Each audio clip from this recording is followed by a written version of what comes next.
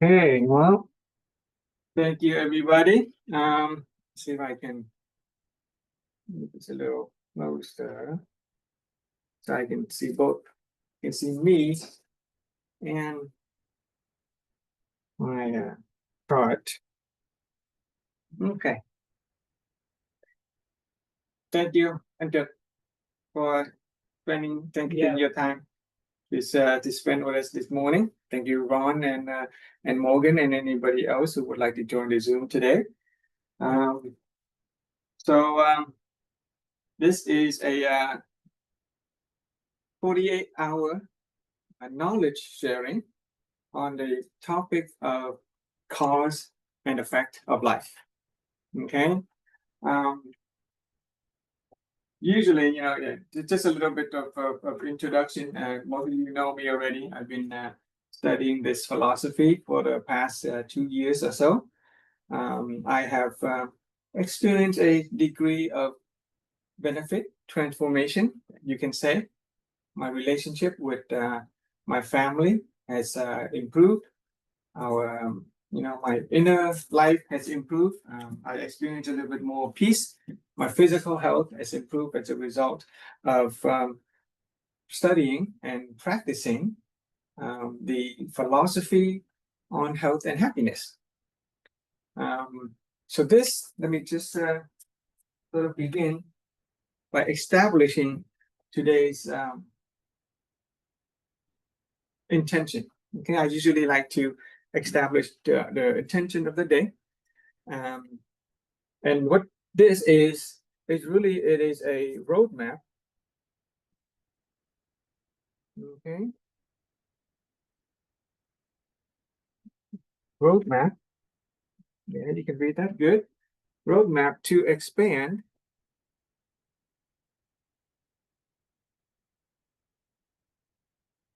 okay, inner awareness.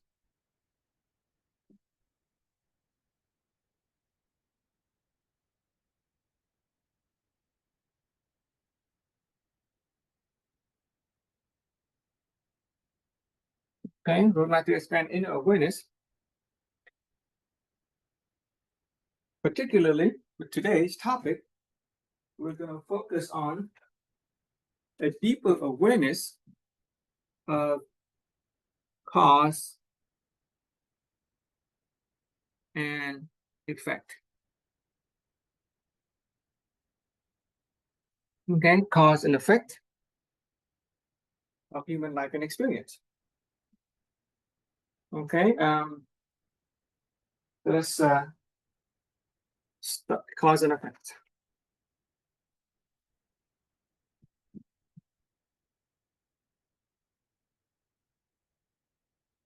Just to start, the idea of cause and effect. Most of us have a sort of understanding about cause and effect, right? It is a natural law. It is something that we experience every day in the world, in our life. We intuitively know that for every effect, there is some kind of cause. For every outcome, there is something that has a beginning to it, has an origin to it. Every cause, there's an effect. Cause and effect, I'm just going to write down again. Cause, effect.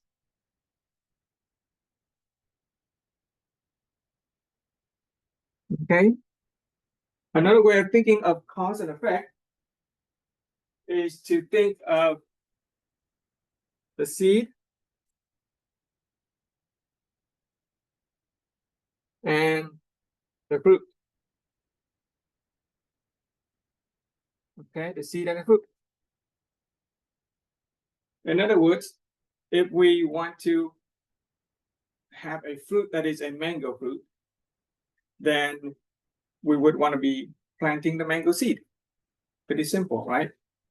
If we plant a guava seed, can we expect to have a mango fruit? No, we cannot. So cause and effect is a very simple law of causality, a law of nature that we all experience in our life. When it comes to cause and effect, it governs our lives in all areas. But to simplify things, human life, we have different perspectives and we have different views. In simplest term, we have the materialistic or the worldly view.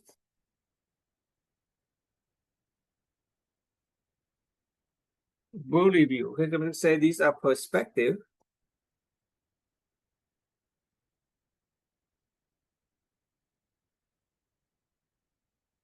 Okay. They're the worldly perspective, which is the kind of thing that we learn when we go to school. We learn math, we learn science, we learn arithmetic, we learn engineering, we learn how to operate in the world, worldly view. Those are worldly perspective. Cause and effect also applies to the spiritual world. Okay, religion and spirituality. Spirituality. Okay. They're the bigger questions, such as where does the universe come from? Where does the soul come from? Where do we go when we die? What's the purpose of our existence? These are the spiritual questions, and cause and effect also apply to the spirituality of our life. And then there's another dimension that sort of people often don't pay close attention to. It is the human experience. Okay, human life and experience.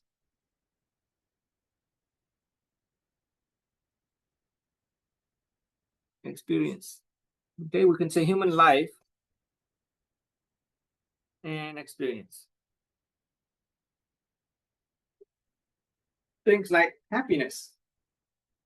If happiness is the fruit that we want to bear, then we have to ask, oh, okay, what kind of seed do we need to plant in order to experience the kind of fruit that is happiness?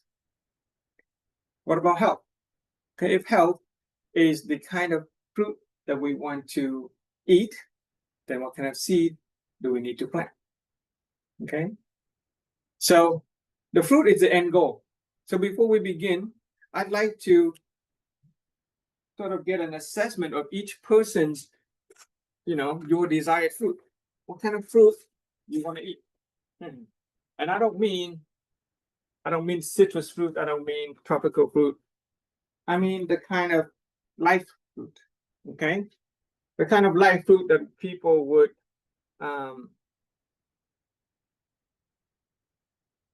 want. The idea of a good life. Okay, this is we establish what you want first, and then we'll see if we can go back and take a step-by-step process through this roadmap and see if we can navigate ourselves to this end result, this final outcome, which we consider a good life. Okay, so if you are on the camera or if you have a microphone or if you want to share, what are some of your ideas? What would you like to see as a good life? What are some things that to you? Balance. Balance. Okay, thank you. Balance. Anything else? Okay, you have to have balance in order to have a good life. What else? Peace. Peace. Thank Yeah. you. Okay, peace. Yeah, we can see what's going on in Iran, and we can definitely, want peace. Okay. What else? What other thing that people think of when they say a good life? If that a good life is the fruit that we all want to bear. A home, Home. family. Okay, home, family. Okay, family. People that you can share your life with, good friends. Okay, family, friends.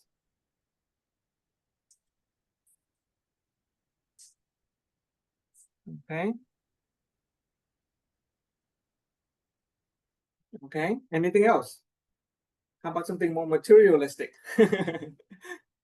Okay, how about money? Money, yes. Money, this nice big money, okay? Money help us, get what we need, provide for our basic need, and it help us experience a degree of comfort, a degree of time, freedom with time. Ami, what is your good life? What do you gotta have in your life that you consider a good life?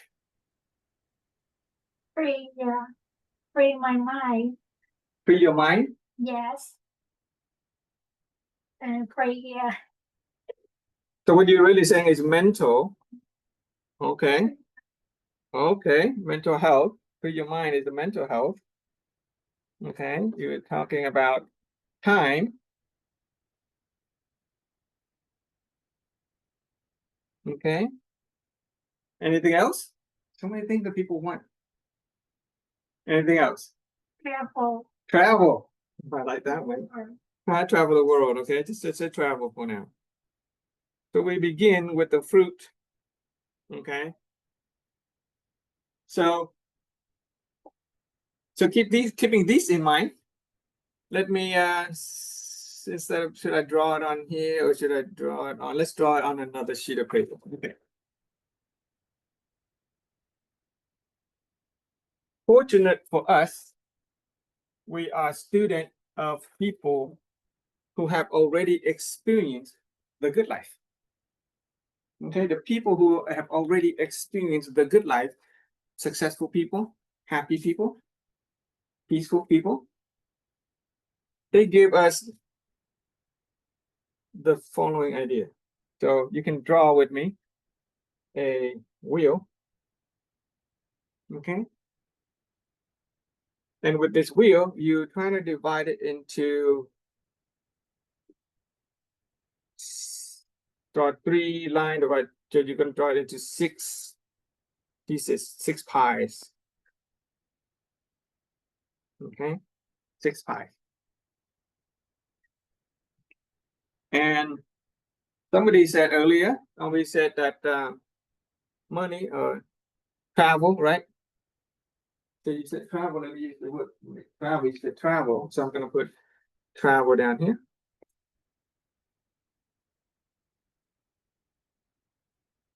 Okay. Somebody said family, right? So we're going to write down harmonious family, not just family. Would you like family who's not happy? So we're going to say harmonious family. Okay. How about financial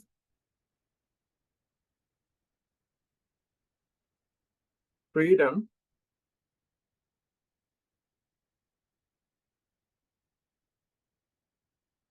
How about freedom to do what you want and not be constrained by other people's demands? Freedom of time.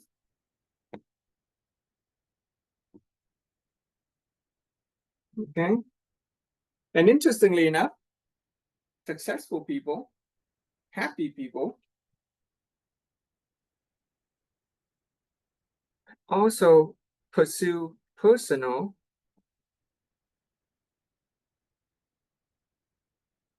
and social development.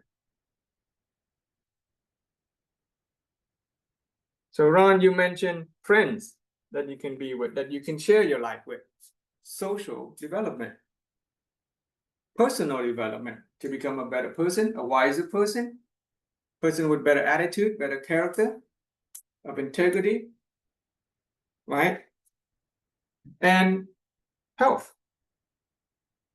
If you have money to travel wherever you want, but you have no health, you can't go anywhere. If we have families and friends, but you have no health to spend time with them, we can't spend time with them. Okay? If we have a lot of time and a lot of money and have no health. So health is important. And health, here I'm just going to put in small, there is the physical health. Right? Somebody mentioned mental health. And we're talking spiritual health.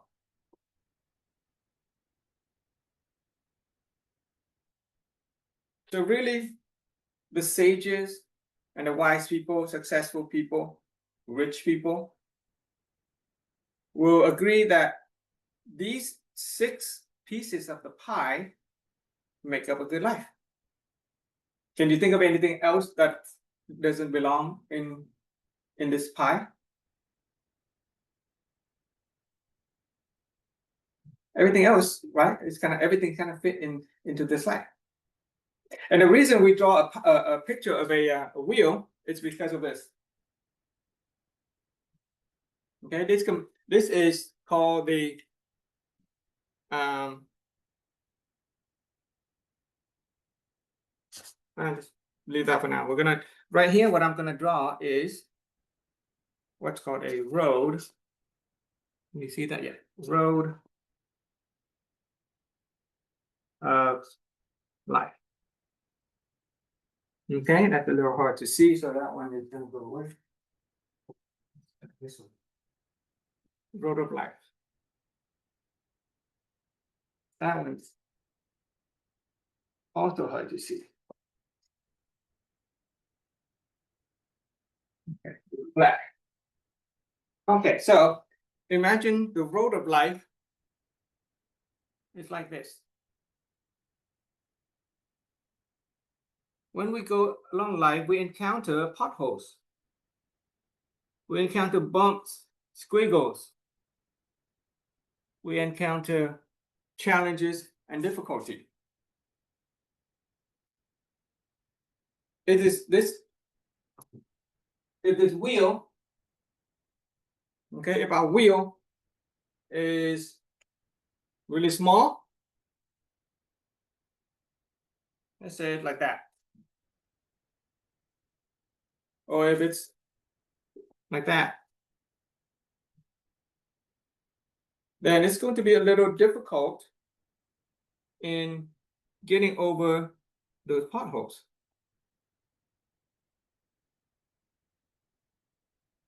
Okay, but if our wheel is nice and big, okay, then we can simply roll over the obstacles of life and be on our way.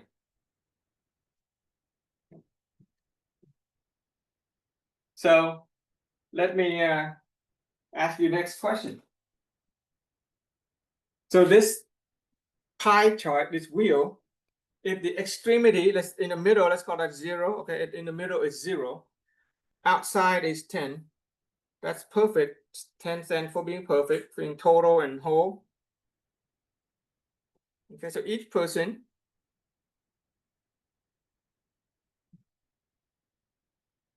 let's can you let's do this. Okay, let's go through each area of life. Okay, let's start with financial freedom. Okay, 10 being perfectly free. All the money you want to do whatever you want, no constraint. Financial freedom from 0 to 10, what number would you say is your life? If this is to be your gift life. Currently, yeah, right now, where are you in terms of your financial freedom? 5. You say 5, okay. So 5 is about in the middle, okay. Thank you. Alrighty. Okay, what about the freedom of time? Okay, can you do whatever you want at any time you want? Where would you say you are in terms of the freedom of time? 5. Okay. Okay, how about harmonious family? Being 10 being perfect, everybody is harmonious and happy and no problem. Where would you say you are in terms of harmonious family? 5. 5. All right. Very good. Okay. How about your ability to travel? All right. Love it. Okay. How about personal and social development? 5. Okay. And finally, your health. Okay. Your mental, physical, spiritual health. Where would you say you are? Beautiful. Okay. Oh, sorry.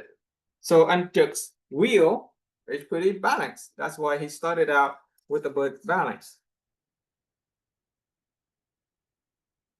Okay, pretty nice and round wheel. Okay, Ambi, where are you in your financial freedom? 5. Huh? You 5. say 5 as well? Yeah. Let's see, purple. This is purple. Okay. Purple. Okay, so sorry, financial freedom is 5? 5. Okay. Okay, so 5 also right there. Okay. How about your freedom of time? 5. Okay. And your family, are you harmoniously? 8. 8. Oh, I like that. Okay. Okay. How about your ability to travel? 5. Okay. Okay. And your personal and social development? 6. Okay, 6. It's a little bit out here. And your health, physical, mental, spiritual health? 6. 6. Okay. Okay, so Ambi's wheel is pretty much the same as Antuk's wheel. Just a little bit bigger and in the just a little bit in terms of travel and family. Okay, and this is not right or wrong, it's just each person's perception of who they are. Mine is pretty interesting.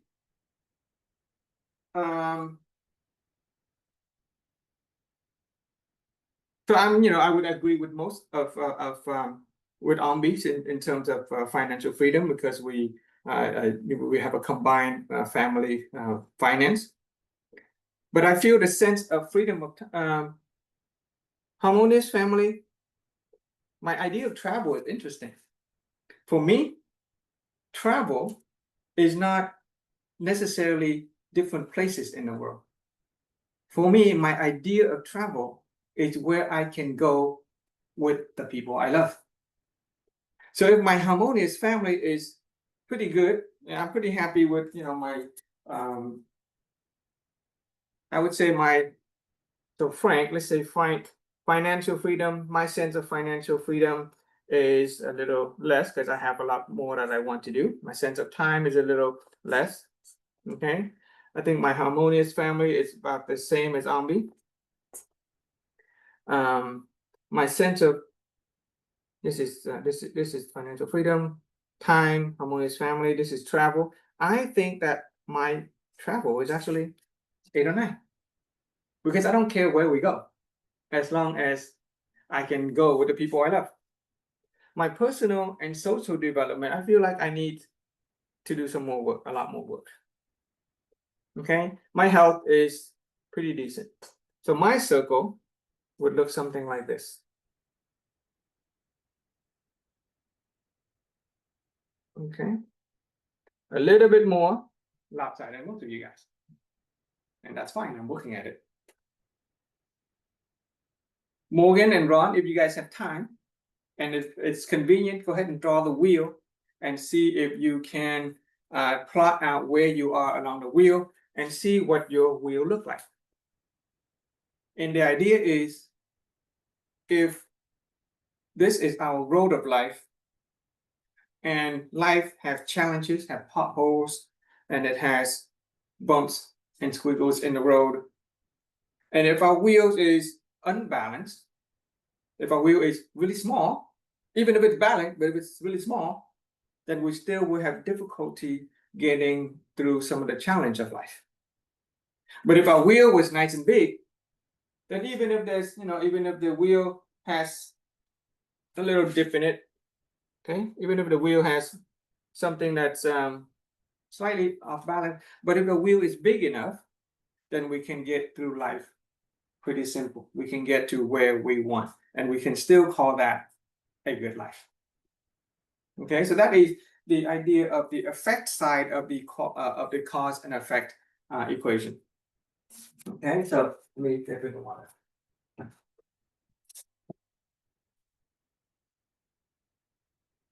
Kind of nice to see where we stand in terms of our life. It's nice to have a degree of balance. And it is nice to have that balance be big enough so that it can help us overcome challenges of life. Okay, so let's take a look at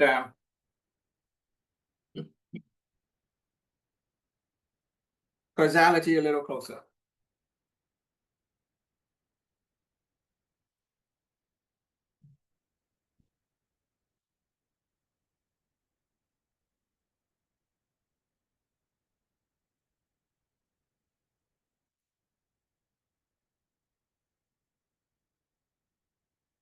So let me so we cause and effect.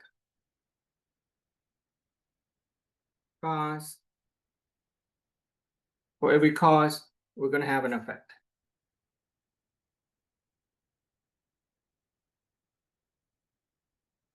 Okay, cause and effect. To use a sort of a imagery, we use the idea of a seed.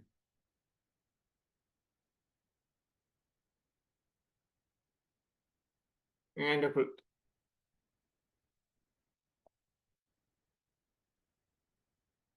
Okay. There's a saying in the Bible, that which you sow, so shall you reap. It is a statement on causality.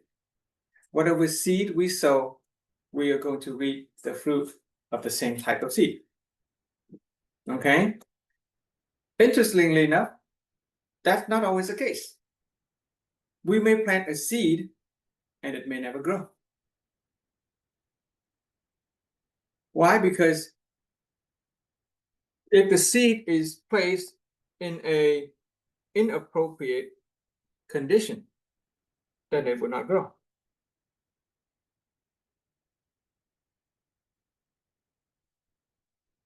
If a seed is thrown onto the street, cars will run over it.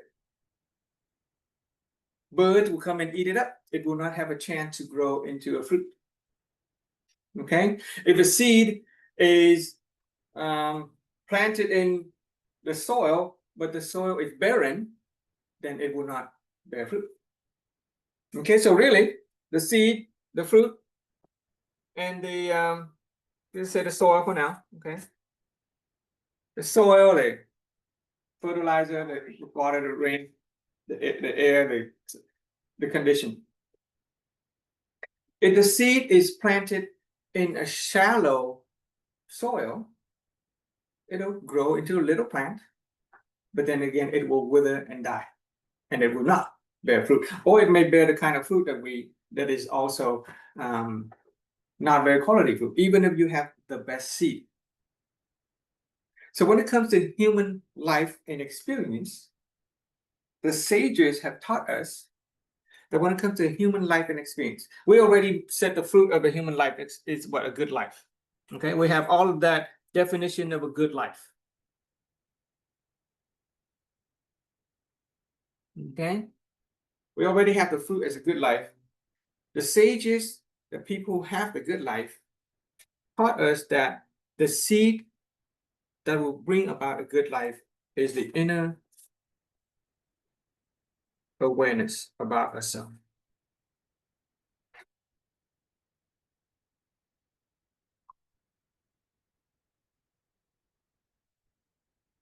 Okay, it is the inner awareness about ourselves, about other people, about the world around us.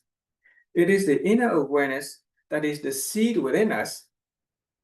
When we plant the kind of inner awareness that is conducive to a good life, we're going to experience a good life. However, as we said before, a seed planted in poor soil will not grow. So we're going to need the right condition for that inner awareness to grow.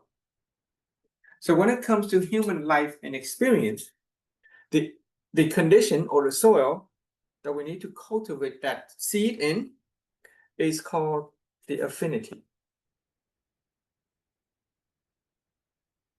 Okay, affinity means our attraction with other people. It is our relationship with other people.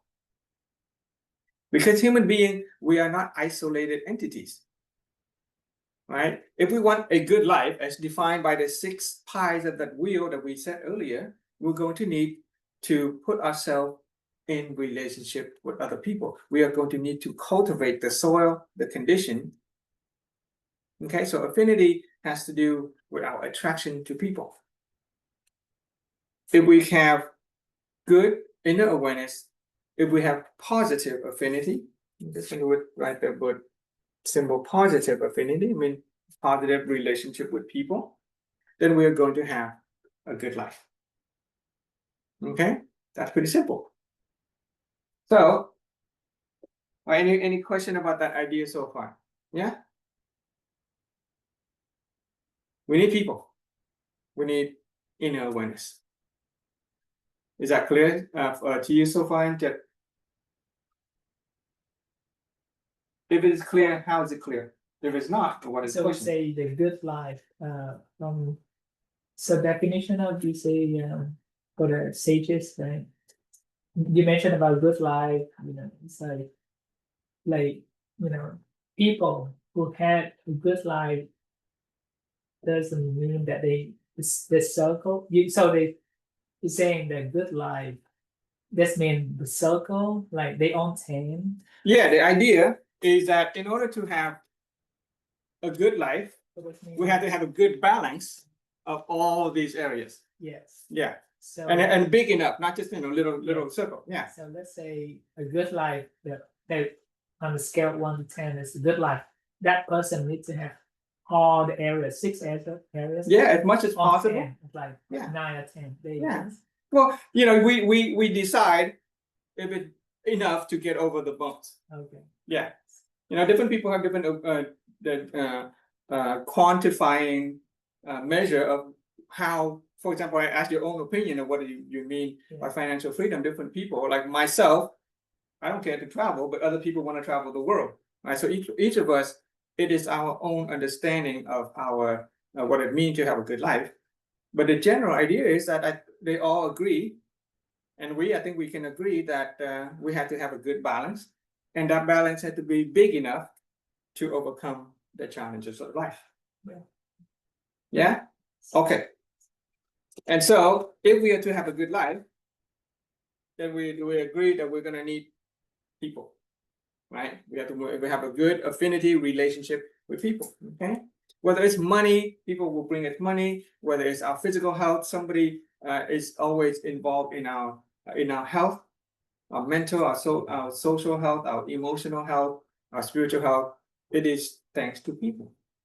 So in this sharing, we're going to focus at the beginning with a lot on our inner awareness, and we will try to tie our inner awareness to the value of people. Okay. All right.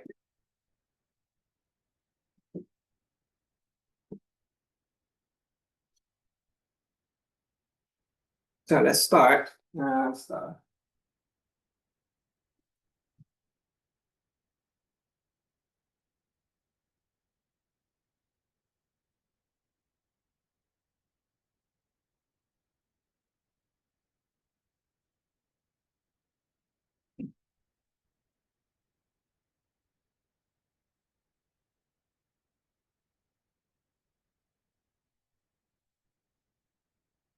Okay, so let's draw some pictures.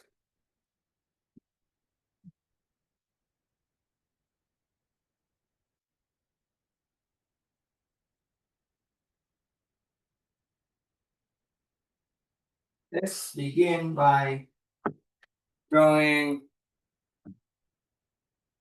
this picture. Let's you can help me draw a boat. Okay. Simple Vietnamese boat.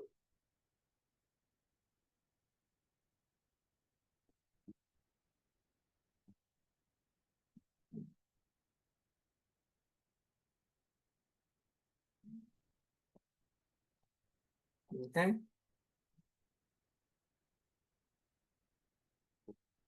And if we don't recognize it, we can write the word boat.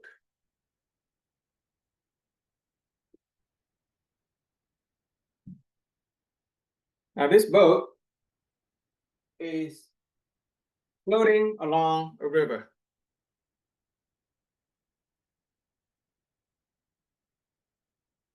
They're floating along the river. This river happened to have a current that goes from point A to point B. Okay, this is the current.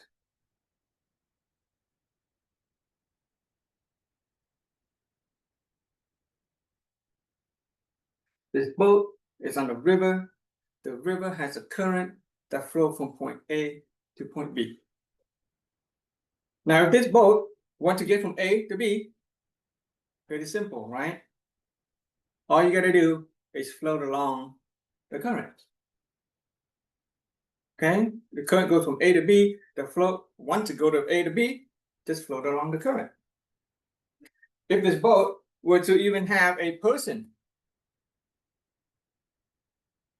okay, if a person is on the boat and the person has a an oar and rowing the boat, if the person is rowing the boat along with the current,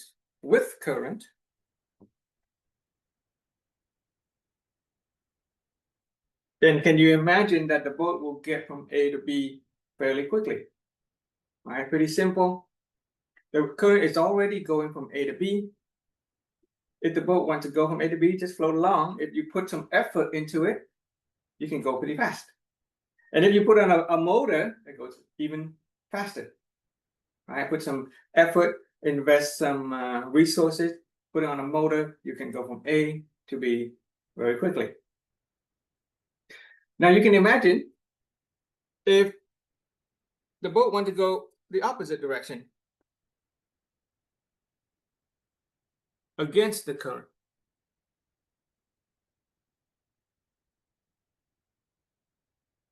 Okay, can the boat go against the current? Yes, you can. Okay, go against the current. In fact, you can row really hard. You can invest time and resources and a motor and go against the current, and you can still get to where you want. You get from B to A. You can go against the current and get to where you want in life. Okay, in fact, this boat represents the boat of our life. And the current represent, I'm just going to write it short, principles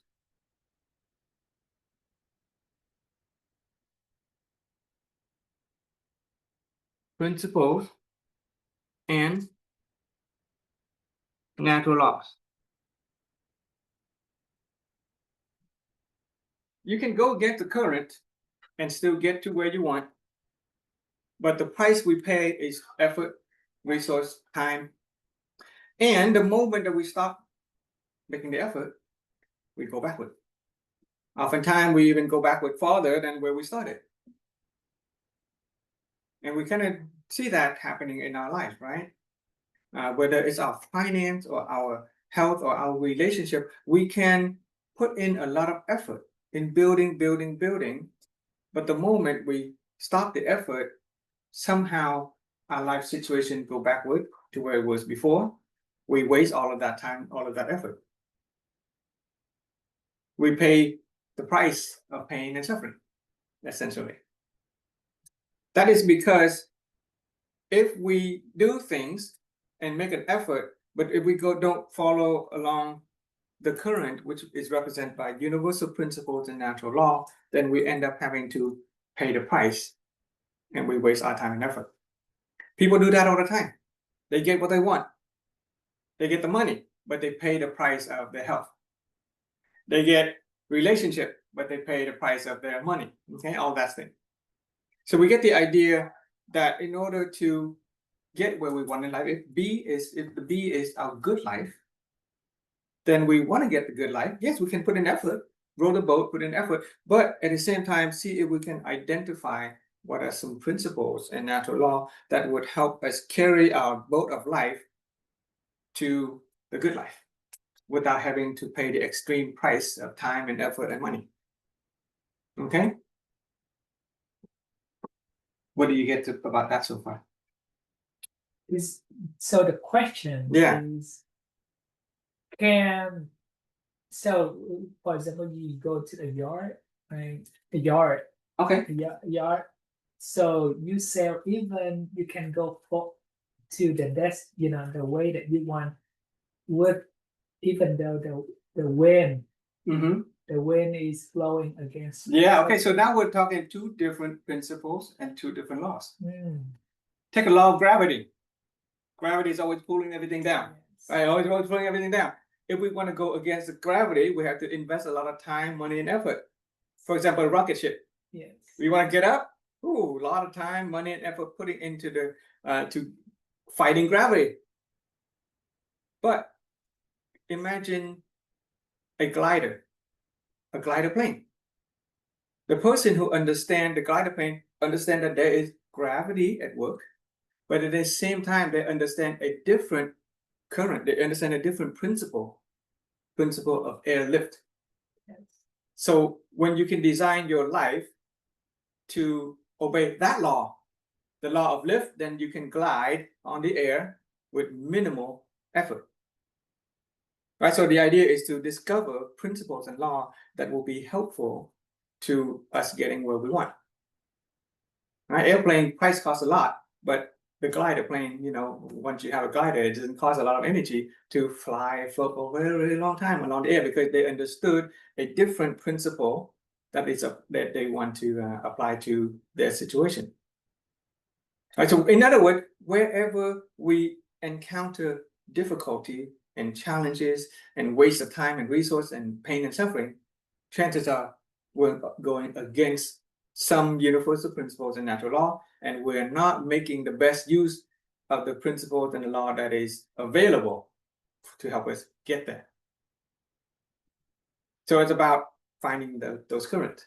Right? There are many different currents on the river, right? Yeah. If you're sailing on the sea, there's a current, but there's also the wind. So that is a different current. It's a current of air, so we can catch that air instead of fighting the water. Right. So to get where we want, it's still the idea of going along with the current. Okay. Good question. Okay, so there are different currents, there are different laws and principles that work. Hoàng lấy một cái tờ giấy. Trên trên nữa là, and then you're gonna probably have to open down.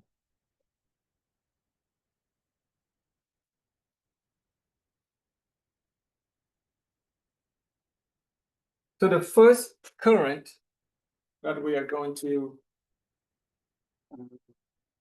discuss is called the principle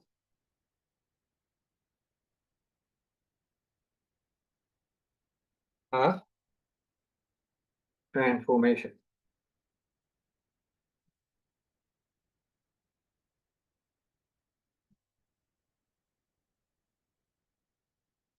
Okay, principle of transformation.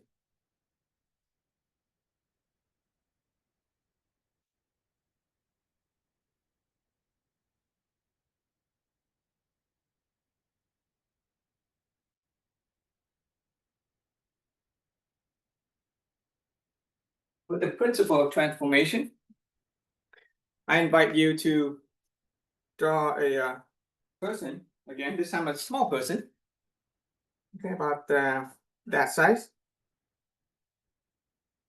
Okay. And imagine this person is sitting inside a shell or a cocoon. Okay. And since it's a cocoon, it has a lot of different layers. So you can draw a bunch of squiggly line representing with different color, representing different layers of this cocoon. Person is inside a shell, a cocoon, a lot of layers. Draw about 6 of them. 6 different color.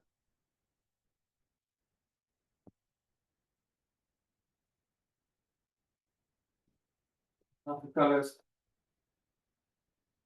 mental images is important, so we are going to spend time just drawing a lot of colors. Okay. Let's do this one more. So the person is sitting inside a shell or a cocoon. Any goal that we want to get to, including getting to a good life. Earlier, remember we agreed that personal development, social development is part of what it means to have a good life, the end result. The goal of this person is to break out of the shell. And become a bigger, better person. Okay, big eye, big mouth, big arms and legs to be helpful to people, big belly button, even hairs and feathers, big ear to listen. Okay, the goal is to break out of the shell and become a bigger and better person, a more mature person. And so this process is called transformation.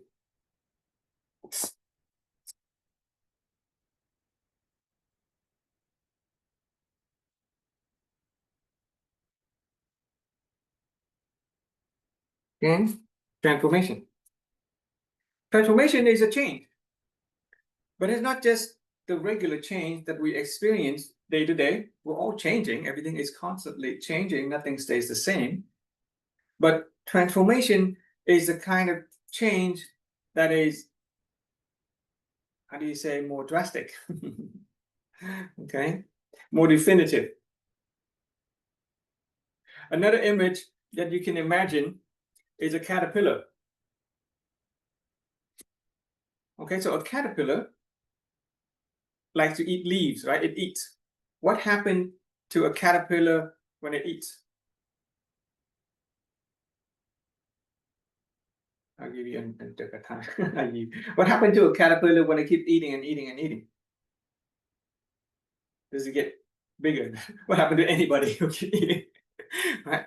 A caterpillar who eats and eats and eats, it gets bigger. It's just bigger, bigger caterpillar. Yeah. But that's not real change. That's not transformation. It just become a bigger caterpillar. It's still a caterpillar. It is not until the caterpillar goes inside a cocoon that some natural process take place, and the caterpillar, using its own effort, break out of the shell and become a butterfly, which is something completely different. Similarly, imagine ourselves as this person inside its shell of an egg, for example. Okay, we can call this like an egg. Think of an egg. Our goal is to break out of this egg shell with our own effort and experience that transformation. A bigger person, a more mature person. Now, if it was an egg, you can imagine there are different ways that you can break the shell. There are not two ways to break the shell. One is from the inside out, and the other way is from the outside in. Right? When was the last time that you break the egg from an outside in? Have you ever? Yesterday. Huh? Yesterday? For breakfast. Yeah. We break the egg from the outside in when we want to eat it. Similarly, in life, when we allow external pressure, external circumstances, other people to pressure us and break our shell, then we basically become food for society. Yes, we grow, we still change. In fact, it is often the case that pain and suffering is the motivator or the cause of change. And that's perfectly normal. People experience that all the time. It is like being crushed from the outside. Pain and suffering sometimes force us to change. right? That's the way most people go through life. If small pain is not enough, then bigger pain will force us to change. If bigger pain is not enough, then some great suffering forces us to change. And if suffering is not enough, then we wait for some big, great losses. And then we'll change. Loss of jobs, lots of relationship, lots of limbs, okay, lots of body parts. Yeah, so all of us have gone through some point in our lives where external pressure or pain and suffering force us to change. And from that change, we experience a new shift in perspective. Our way of thinking is different. We behave differently, we act differently, and our lives is different. That's actually fortunate. Some people don't change. Despite mistakes after mistake, despite suffering after suffering, despite losses after losses, they still don't change. Okay, until the ultimate loss of our own life, and that's too late. So the question, do we really want to wait around for pain and suffering to be our teacher? Most of us go through life letting pain and suffering be our teacher. Nothing wrong with that. We just do that all the time. But do we really want to pay the price of pain and suffering? Do we want to let society and external pressure crush this shell so that we have to grow? Or can we somehow, using our own effort, break out of the shell? How do we do that? There is one, let's try a different color. There is one energy that will allow us to do that. It is love. Okay? It is through love that we can proactively transform. Love for ourselves, love for our family member, love for our people. Let love be the motivation to change. Otherwise, the other alternative is let pain and suffering be our teachers.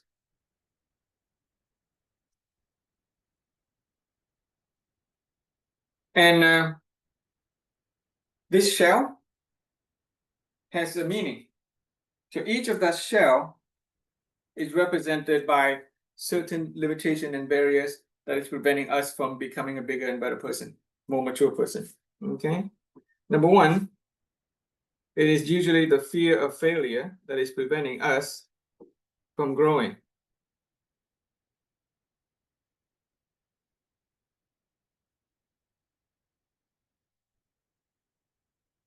Okay, you feel the fear of failure.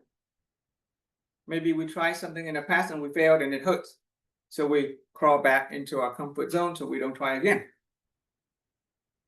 Okay, number two, it is usually the fear of criticism.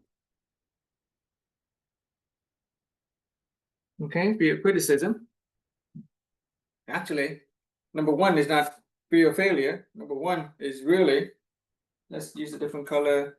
Let's do purple. No. Let's do blue here. Actually, number one is self-trivialization.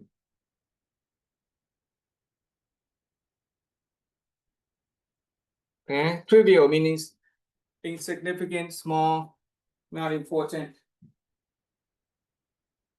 Self-trivialization is a concept that says that I'm not all that important. Okay, I don't need to make any effort.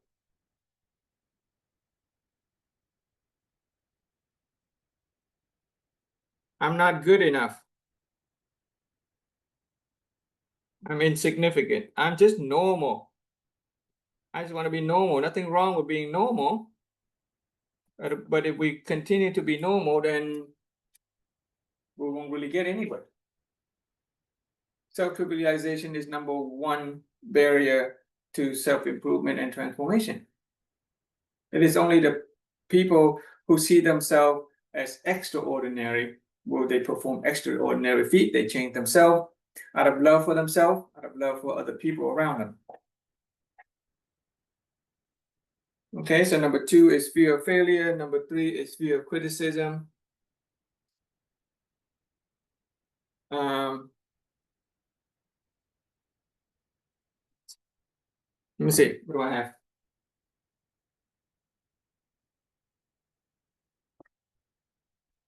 Okay.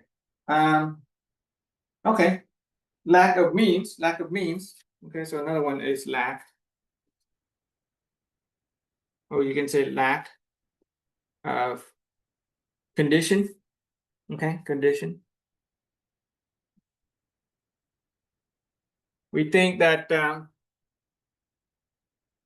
we were born in Vietnam, so we speak Vietnamese, and we cannot speak English, so we don't try to speak English. Lack of condition. Or that we don't have enough help from people. I want to do something, but I don't have enough help, so I'm not going to even try. We don't make an effort because of a perceived lack of conditions.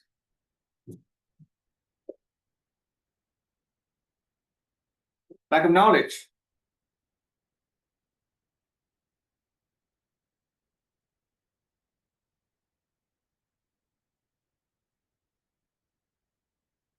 Even if we don't want something, even if we want something, and we don't know how to get there, we're not going to be able to get there. Lack of knowledge is a big barrier to growth, personal growth and transformation.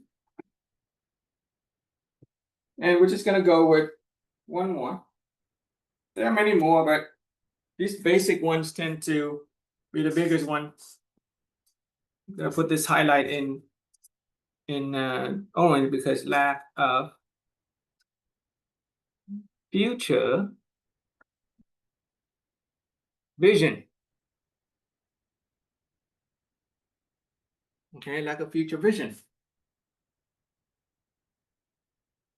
In other words, if we want a good life, but if we don't know what a good life looks like, how are we going to ever find it? If we're on a river of life and we don't know where we want to go, we don't know where our destination is, how are we going to find it? Even if we reach the destination, we don't even know what the destination look like, we may simply miss it. That's an important one. Lack of future vision, not being able to see ourselves different than today. If this person inside the egg cannot see himself or herself as a bigger person, then they will never bother to break out of the shell. If the good life involves freedom of time, freedom of money, good health, good relationship, spiritual, emotional balance, if the good life is all of that and we don't even know, if we don't have a vision of what our good life look like, then some people already experience the good life, but they don't even know. And so they will waste that fortune of a good life. Very powerful barrier, very big barrier that everybody experience lack of future vision. We don't see ourselves as different. If tomorrow look the same as today, well, guess what? Tomorrow is going to be the same as today. All right. If next week, next month, next year, 10 years from now, look to us the same as today, then we're not going to change. Another way of looking at it is our life today the same as yesterday? Is it the same as last month, last year? If it has not really changed much, then we really haven't grown much. Right? We may experience a little change, like we get older, our body gets bigger, but it's not a transformation. You don't need a vision to change. It's a natural part of life. We just change. But in order to experience a transformation, something that is drastic, something that is powerful, to help us get to that end of a good life in a timely manner before we die, for instance, then we're going to need to become a bigger and better person, a more mature person in order to be able to achieve that. And you can kind of imagine, like our life is like a rocket ship. Okay, it has a lot of energy, it has a lot of potential. Let's say we want to go to Mars, we want to fly out into space and go very far. We have the potential to do that. But these 6 barriers are like 6 powerful chains that are holding us down. And if these 6 powerful chains are holding us down, then we are not able to fly out into space very quickly, even if we put in a lot of effort. And that's an important point to make. Have you ever experienced a time in life when you put a lot of effort and we don't really get anywhere? It is probably because some of these chains are still in place holding us back. And we're probably rowing against the river of life. We're going against some natural law, principles and natural law.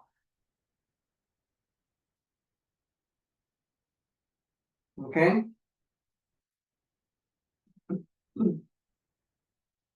Human beings were pretty good with causality, especially in the worldly perspective. Scientists, engineers, if they want to build a house or something, if the house is the final fruit, then they know how to operate the law of causality to build a house, to build a car, right? In the physical world, the worldly perspective, very simple. We do that every day. But when it comes to human life and experience, the good life, things like happiness, things like great health, relationship, we are missing something, okay? We tend to go against the law instead of going with the flow. Do you agree with that? Do you find that to be true? Human life and experience, do you think we can improve in terms of breaking out of this shell? So let's do a little bit of sharing if anybody's still on the Zoom, or what are your impression about these barriers or the idea of love, transformation, principles of transformation? What are some of your own impressions? So to break out the shell, do you need love? Do you need what? Love. You say love? You can do it without love. You can do it without love. Yeah, people do it all the time. Flowing against the river. But love is a powerful energy that would help you to do that. For example, for me, okay? Yes. Before I was married, before I had children, I didn't care about my life. I didn't care about finance. I didn't care about my health. I didn't care about my relationship. I was depressed. I was homeless. I was jobless. But somehow, the moment when I had started having a little family, I experienced love to be loved, to love myself and to love my family. That gave me the motivation, the energy to break out some of the shell. Got me working, got a decent job, got a house, and now sharing knowledge back to other people. Yes. People do it without love all the time, but it's a little harder. It's like going against the current. Love seems to be a principle, that pushes people forward in becoming more mature and a greater person. Love for ourselves first, love for other people, all together, great growth can come out of it. Yeah. Make sense? Yeah? Yeah. Yeah, okay. Did you experience that yourself? Yeah. Yeah, love, right? Okay.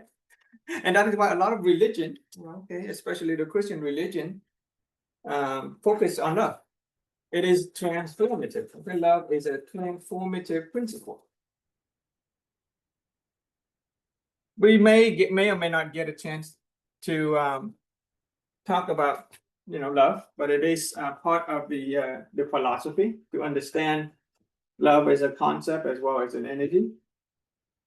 Okay, so let's go on to another principle that will help us get to the good life in a more timely manner. Okay, so this is called the Should I write? I'll write on top. Principal.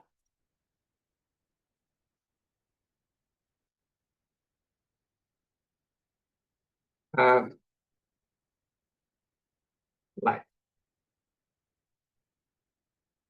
Principle of light.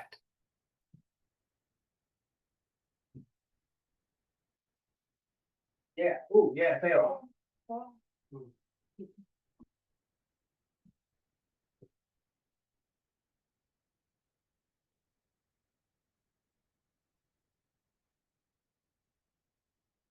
Okay.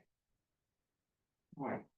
Principle of light. So we can begin by let's draw a rectangle down here. Okay, in black. We'll label it dark room. Okay, label it dark room. So simple question is, if we want to brighten up this room, what's the simplest way to brighten up this room?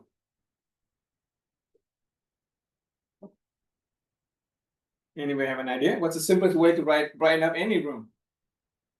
Just remove the dark. Turn on the light. Turn on the light. Okay. So Ji Hua says turn on the light. Okay. And you know, we light the candle, we open the window, we bring in the light. Okay. Bring in light.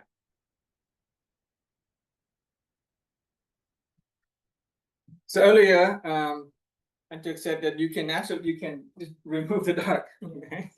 So tell me how you can remove the darkness and brighten up the room.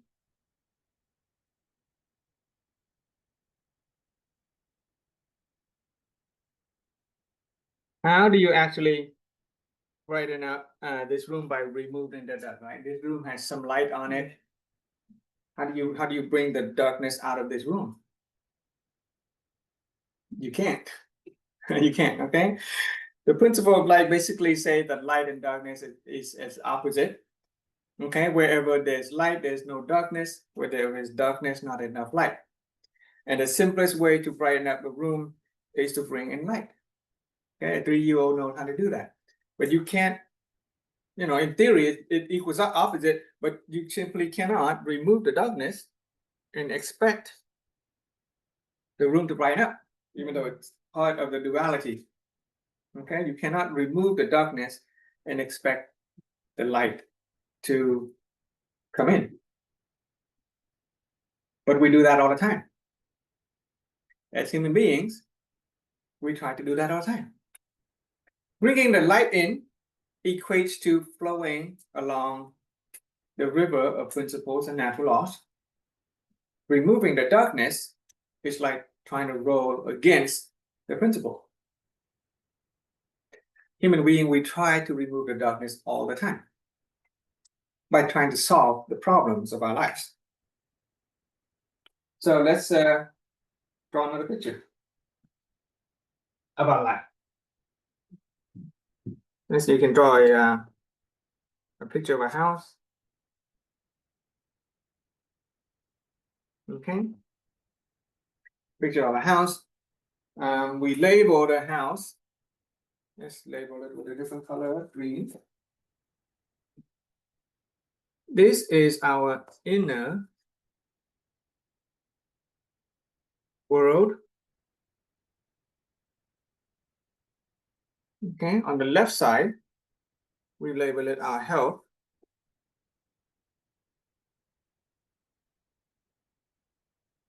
On the right side, we label it our relationship.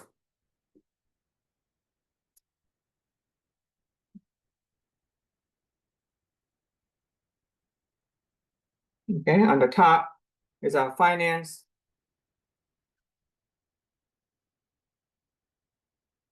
Okay. The roof represent our finance.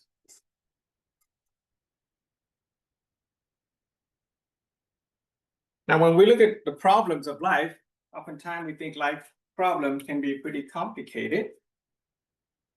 Okay, a lot of dramas, a lot of things going on. But if you think about it, take a moment. All of life's problem, look at our own problem. Wherever we have any kind of problem, those problems would fall into one of these 4 areas. Some problem in our inner world, which is stuff that's going on inside our body, our mind, our emotion, our mind, our mental health, our spiritual being, well-being, inside stuff. Okay, our thoughts and emotion. Health, which is stuff that we can feel, our body. Okay, relationship with people, and finance. Okay, let's take a moment. Can we think of any problem in life right now that does not fall into any of these areas? Instead of complicating things, wise people have helped us simplify life's problem. Whereas life used to be complicated and difficult to deal with, now all we got to do is deal with 4 areas of life. Something is going on in our inner world, something is going on with our health, something is going on with our finance, something is going on with our relationship. And what's interesting is that these areas of life, they are interrelated. Whatever is going on in our inner world affects our health. Whatever going on in our inner world affect our finance. Anything that is going on in our inner world reflect our external relationship. And our relationship is related to our health. Our finance also affect our inner world. Our health also affect our inner world. And our relationship and our health is interrelated. Our relationship affect our inner world. They are interrelated. For example, if we are mentally depressed, that's stuff that's going on inside. It'll affect our physical health. In fact, in the science of cardiology, heart health, if a person is depressed for a long time, they will experience heart failure. It is a physical health that is affected by the emotional and mental well-being of a person inside. On the other hand, a person who is very happy, who has great attitude, has a state of inner peace, well, guess what?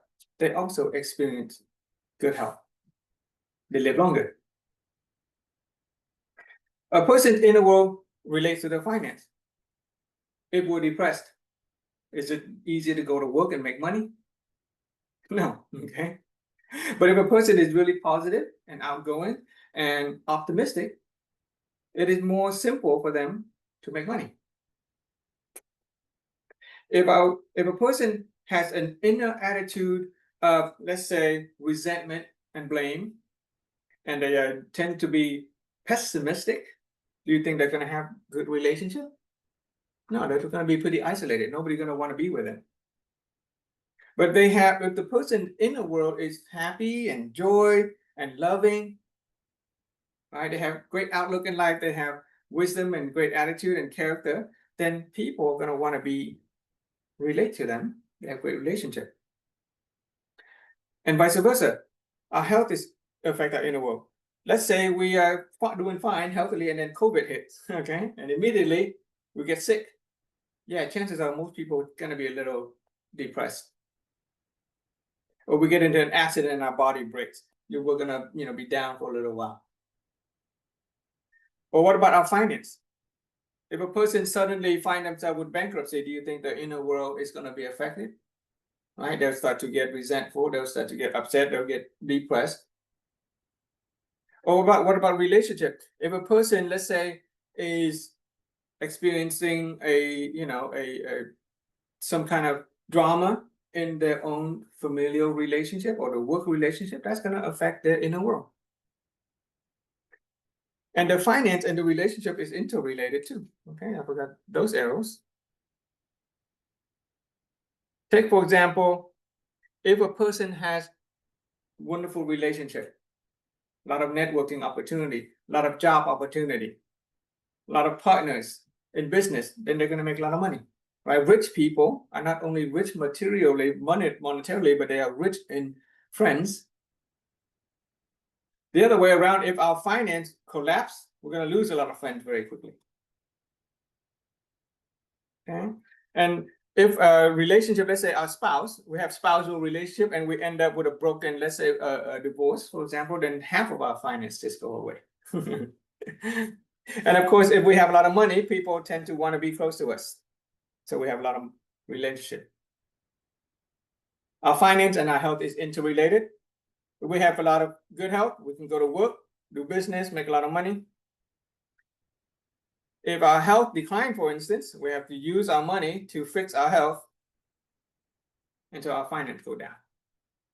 So you can see this picture, all the problems of life can be simplified into just 4 areas: our inner world, our health, our relationship, and our finance. And the problem with these problems is that we keep on trying to fix the problem. When we try to remove the darkness from the room, it's like trying to fix each of the problem. When we get sick, what do we expect? We go to the doctor. We expect a pill, we expect surgery, we expect the doctor to fix our health. But we can remove the illness, but if we don't get ourselves into a state of optimal health, the illness is going to come back. I used to be sick every year. When the season changed, I would catch a cold or a flu. I would go to the doctor to get medicine, often antibiotic.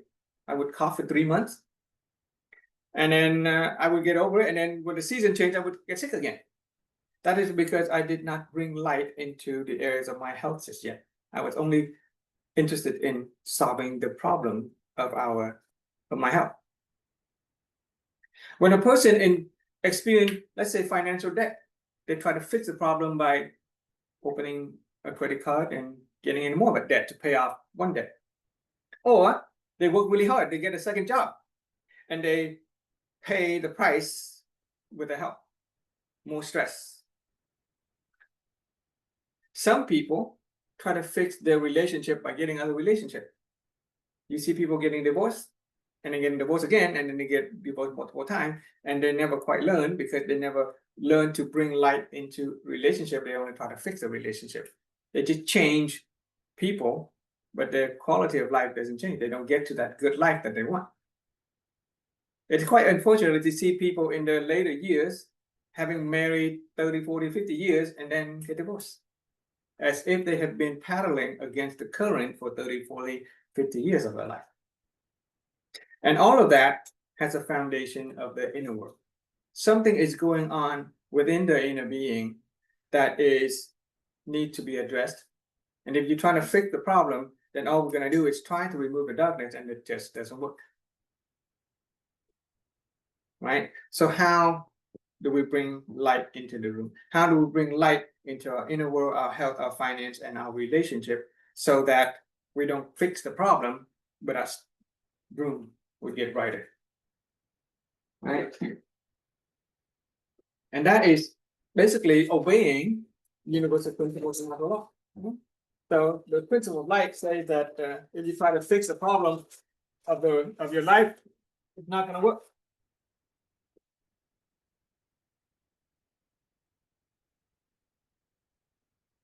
But if we bring light into our lives, then it'll work. So this time, draw a big house.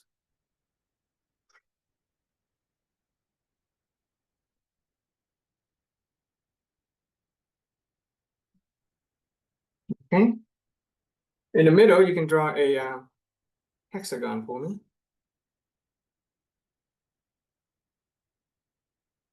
Divide a hexagon into different parts.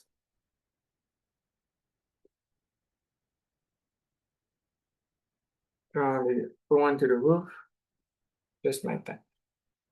We label the same thing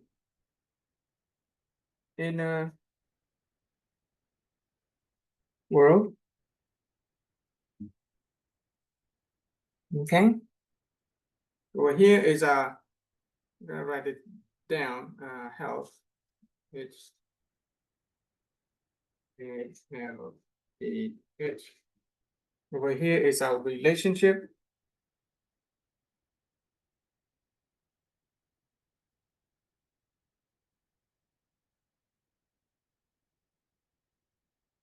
Okay, relationship.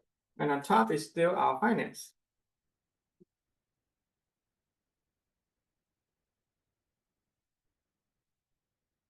So how do we bring light into our world? Very simple. We bring light in. We light up the candle of wisdom. Okay, we light up the candle of attitude.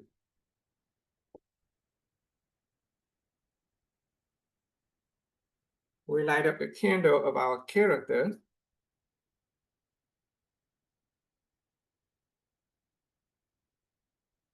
We light up the candle of our physical vitality.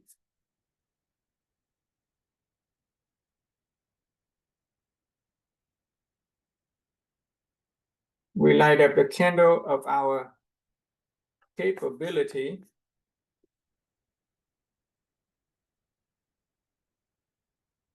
Our material well-being. And we tie all of that together by integrity.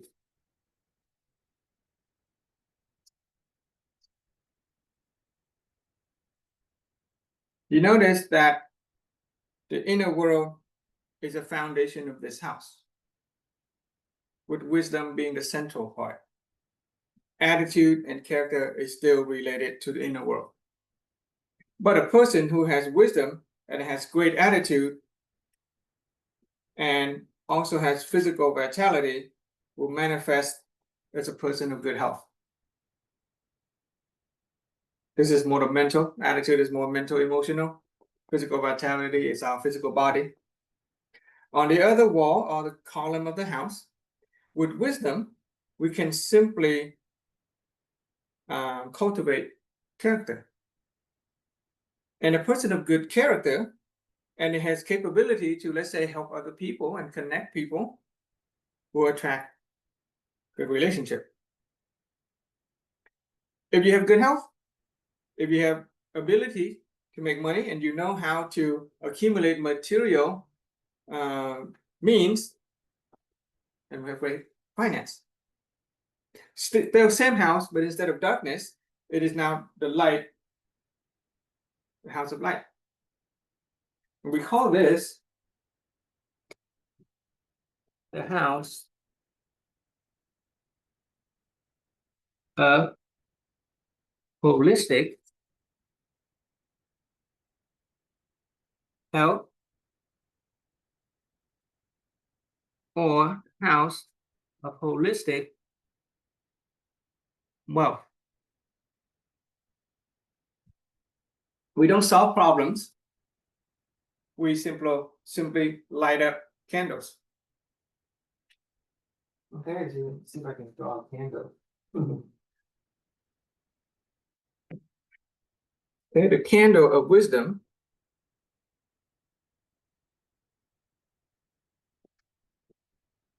With the candles.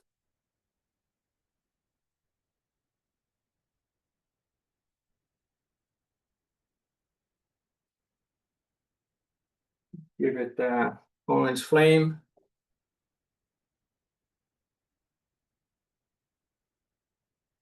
Okay.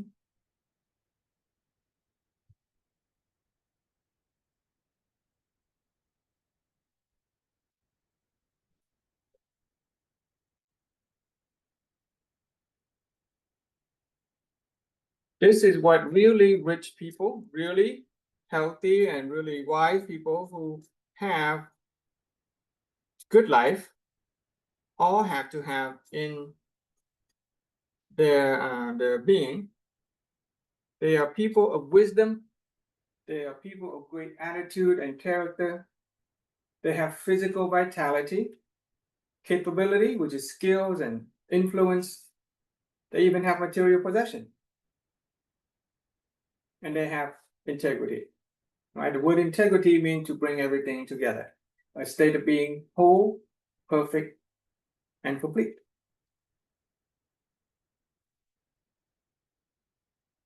The thing is, some people have been living in darkness for many years.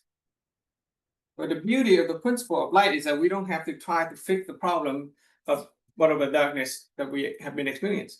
Some people have been living in darkness with respect to the inner world, maybe with their health, maybe with their relationship, or even their finance. But the moment we light up a single candle, the darkness would start to go away. That's the power of the principle of light. We just focus on lighting up candles. We focus on bringing light into the world, and we will find that in a very short time, that room will brighten up. So from this moment on, we can stop fixing problems. We focus on lighting up candles, brighten up the room of our lives, brighten up our wisdom, brighten up our attitude, brighten up our character by physical vitality, capability, material, brighten up the state of being whole, perfect, and complete, which is integrity. Another way to say it's a person is holistically rich.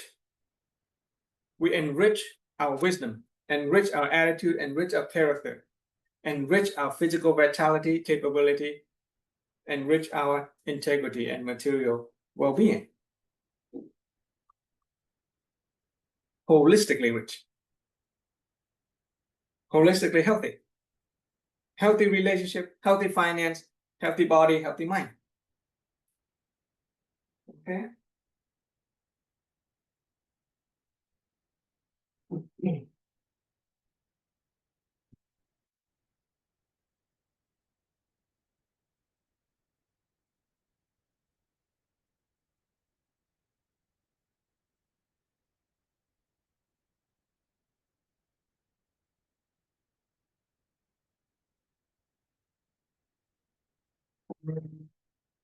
We need a break. Take a how long? Like 10 minutes, 15 minutes, 5 minutes. And how long do you want to break? Let's take a 15-minute break. It is now 9:45. Let's get back at 10 o'clock, okay? See you guys at 10. Okay? All right. Thank you, so Frank. Uh-huh. Thank you, Frank. Thank you. Yeah. We are still moving today. We listen to you all the time. Yeah. Okay. Set your clock. We'll be back at 10 o'clock. Thank you. Okay.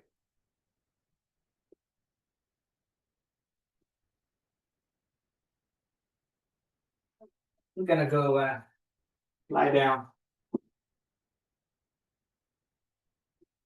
Nghỉ ngơi ăn uống gì không anh Trực? Restroom, Yeah. snack. Okay. Thank you, Captain. Trên độ nghỉ đi nằm hay là Đang lên giường anh nằm. đến lầu Không sao. năm phút ngủ là Năm lúc này ngủ ở thiền á. lấy lấy Mình biết cách mình biết cách để cân bằng lại đấy. Thì dương quá nó cũng không ăn.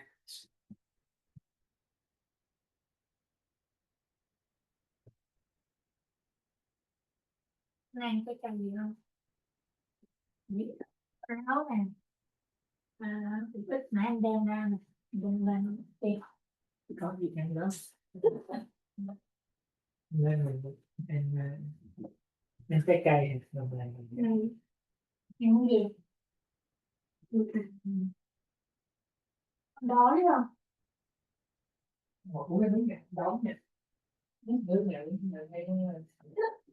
thấy gì đó cái nước này không Anh đói gì?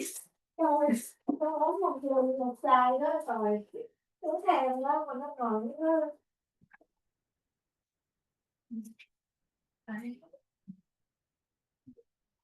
Xoài xoài thái không bị nhiều hết.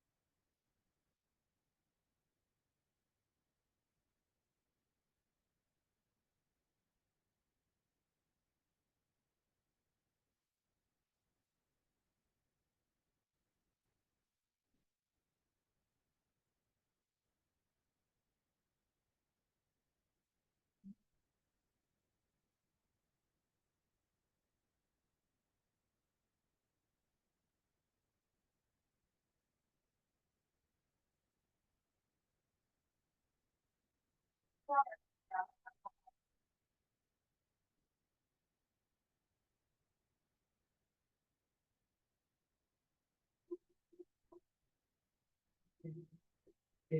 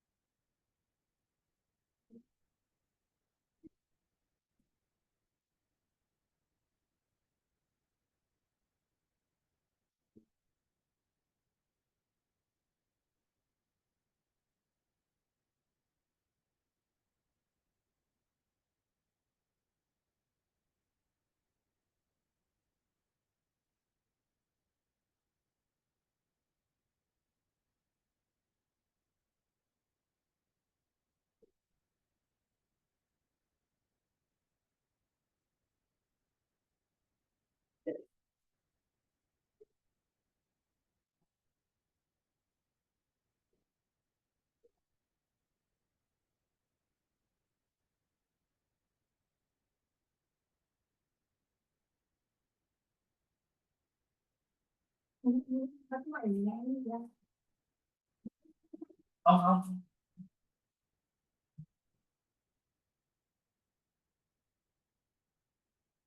em mình có ăn Rotterdam Không ăn. Quá không. nhưng đầu nè.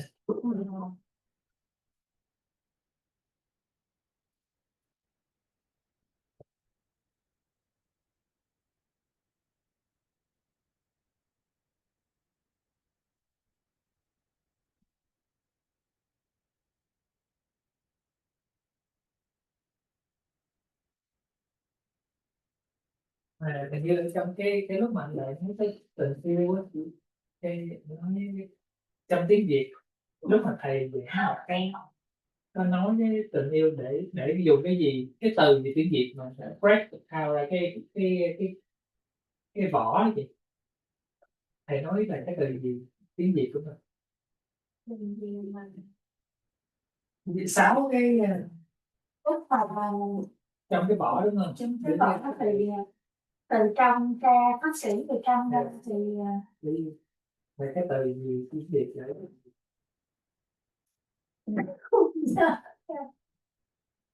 Anh sẽ nãy đầu nó là tình yêu tình thương anh nói nó tình thương nhá tình thương là cho tiếng Việt hình như thầy cũng nói về từ gì tình thương nữa, hình như cũng tình thương á.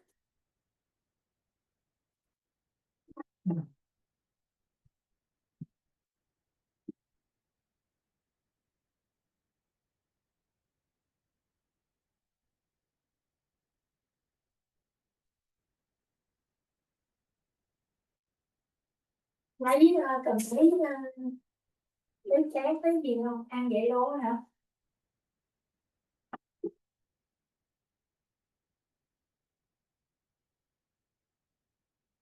Nhiều cái túi nó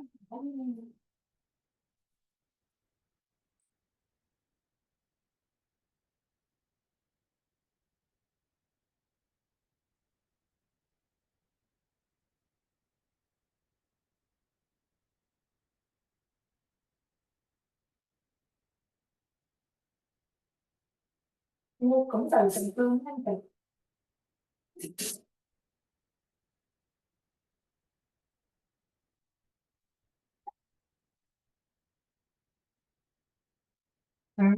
Sáu xích là sáu rào cản. Rất là cảm.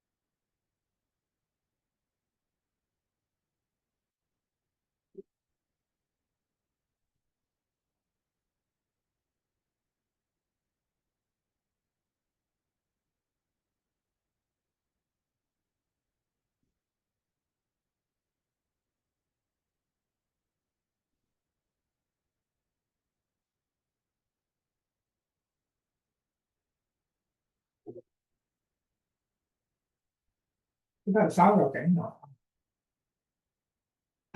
Cái từ tiếng Việt sáng là Sáu rào cản nhận thức.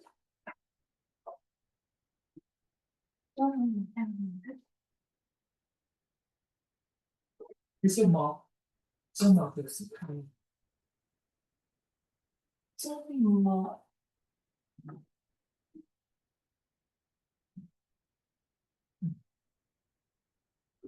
Mà cản cái một từ vụ cản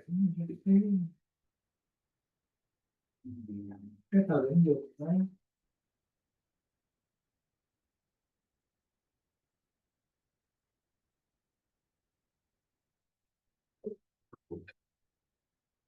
không thể mà chia sẻ, không có được mà không có.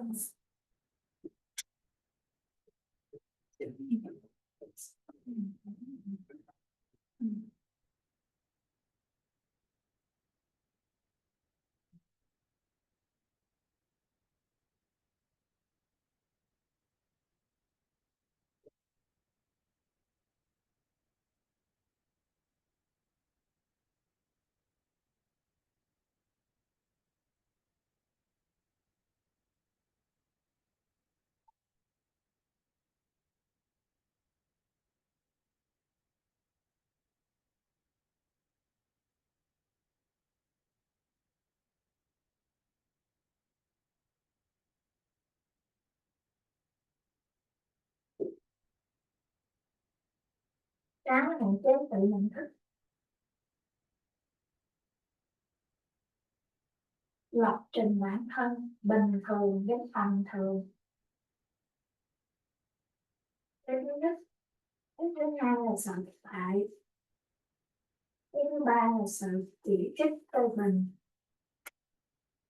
cái thứ tư là thiếu điều kiện, cái thứ năm là thiếu hiểu biết, cái thứ sáu là thiếu tầm nhìn tương lai. Cái số 1 là sợ Lập trình bản thân bình thường với tầm thường. Mình cần hạn chế tự nhận thức. 6 hạn chế tự nhận thức.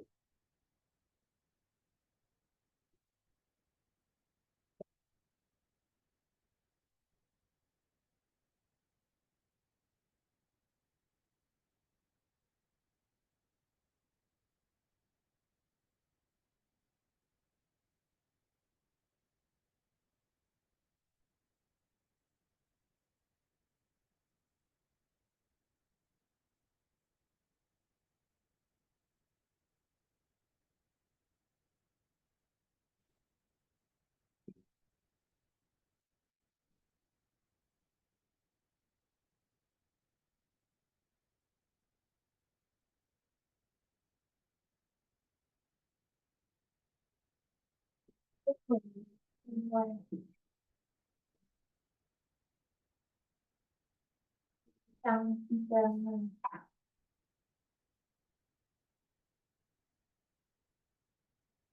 trong trong đau sự chính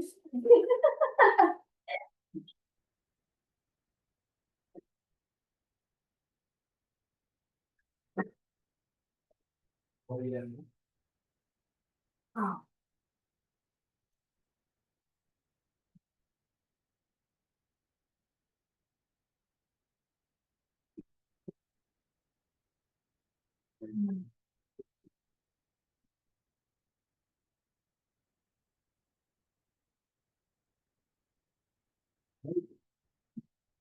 Thích rồi đó. Rồi hay là đây nè.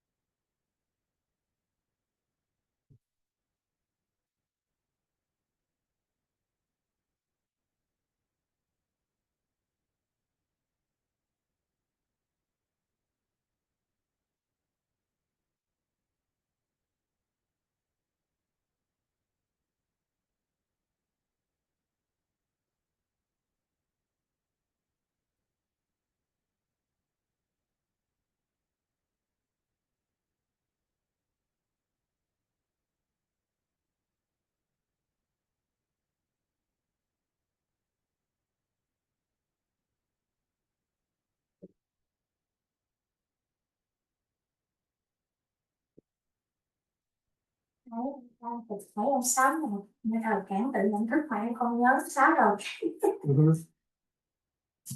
Có được nhận thức. Nhưng mà cái từ tiếng Việt mà cái nói trong mà khi mà ở bên trong cái rào cản á, mà nó ra ngoài đó mình dùng cái từ tình yêu love Yeah, thì thầy dùng từ gì? Thầy dùng cái từ tình yêu. yêu thương, tình yêu, thương. tình yêu hả? Này, Thầy dùng không nhớ. dùng yêu thương để chuyển hóa, dùng yêu thương để chuyển hóa.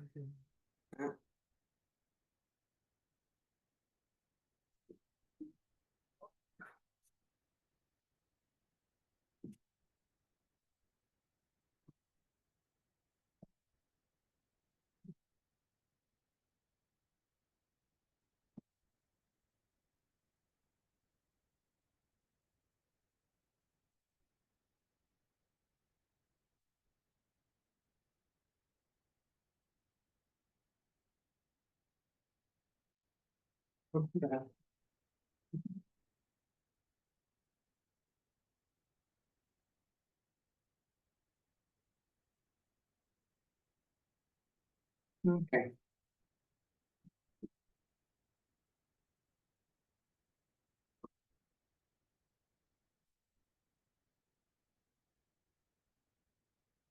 Hello, chị Quyên. Rồi anh.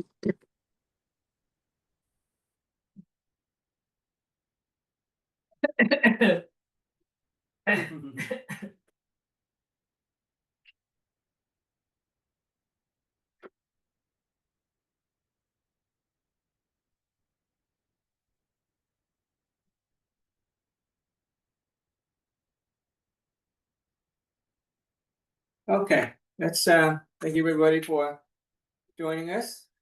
Let's come on back. So the last before the break, we were on this idea of lighting up our house of holistic wealth and holistic health. Instead of solving the problems of life, we no longer focus on solving the problems of life. The simplest way to brighten up our life is to focus on bringing light into our lives in terms of wisdom, attitude, and character. in terms of physical vitality, capability, material well-being, tying all of that with integrity. And integrity is defined as a state of being whole, perfect, and complete. A person who is a person of integrity is a person who embodies certain virtue, okay, virtues or quality. We'll get to that later in the sharing.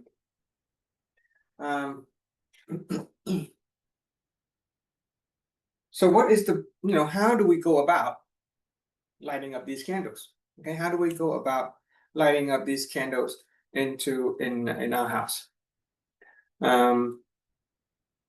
You can imagine that if we would just work on only one candle, if we just work on one candle, then there's every candle has a little bit of shadow. If just one candle, it has a little bit of shadow. But if we were to light up all the candles, then the light from one candle will drive away the darkness from another candle. And so the idea is to, in a short amount of time, light up all the candles of our life. And this sharing is designed in such a way that after today and tomorrow's sharing, we should be able to complete at least, well, today and tomorrow we'll mostly work on the principles and the natural laws. And I hope to be able to begin talking about the wisdom aspect. And if you guys have time, you can join the Wednesday sharing where we talk more about lighting up different candles, such as the candle character. I hope to be able to do that next week on Wednesday. But let's just stick with what we have for now. Okay, so how do we go about lighting up these candles?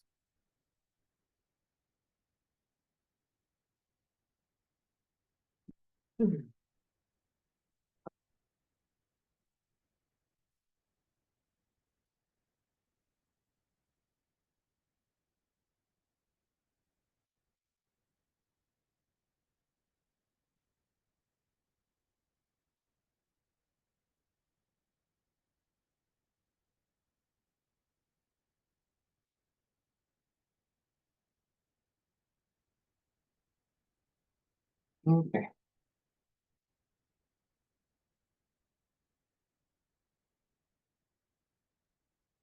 So let's begin. Earlier in the picture, we said, holistic wealth. Okay, let's begin with the idea of being rich. Traditionally, when we think of a person who's rich, just traditionally, when we think of a person who's rich, do we usually think about their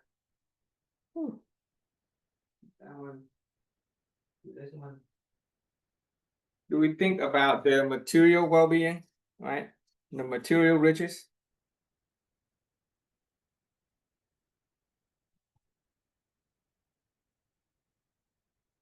When we first think of a person who's rich, right, immediately we see cars, we see house, we see big bank account. It is the material aspect of a person that we typically, traditionally, think of rich. Many people still do, right? When people think of a rich person, they think about those material aspect of a person, and we call that person rich. However, if the person has a lot of material possession, a lot of money, great cars, great houses, and if they don't have physical vitality,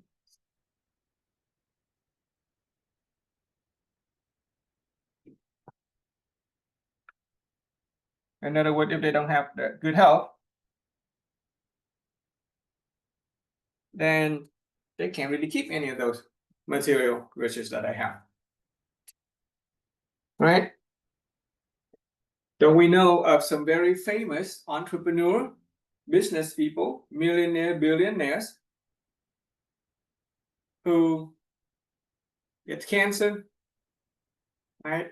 Get sick, and so they cannot enjoy the material riches anymore. And so we wonder, oh, what is it? Is it really worth being materially rich if we are not rich in the physical health? If we are not rich in physical vitality, then it is really worth being rich materially because we can enjoy it. And so people in society tend to value athlete. Right? Athlete can make a lot of money and they have the physical vitality to enjoy it. Right? But then we also know that a lot of athletes can make a lot of money, they have the physical vitality, but if they somehow don't have the capability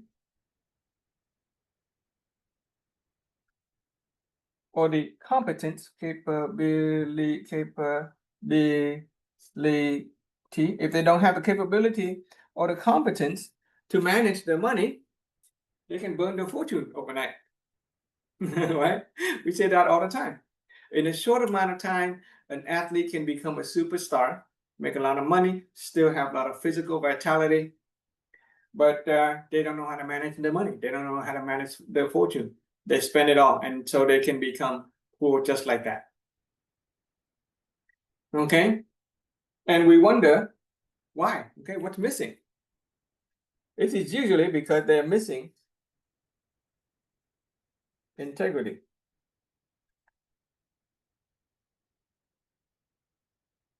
Right? Oops. Yeah, they are missing things like integrity. They're missing a certain virtues or quality as a human being that tie everything together. Or another thing that we notice that a really rich person, we see this happening every day. They accumulate of riches, they have a lot of power, and they get on the internet and they would say something that offend the public. Right? They offend the public, and they lose the fan. Right? They lose the followings. So we start to question that person's character.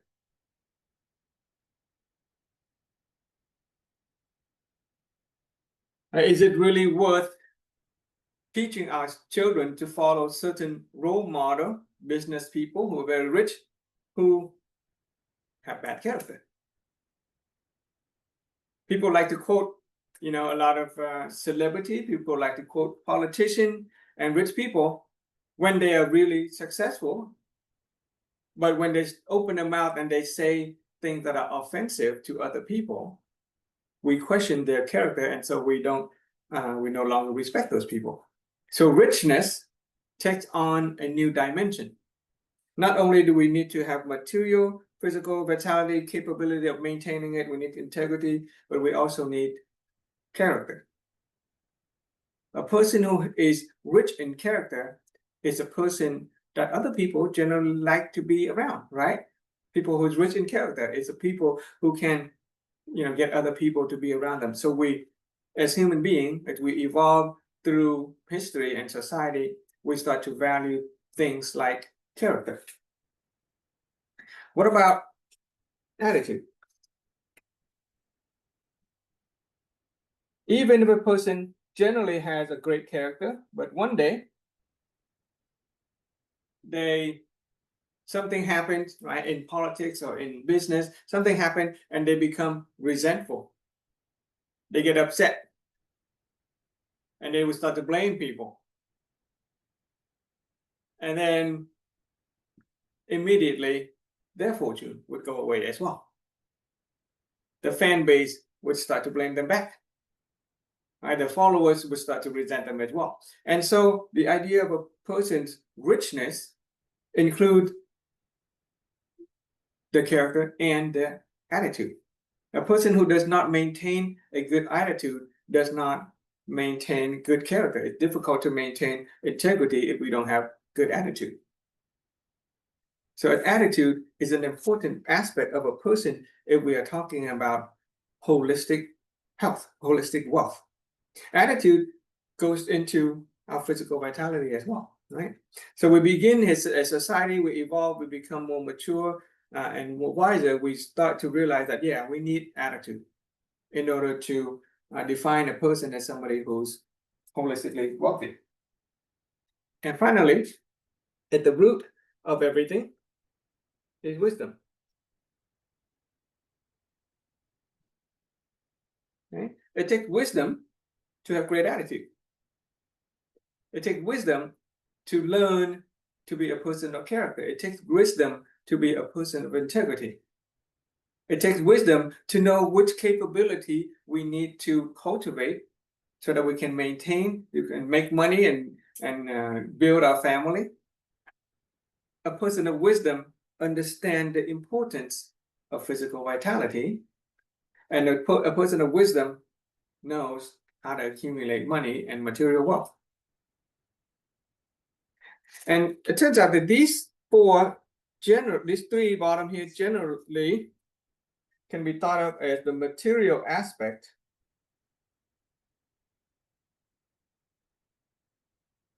of a person's life. We can kind of see it, sense it, feel it, measure it. Whereas these top four are more intangible, so they are non-material.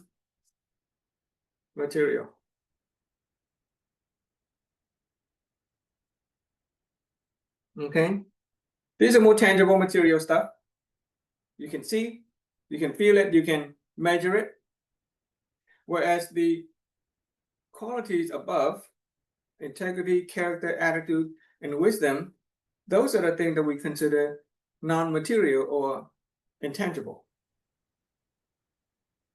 Hi, Morgan. Thanks for coming back. Thank you. How are you? All right.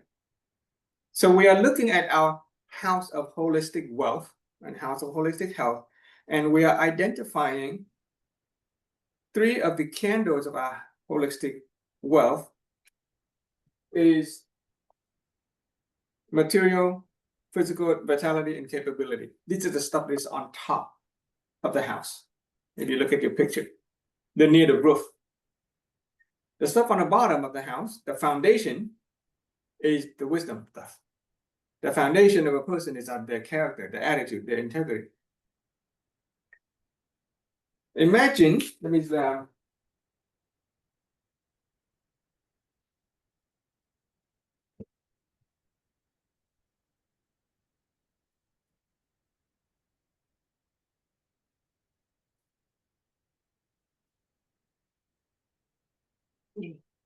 okay, so imagine this house.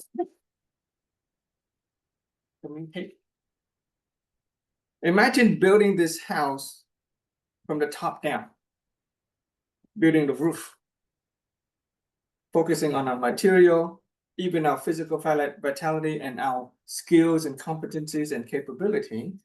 That's building the house from the roof down. But if we don't have the foundation of an inner world or inner being that is solid, or if we don't have a good health or good relationship, we don't have good attitude, we don't have good character, then the walls would fall down. Okay? The wall would fall down and then our roof will collapse. A person can be very materially rich, but if their character is poor, if their attitude is poor, they lose their wealth very quickly. People do it all the time. Nothing wrong with that. That's how the world works. But do we really want to go along with the rest of the world in going against the the flow of principles and laws? And so here we divide them up into material and non-material. And the way we enrich ourselves in our house of holistic wealth is as follows. You can write this. Let's see if I write on that one. Okay. Yeah, the way we enrich ourselves in a way that is sustainable.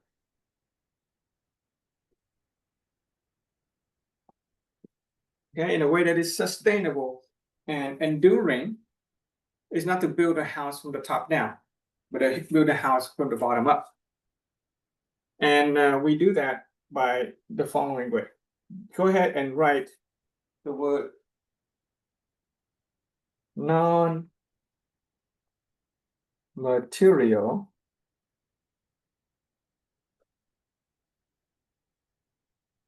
on top. And then we write the material stuff down here.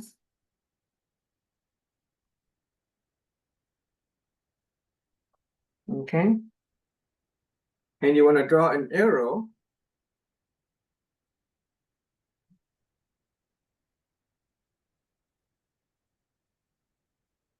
Okay. And the word I-Z-E.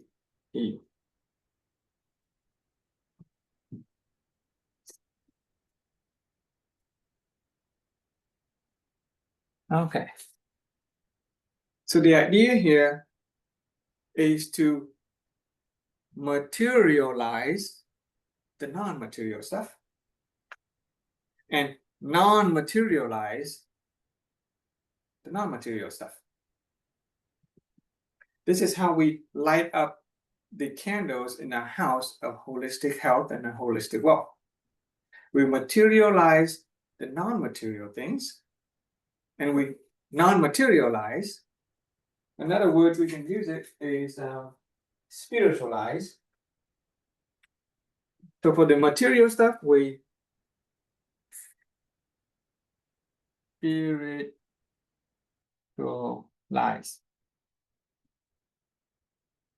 But spiritualize the material stuff, and the material stuff we materialize it. Okay. So let me show you how we do that. Okay, how do we let's start with how do we non-materialize or spiritualize the material stuff, turning the material stuff into non-material.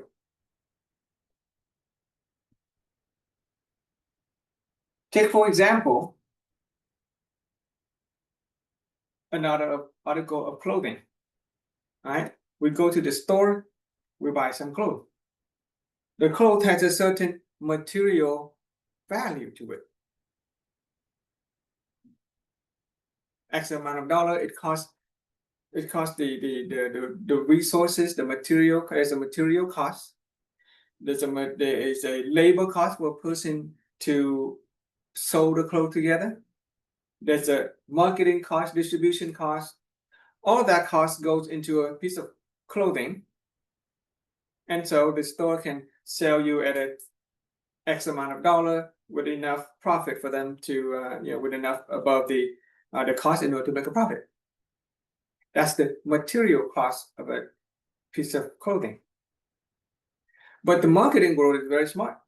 They do something else.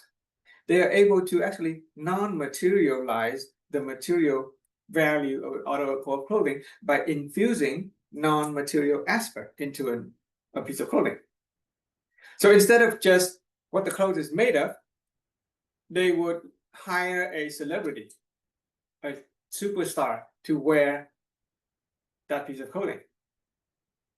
They attach an identity of fame and fortune, and so they can sell that piece of article of clothing for 10 times the price, right? Or they can take a piece of clothing and limit the number, the quantity, right? Instead of making 1 million dresses, they just make one dress and sell it for $1 million. And only one celebrity in the entire world could wear it.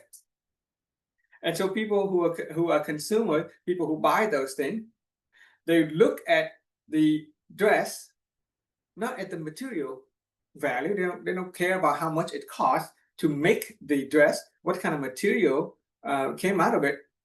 They're interested in the non-material aspect, that a celebrity is wearing it. that there's only a limited edition. I gotta rush out there and pay the money so that I can be the only one who buy and own that piece of clothing. That is how the physical world, the material world, the marketing world works, right? They know how to non-materialize any aspect of material world.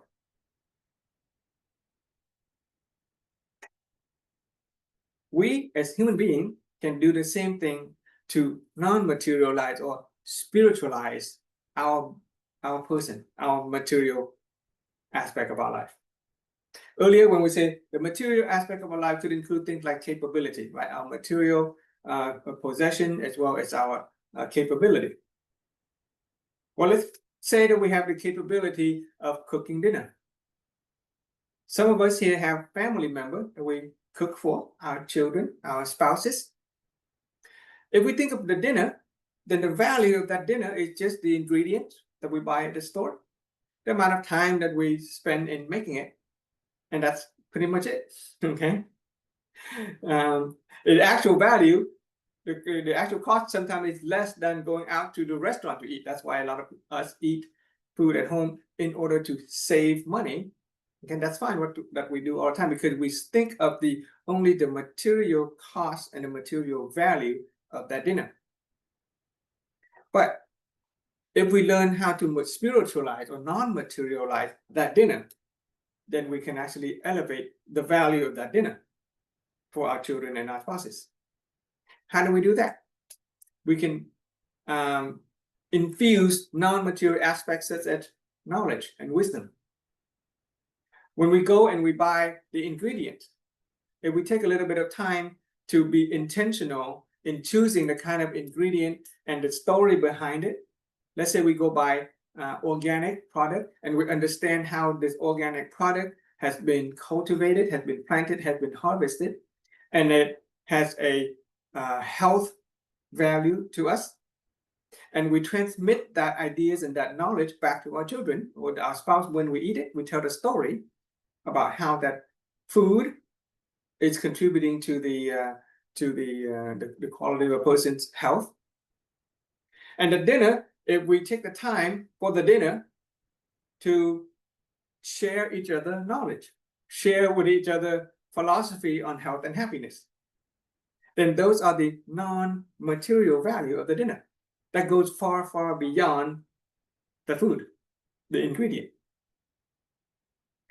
If we can educate each other on sustainability, for example, in terms of how to cultivate food, if we can share stories and show our appreciation and gratitude for, let's say, the farmer who has taken the time to select the seed, if we can show appreciation for the way that they, let's say, that they cultivate the plant, minimizing pesticide, minimizing chemicals, making the food organic, for instance.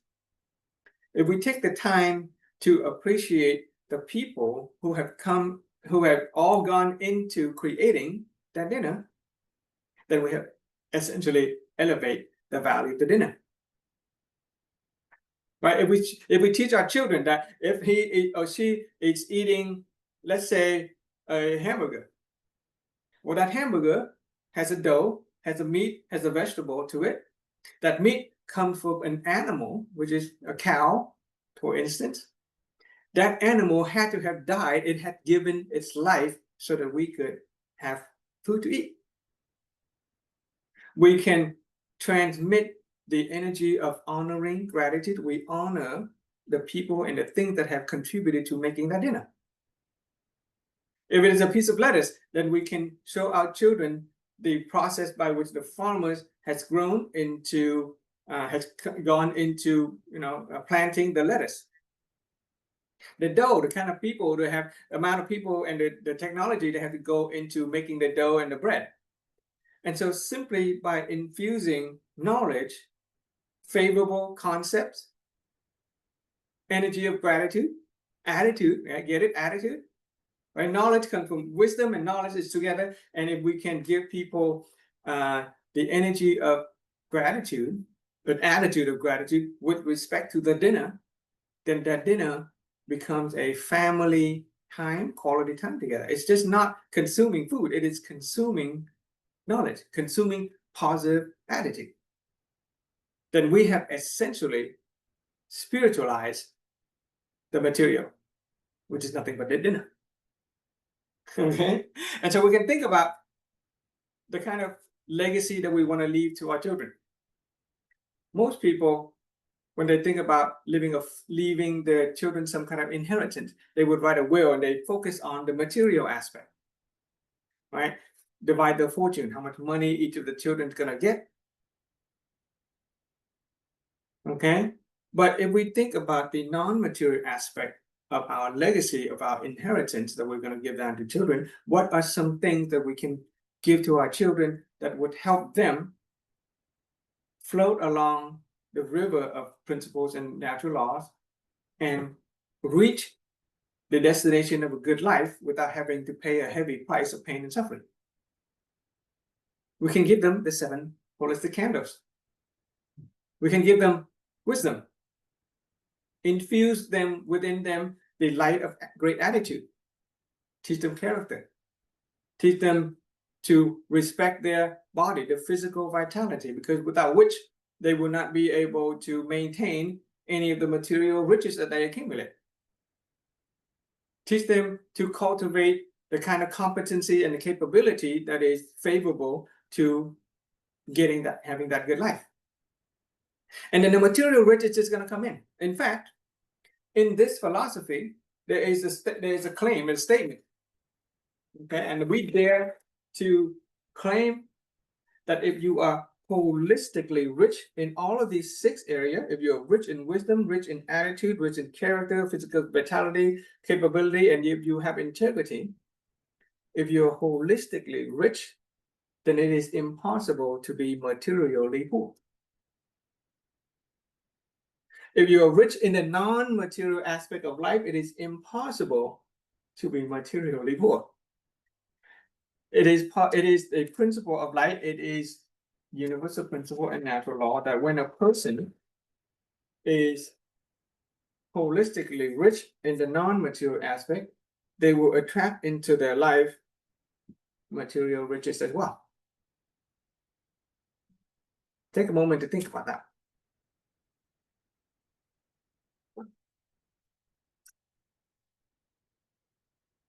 Any question about any or impression, insight in that one? That's an important point that I want to drive home. Is that if we can non-materialize ourselves, we can enrich our wisdom, our attitude, our character, our integrity, then it is going to be a simple matter to become materially rich. What do you think? Could we mention the people in the past, Go ahead. How do you mean? in the Bible? Well, in the past, there's a story in the Bible of King Solomon. God, King Solomon being such a wonderful follower of God, and God said, "What do you want? I can give you anything." You could have all the riches that you want, and King Solomon said, "I only want one thing. Please give me wisdom." And because King Solomon was wise enough to ask for only wisdom, he was able to receive all the other riches in the world. At his height, I think King Solomon in the Jewish culture, having a lot of wives is considered being rich. I think he was 300 wives and 700 concubines, and each of them is a leader of a country. So he essentially inherited 1,000 countries, along with all of their riches. If we compare that to today's money, if you Google or something like that, a person who is the richest person in the world, it owns several billion, $100 billion in material riches. But King Solomon, when you consider all the material and non-material aspects of his life, can amount up to trillions of dollars. Okay, that's the idea that the wisdom is the foundation of all the riches in the world, And once we have that, we have everything else. And we will go to, I don't know if we're going to be able to get it through it today, but we will learn what to light up the different aspect of the candles of wisdom. Thanks for the example. Yeah, King Solomon. Yeah, still the richest man in the history of humanity. Okay. Okay.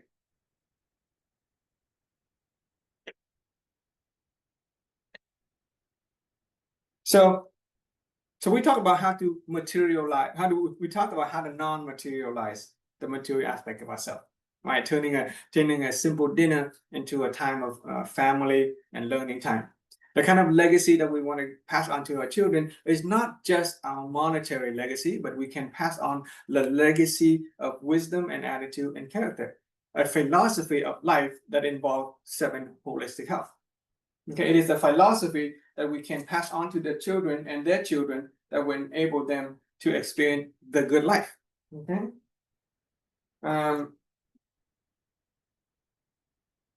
Okay.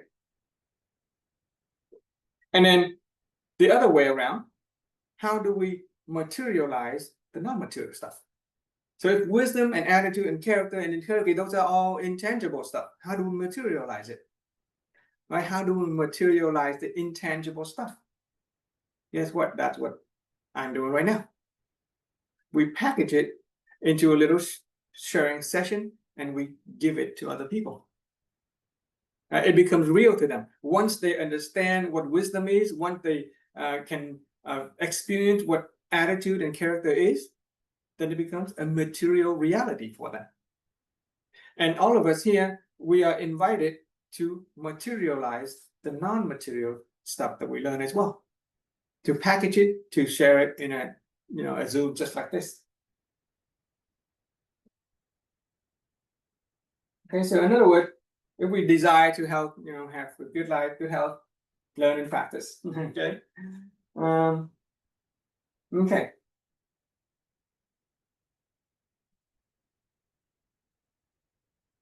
Okay, so let's go on to another principle.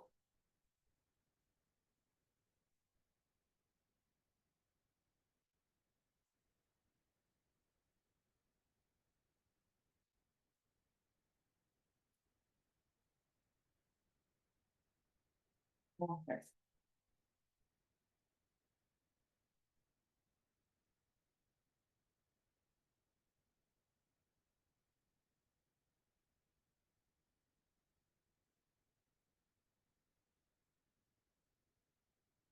Principle of mental activation.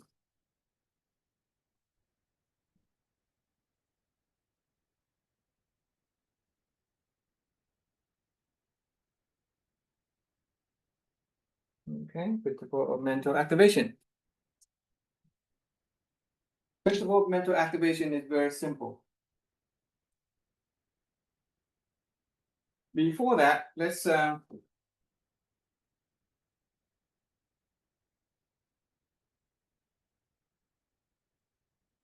consider this. This is called the curve of forgetting.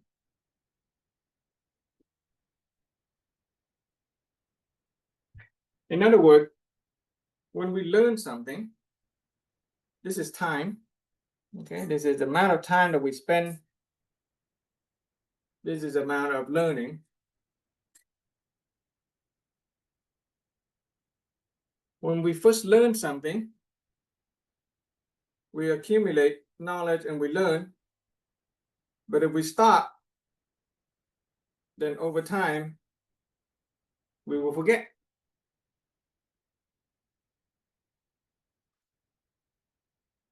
That's very simple.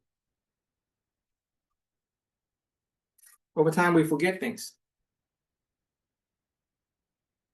If this was to represent 1, 2, 3, 4, 5, 6, 7, 8, 9, 10, 11, 12 or something, by the end of the week, most of us will have forgotten everything that we learned today. That's the way it is. Okay, it is a curve of forgetting. And that too is a flow of life. That is a certain principle. That if we don't use it, we forget it. And that's fine. That the mind, that's how the mind works. But if this knowledge that we share, if we believe that this knowledge is useful to help us get into that good life that we ultimately want, then we need to find a different current in order to float along. And that other current is the curve. Green is a curve of remembering.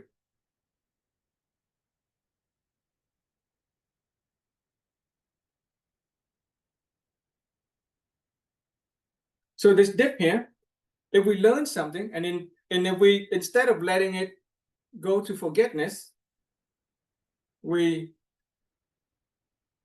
review it. And every time we review it, we remember it. Every time we review it, we remember it. Every time we review it, we remember it. And if we keep on reviewing what we've learned, then essentially we have ride the top of this wave here, and it will stay in our memory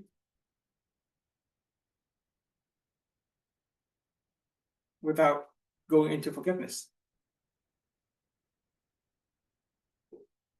In other words, we just bring it up again. We just use it. We just use it. We just use it. And so because we keep on using it, it is fresh in our mind. And so the principle of mental activation has a simple step to help us ride this curve of remembering instead of curve of forgiveness.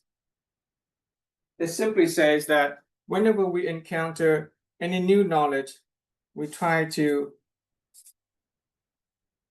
draw a lesson from it. Okay? Draw a lesson. A lesson is anything that's new.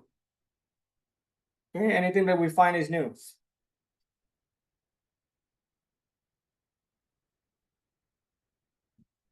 And in order to make it stick, we see if we can get some insight from it.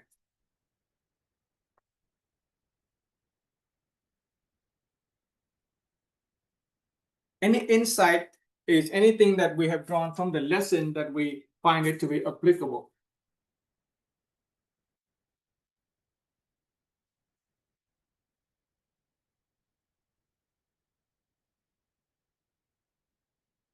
And finally, the most important part of this principle of mental activation is the realization.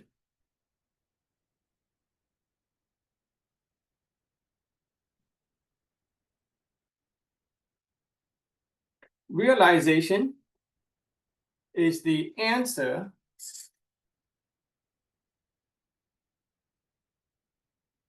to long thought inquiry.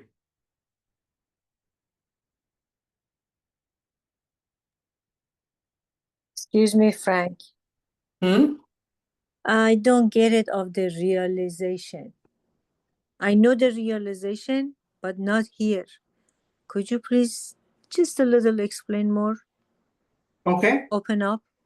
Yeah. A realization only comes from a long sought inquiry. Only if you have been asking certain kind of question about yourself and about life. If you haven't been wondering, then you were not experiencing any realization. And the moment that we come to an answer that long sought inquiry, that long sought question that we have been wondering repeatedly for many years, for instance, the moment that we get the answer, we experience that aha moment. We experience that light bulb moment. And that answer is actually once we experience that answer, right? Once we experience that aha moment, what we're experiencing is a transformation.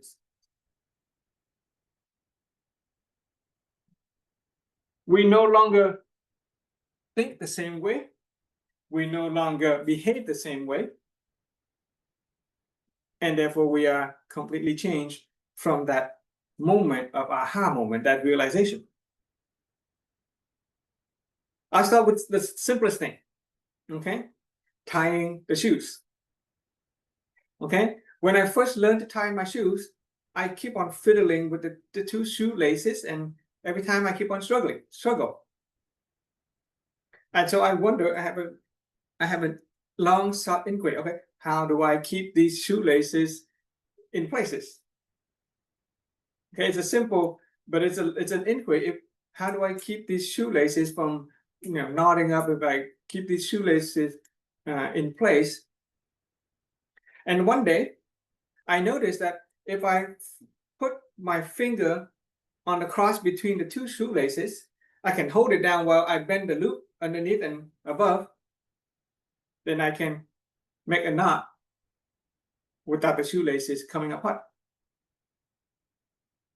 That simple little moment is an aha moment. That simple little moment is a realization. I realized how to tie my shoes. And from then on, every time I tie my shoes, I never have a problem again.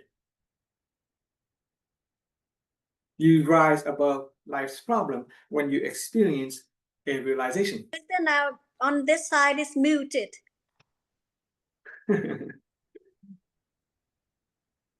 The Buddha, okay, the Siddhartha Gautama in the East has an inquiry, a long sought inquiry. He inquired, why do human beings suffer? Why do we grow old? Why do we die? And so he spent many years in a search for the answer on why human beings suffer. And what are the ways that we can escape suffering? And so he practiced and he studied and he meditated. And one day the Buddha came up with a realization. He understood he had the answer to the question why human beings suffer. And the answer to him was very simple. Human beings suffer because we are attached to our desires and our imagination. And if we learn to take ownership of our desire and imagination, if we learn how to detach and attach at appropriate time and appropriate places and situations, then we can rise above our own suffering. That is the kind of big realization that one calls awakening. The word Buddha stands for one who has awakened. But for many of us, we have this little realization throughout our days all the time. Now, can you think of any moment in your life where you have been wondering something, and then you got an answer, and then from that moment on, we think differently, we behave differently, and we no longer see that as a problem. It is a transformation. Our life take a turn. Riding the bike. Right? When we first learn to ride a bike, we struggle. We always falling left and right. But at there's a certain moment when riding a bike, we find that balance. We realize that you have to pedal in order to keep the momentum and to keep the rotation of the wheel and to maintain balance. And so from then on, we never need to worry about using the training wheel. We never forget how to ride a bike. It is a moment of realization of balance when it comes to riding a bike. Would you guys like to share? I think this is a good question, and an important principle that we can work on. Has there ever been a part, in your life where you experienced some realization? And Jack, would you like to share something, some insight, or in your own life with respect to, insight and realization? Everybody has. So my long querying Inquiry, That's it. yeah, query, yeah, That's query. my searching for, like I'm asking, my question is basically it's a simple question is how to, have the peace, have in the world is that it's like right now there's a lot of wars going on. So how is that the world without suffering, fighting against each other? So I realized that this within me. It start with is take responsibility for within myself as when you have, because you cannot like people around the world, you're not fighting, but it started with me. It's like because even though it's I'm not responsible for the war going on, but actually this I'm playing part of it as well. So it's because so that's why I realized that it's I need to be at peace whatever I do. I need to be at peace, and then it's gonna resonate with the people, and then this keep the world at peace. Okay, Just started with me. This is how I'm, because my question is like how to have the peace in the world, peace in the world. right? And then the peace cannot, because I want a peace, and then I need to regulate things. Is that if I impose something, or you should not have fighting each other, but it cannot be done that way. So the thing first is I realize that it's within me. It's an individual human being. We need to have that. The peace start with me. Okay, Yeah. So that is realization. yeah, so previously, the ongoing, the long sought inquiry or question is like, how can there be peace in the world? But before that, you try to impose or fix the world, right? And then you came to a realization that it begin within me. It sounds like an insight, sounds like a good insight that we can apply the idea of, making change within us. But here's the question. Since upon realizing that, has there been a transformation? How have things been different for you when you realize that?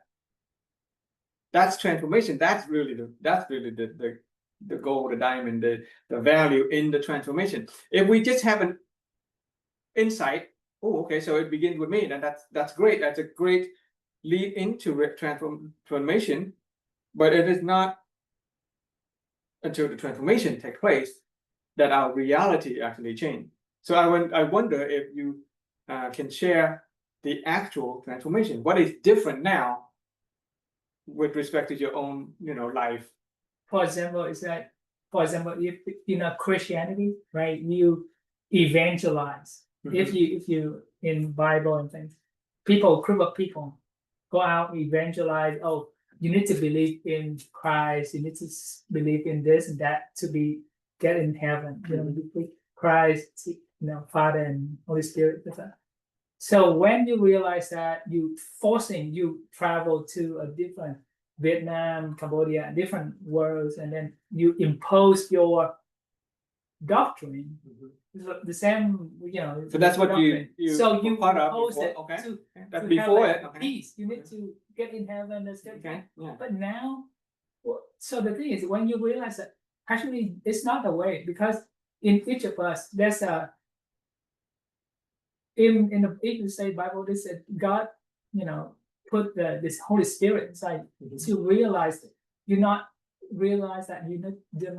don't need to impose your doctrine to the people, but actually let them realize that, because when you impose something, it's a uprising.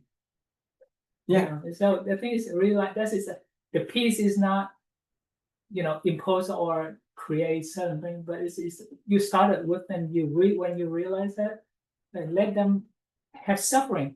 The thing is, like you mentioned in the right now, is because when you have the dark room, right? So the thing is how can you light the dark room?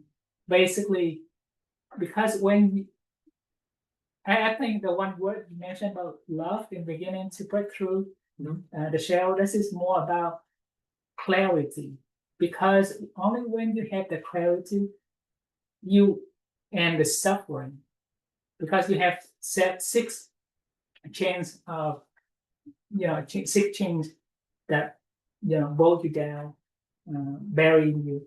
So you basically, I think this is more about the clarity. When you see it as is, it's like a lack of condition, lack of mentality, lack of self-civilization. Basically, it's because we don't see it. That is the darkness, right? This is 6 thing areas of darkness.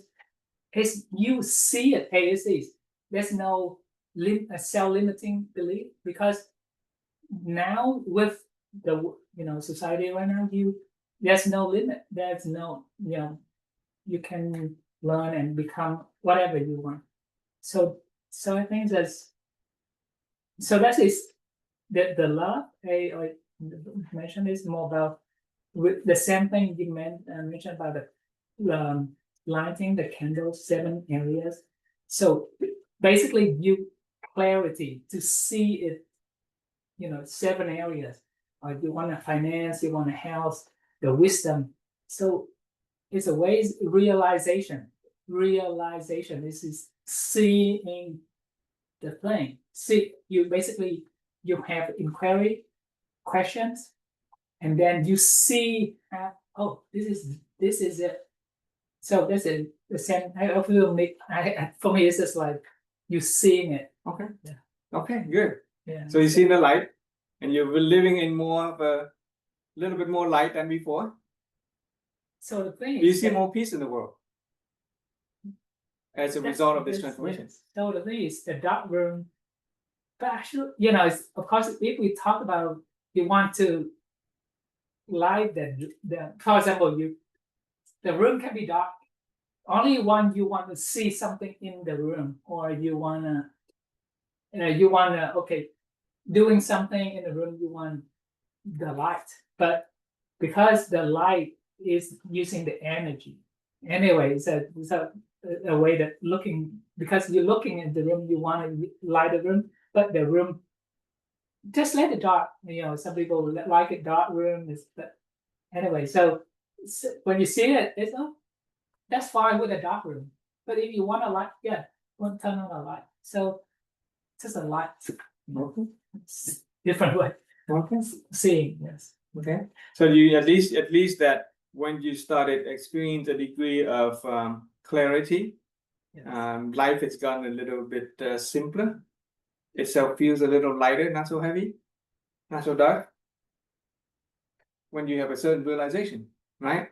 Yes. Yeah. Insight can lead to realization, right? Thank you for sharing that. Morgan, since you asked a question, did you get anything out of that little interaction? Or if you would like to share anything in your own life related to having realized something or having gained an insight that you find applicable? I kind of, get it. For example, because we are learning every day something new, and we realize that we transfer it, right?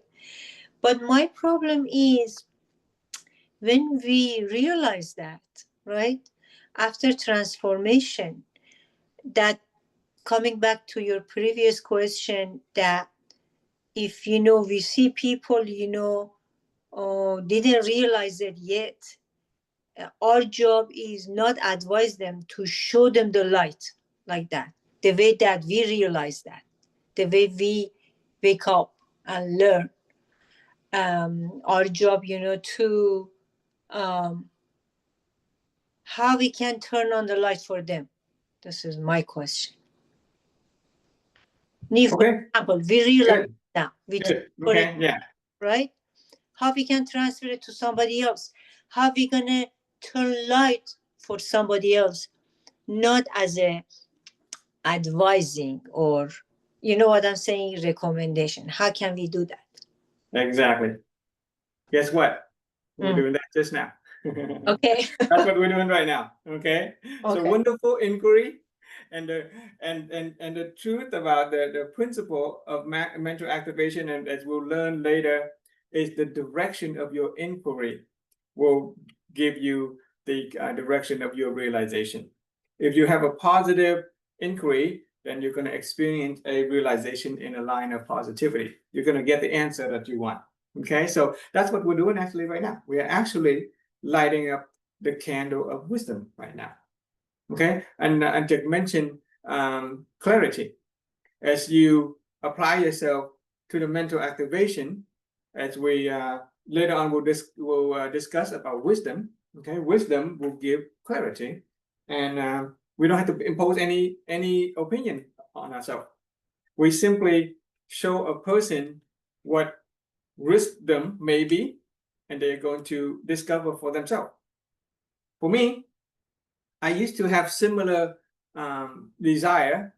I wanted the world to be at peace, and I wanted to enforce my own, will onto the world. I want to create world peace. I did a lot of voluntary services. I take part in community services, always hoping to change the world. And even back then, I had already heard the statement from Gandhi, Mahatma Gandhi, saying that be the change that you want to see in the world. Be the change that you want to see in the world. But at that time, I still didn't understand it until now. It is only through studying this philosophy that I discovered that, oh yeah, you really need to change yourself first in order to change the world. And in this philosophy, I will walk you through step by step on how to actually changing yourself in such a way that you can change the world. When we get to the part about the energy, the human construct, when we start learning about the golden rules, do unto others as you will have done unto yourself. When we talk about those stuff, you will really grasp the idea that if we want the world to change, that we really have to change ourselves. And that it is 100% us and not other people. Okay, but anyway, let's take it step by step. Okay.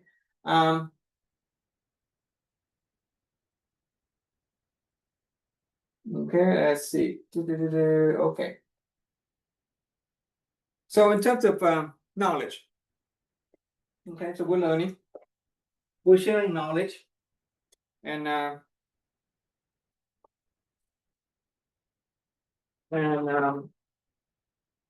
want to call your attention to the idea of knowledge.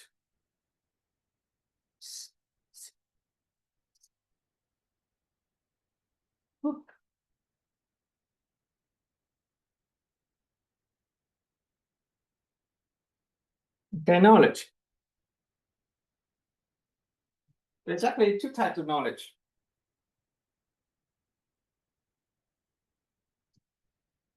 There is informative knowledge. Informative knowledge. Information. These are the kind of stuff that we learn in school. Right? These are the kind of thing that we read about in the news, in the books. Other people tell us they are information, informative knowledge.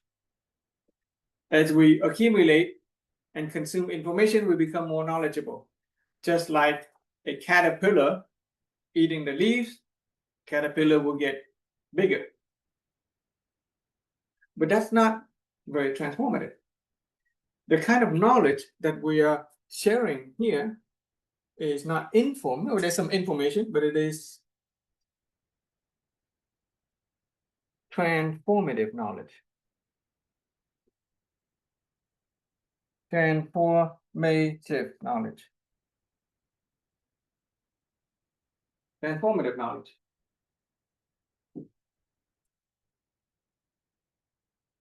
We'll learn some new words, mostly old words that we already learned. But we're just rearranging the stuff that we already know in such a way that we experience transformative. Transformative knowledge. So I want you to initiate a desire and expectation of transformation. Expect to come out with new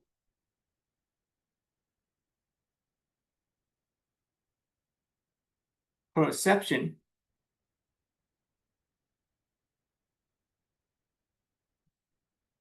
okay, new way of looking at things, new perception, new thoughts.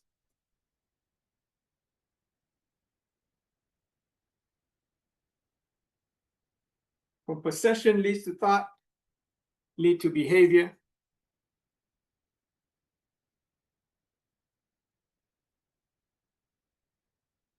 Lead to a new life. Okay.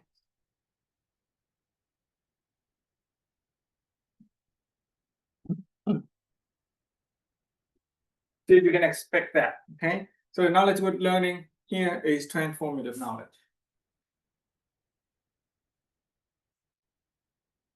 And so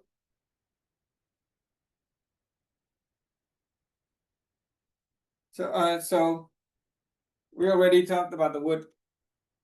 Let me see.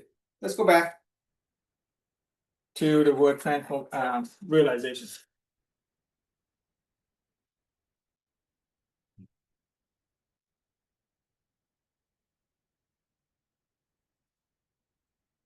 It is my hope and desire and wish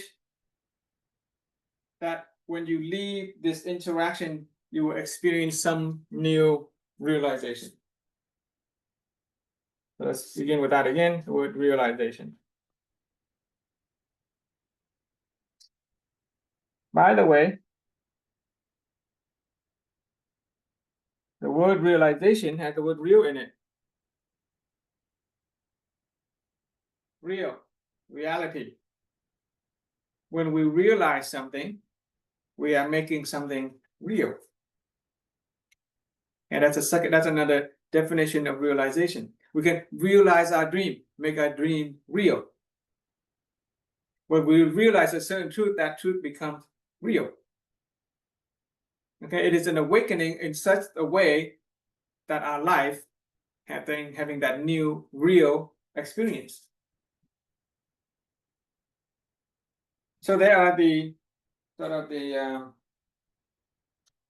great realization that the Buddha and the great people go through.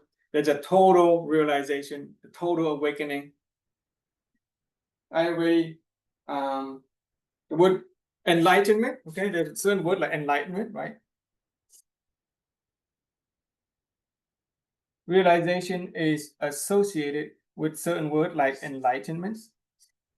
Enlightenment.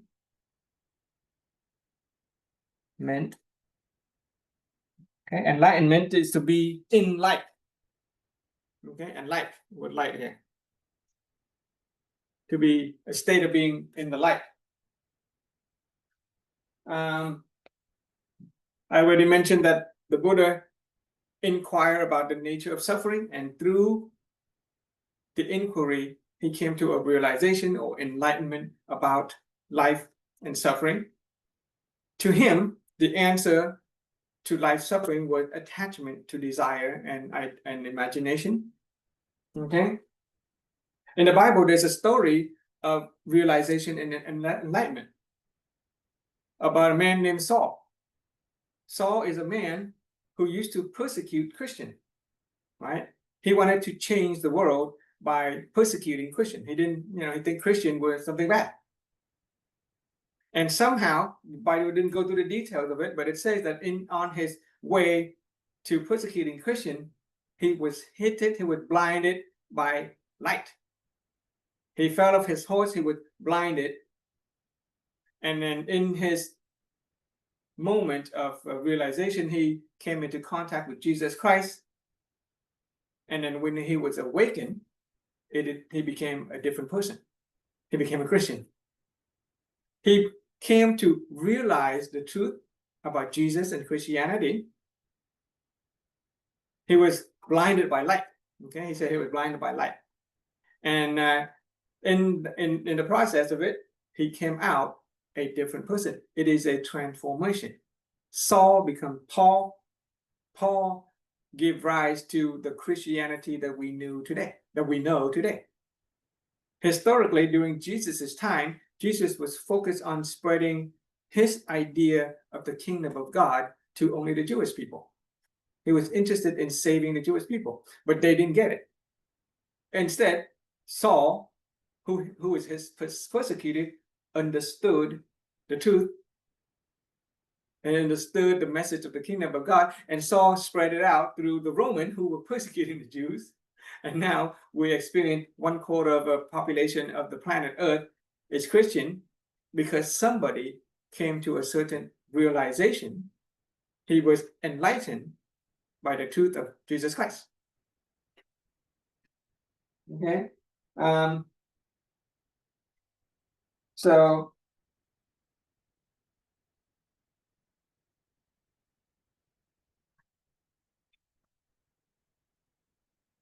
there are different ways that a person can realize something. Okay. The different ways that a person can realize something. We already mentioned that in order to realize something, we have to have inquiry. It is a long sought question. Inquiry. Okay, we have a question like how do we make the world peace? How do we give peace and wisdom to other people? That's a wonderful inquiry, and if we keep on asking along that question, we eventually will come to a realization of it. Inquiry is deeper and more long than just question, right? And so it comes from question, but simple question is like, what's for dinner? What time is it? Okay, those things don't give us any realization. It is the inquiry that will give us the kind of realization that changes us. There are other ways to also experience realization. Okay, there are also other ways to experience realization. One other way that people experience realization is through suffering.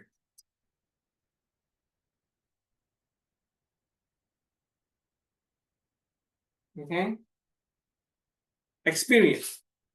Let's say experience. Good experience, bad experience. But oftentimes some people will experience suffering and then that they are forced to change. Another way that people experience realization is contemplation. Contemplation. We just think about it.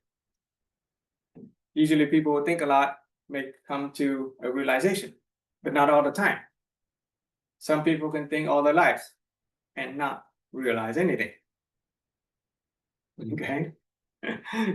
Sometimes experience will cause us to realize something. Sometimes contemplation will help us realize something, but that's not always the case.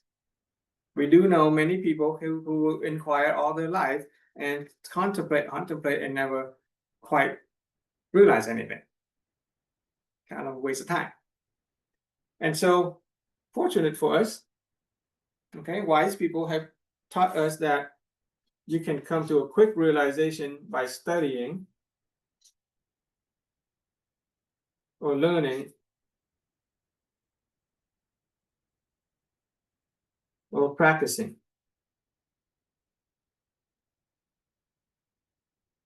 Okay? Studying, learning, practicing can help us get to realization in a much quicker way than figuring it out on our own, contemplating, or letting experience of life teach us. We can come to a certain knowledge. The simplest way is to learn from those people who have gone before us. Okay, we can see far because we stand on the shoulders of giants. letting experience and contemplation teach us is kind of like reinventing the wheel, reinventing wisdom. Many wisdom has already been experienced by other people, and they have already been realized by many people, and they have taken some time to share with us. For example, in the form of the knowledge sharing that we're doing now, we can take the shortcut. That is following the line, the principle of the flow, principle of mental activation. We take the lesson that somebody give us. We try to find some kind of insight and applicability, and then see if we can experience any realization. So instead of experiencing, letting life teach us, see if we can focus on this: study, learn, and practice. I take math, for example. If we want to learn math, we just go to school and somebody already figure out math. We can learn algebra, we learn calculus in a short amount of time. Right? In a year, for example, you can learn algebra. Algebra would have taken hundreds of years for the mathematician, generation of generation, to derive. But instead of deriving math from scratch, we just learn it from people who have already derived it. Things like happiness, good health, good relationship. We can let experience and suffering teach us the wrong way or the right way, and pay the price. Or we can learn it from the people who have already experienced happiness, people who have already experienced good health, good relationship. And that will bring us to the state of realization, realizing our dream, for instance, without having to pay the price of pain and suffering. Do you guys get anything about that so far? What are some of your insights? Okay, we are always activating our mind. Did you get any insight out of that? And the idea that instead of letting life experience teach us, or sitting there and contemplating on our own, we should do the smart thing and just kind of learn it from people who have already gone through. So I have a question. Yeah, question. Inquiry. Inquiry. So those who, for example, who smokers, right? Okay. They smoke. Okay. And they know it's wrong for them. Mm-hmm. Why don't they change? Well, you ask them. Yeah. So I'm asking why they know it. They print a very terrible pictures, the images on the box, cigarette, and they know it. They see people. Doctor telling them. Then I'm asking myself, right? So why they don't change? Why can't they stop smoking? That's yeah. So it's like they studying. They know the knowledge. Yeah. They learn it. They see it. But they cannot stop. Yeah. Yeah. So they realize they see it. Do they? Then the question is, they do it. Do they realize? Do they actually see it? See it? Yeah. Just because the picture is printed on the box, Yeah. So they doesn't necessarily mean they see it. Yeah, even they study the very bad. They go to doctor. You inhale that chemicals that kind of destroy your lungs, and they know they're studying, but they don't do it. Yeah. And so and then they need to go through a suffering. I would say it's suffering. They're gonna destroy. They get lung cancer, yeah, and some of them will realize, some of them don't. So maybe they learn only suffering. Maybe they're causing. Okay, now it's really bad. They realize the pain.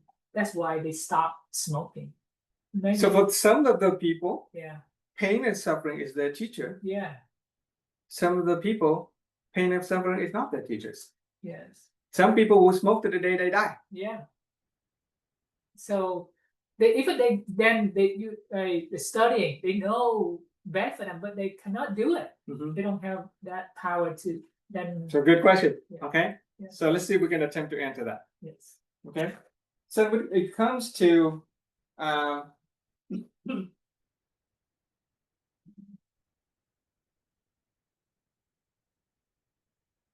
when it comes to realization, there's this question. Mm. Okay, there's this inquiry.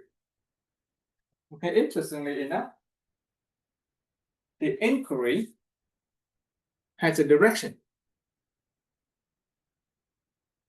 It has two directions. There is a direction that would lead you toward a positive result, and there's an inquiry that will actually lead you to a negative result.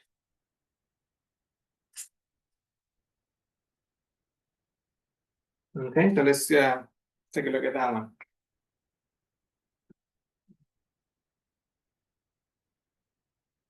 Let's see.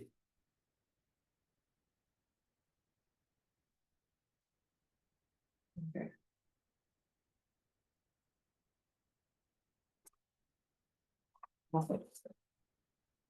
Right, the inquiry. Let's focus on the inquiry. It's a type of inquiry to come to a realization. The person who don't have any inquiry will not experience a realization. Their life will not change. Okay, and so we are going to start with the inquiry. Let's use a color. Let's start with green. This is for inquiry. Relate to inquiry, a kind of question, right? What kind of question have we been asking ourselves? Okay. Turns out that with inquiry, there is a positive direction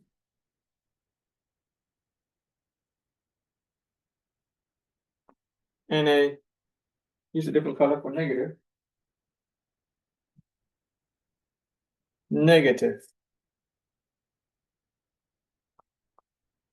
direction.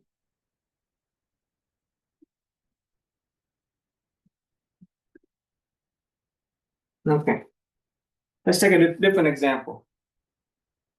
Let's say a woman who is in a relationship with an abusive man.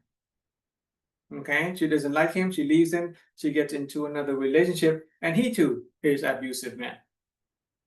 She doesn't like him, we go to a third relationship, and all of a woman's relationship are abusive. And so she begins to inquire, why are all men jerks? Why are men so abusive? Okay, why are all men so abusive? Why are men such jerks?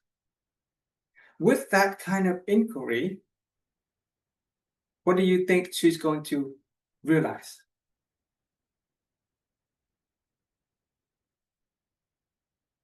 Do you think that she's going to experience a happy relationship with men, or she's going to end up with a relationship with more men who are jerks?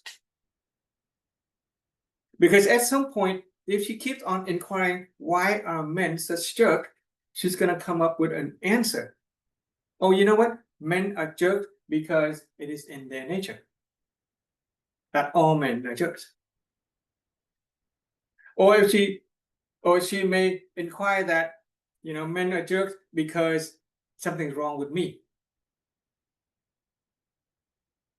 On the other hand, a woman may be in a abusive relationship, but she inquires differently. She said, what can I do to attract loving, respectful men? What can I do to attract loving, respectful men? And at some point, she's gonna do her inquiry, she's gonna acquire knowledge on how to become a woman who can attract respectful men, how to become a woman who is respectable. And in her journey of knowledge gathering, she will come to a realization, not from personal, it could be from personal experience, but it could also be from books and teaching from wise people who have already experienced happy marriage, for instance. And so she's going to achieve the kind of life that she wants. In other words, a person who inquire positively is a person who, let me inquire along the line of their desire. This is important. A woman who says, how can I attract respectable men? Initiate and focus on the desire of having respectable men. The woman, on the other hand, who inquires, why am I being mistreated? Why are men all jerks? She is inquiring on the line of undesirable. She is focusing on what she doesn't want.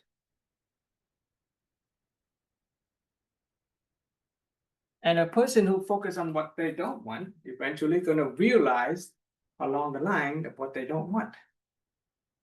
It is going to be their reality. This is principle of light at work. A person who says, why are men all jerks? Why are there suffering in the world? Essentially say, why are there darkness in the room? A person who says, how I can attract the right kind of man who respect me is essentially asking, oh, how do I bring light into the room? So let's go back to the person who smoked. We ask, okay, why are those people keep on smoking, even though the label is so clear? Well, guess what? At some point, we're going to have a realization, an answer as to why they are that way. But that doesn't do anything. That has no value in terms of our life or their life.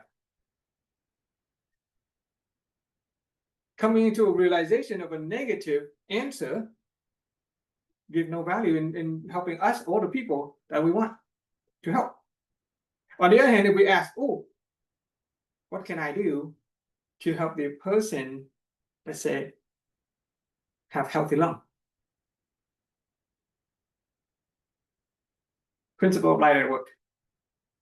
Inquiry leading to realization. Do you get that?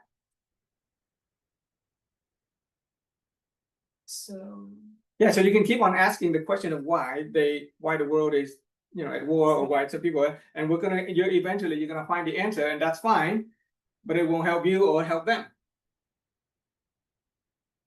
Until we change the question, how I can help another person experience good health with their respiratory system. Totally different line of inquiry will arrive at a totally different reality. Depending on what we really want. We just really want to know why people, smoke and why there war in the world, or do we really want to create a better world? So when you do a research, right, you see how smoking is okay. Smoking for this, okay. This just what I'm saying, you in the world right now, in society, so people doing research. They're not okay. Smoking is bad or smoking is good. No, they're not. They want to see as it is right now in society. Some people smoke, some people don't. Okay. So then you say, okay, the inquiry is why these people keep smoking.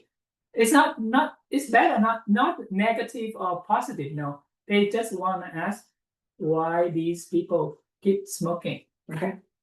Yeah, in reality, these people smoking. Yeah. Just see it that way, and not bad or good. In reality, these people keep smoking, even though they knowing bad for them. How do you know they know it's bad for them? Okay, that's on the label. They study, right? Well, other people say it's bad for them. The Surgeon General says it's bad for them, but the people who smoke don't think it's bad for them. Okay. It's a wonderful experience. Yeah. All right. For them. Slow down. All right. So They have a different picture of what their health Yes. is about. They have a picture of what they want. Right. So the Surgeon General and the scientists and the research, they can research all they want, but the no amount of information is going to change the person who smoke. Unless we help the person who smoke come up with a realization of a better possibility that is out there. In fact, the more we give people, we'll get, this is going to be, it's coming up pretty soon. The more we give people a bad image about what they're doing, the image gets clearer. And they're going to know more about the negative aspect, but they don't. The more you show the person's darkness, the more they're going to be in the darkness until you show them the light. They're not going to know what the light looks like.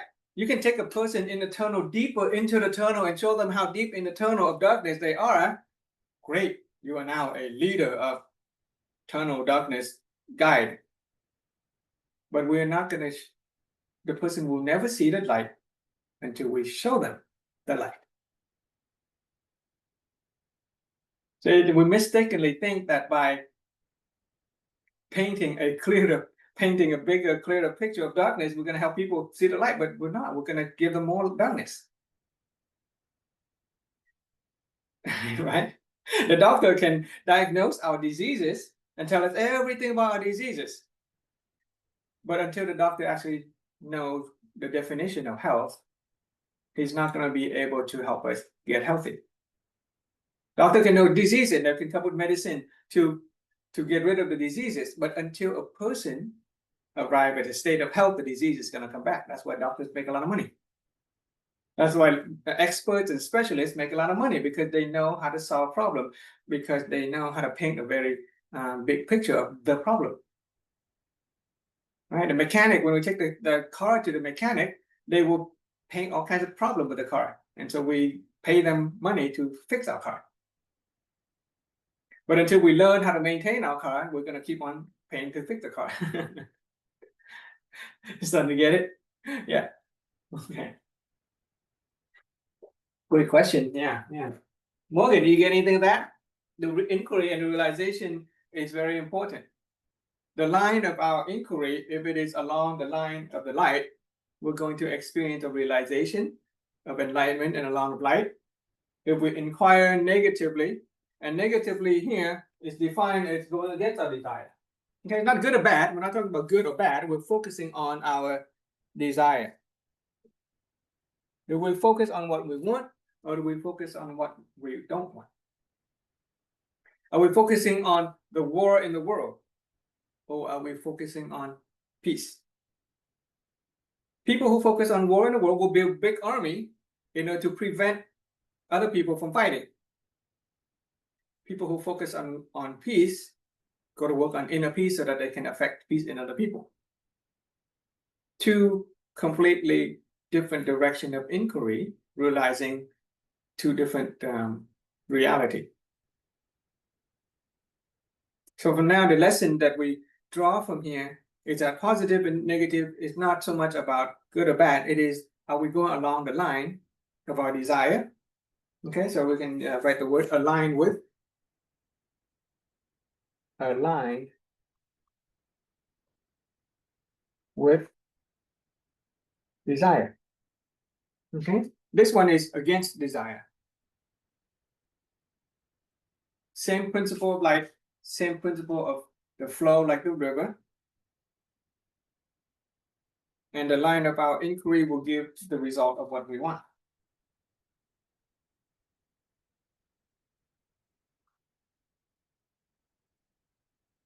Okay, let's see.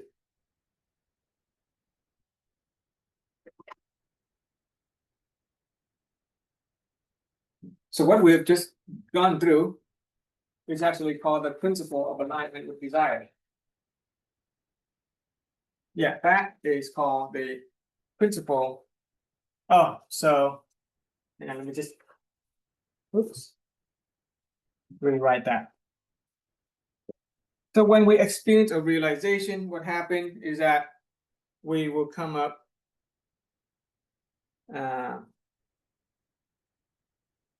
what's the word? We understand life, okay, comprehension.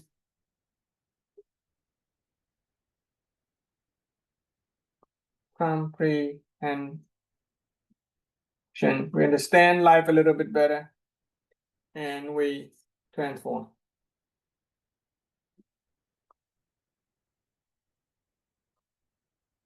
Okay, from that moment, a positive or negative, because of a positive or negative enlightenment, inquiry, we experience a realization in a positive or negative direction, and we experience transformation. Okay, a permanent change. So we want to help people. We want to don't impose any our opinion on them. We just help them come up with the right kind of question. The right kind of question, aiming at what they want. Right? When we talk about with a person who's smoking or person who's at war, we say, okay, what do you really want? Right? Do you want health? You do want happiness? Do you want peace? And if the person said yes, oh, okay, then we can take the step to leading them to achieving that result that they want. That makes sense? Any last impression or inquiry before we move on? The next step is going to talk about how we lead the person to that new realization or to that new reality. Do we need a break? What time is it? Do we want to break for lunch, or do we want to go through the principle of the circle of knowledge in leading other people to that new state of reality and realization?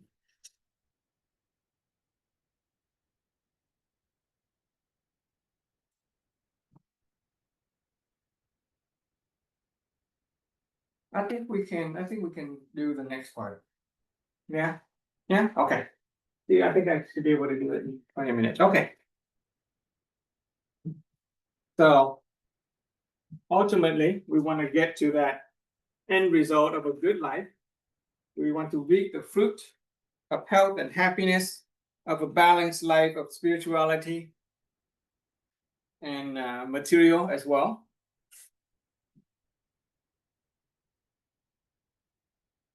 Okay, so principle.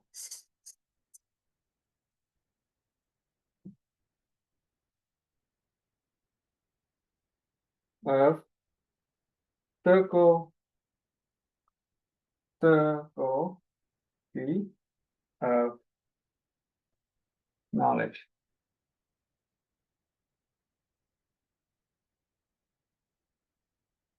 Okay, principle of circle of knowledge.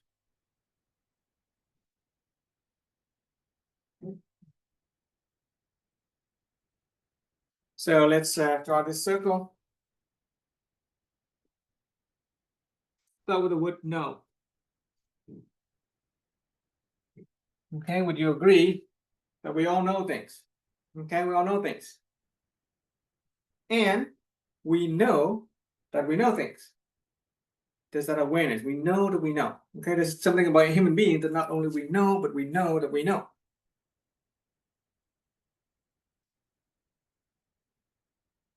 Okay, so we know that we know. We're going to draw a circle around it, representing all that we know and all that we know that we know. Okay? Would you also agree that we have things that we know,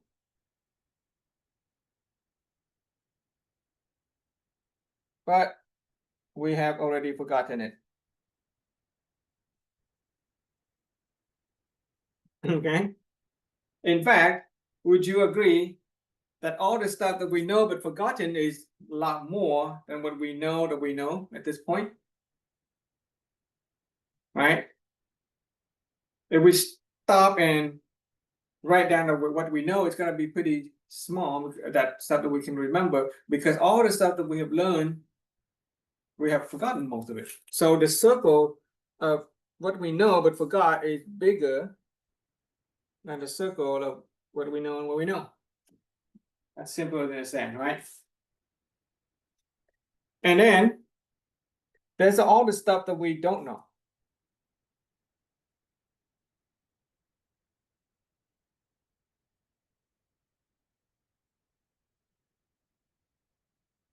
Okay, there's the stuff that we don't know. But since we're human beings, we also know that we don't know. Okay. For example, I don't know how to fly an airplane. I don't know how to fly an airplane. But I also know that I don't know how to fly an airplane. It's like a part of my awareness and perception. I don't know how to speak German. I don't know how to, speak Japanese. But I have this awareness, this knowledge that I don't know those things. And would you agree that the stuff that we know that we don't know is much, much, much bigger than what we know that we know, what we know that we've forgotten, right? And in fact, there's a saying, as a circle of as a island of our knowledge expands, so does the shore of our ignorance. The people who come to know a lot, the island expand, but the outer shore get bigger. We just realize that, oh man, there's more stuff that we don't even know. But we know that we don't know them.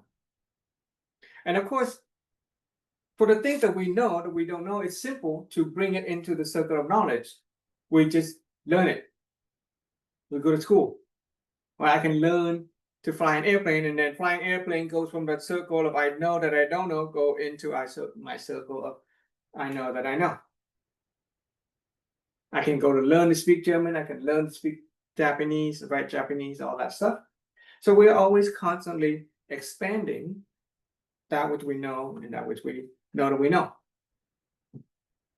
And we already sort of went through the principle of mental activation to prevent the knowledge from going to forgetfulness. We practice mental activation.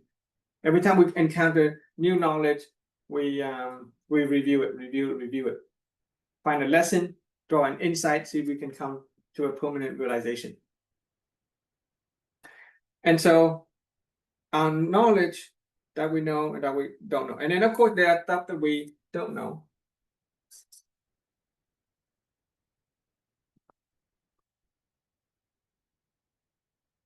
Okay. There's stuff that we don't know that we don't even know.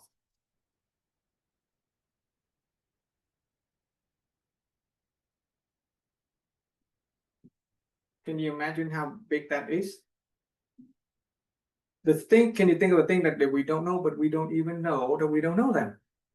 It's like infinite, right? You can, but just for reference, just for convenience sake, I'm just going to draw around the circle, okay? Because that should be an open circle, because there are so many things that we don't know that we don't even know that we don't know, right? Can somebody come up with something? Can you name something that we don't know that we don't know it? We can't. We get it. We empty. We're blank. Okay, our mind goes paralyzed when we try to think about something that we don't know that we don't know.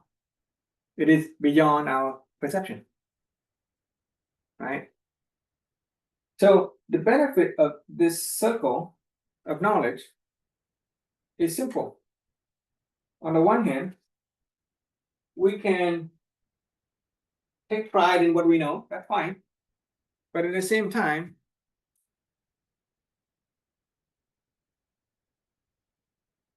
the key point is that I only know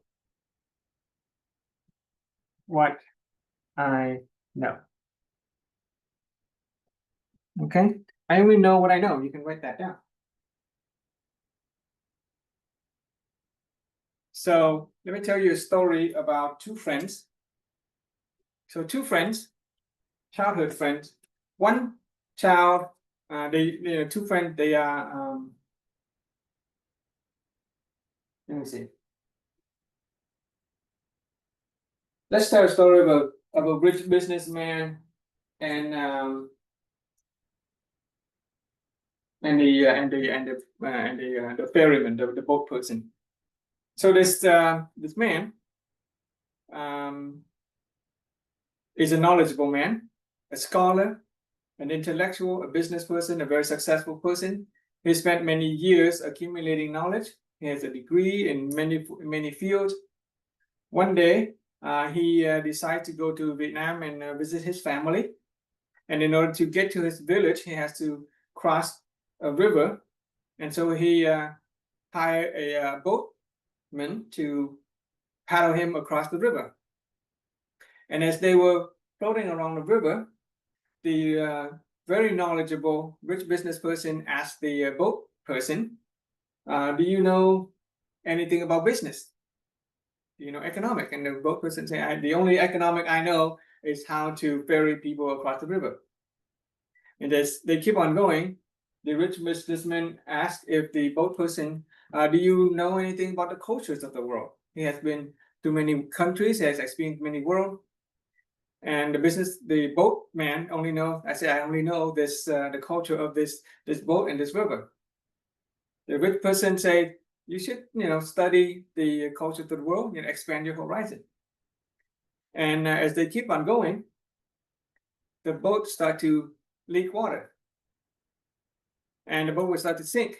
And the businessman is starting to get worried. He said, oh, boatman, the boat is sinking. And the boat person say, well, do you know how to swim? Okay. And the business person doesn't know how to swim. And so the boat person has to, when the boat finally sinks, the boat person has to carry the businessman onto safety onto the shore. And so the idea is that as much as we know, we only know what we know when it compares to other people. Because a boat person may not know much, but they may have a certain knowledge that we do not possess, and they can save our life. So it can be kind of humbling to understand the circle of knowledge that I only know what I know. If we have knowledge that we can share it, great. But at the same time, there's so much more things that we don't know. And so when we encounter another person, we don't have to be very prideful about it. We can always learn something from another person. The business person can always learn from the boatman how to swim, okay? Right? The main point of this little interaction is to come to a realization that we only know what we know. We can afford to be humble, and we can afford to share what we have. Okay? And so when it comes to sharing what we have for other people, let's draw another picture.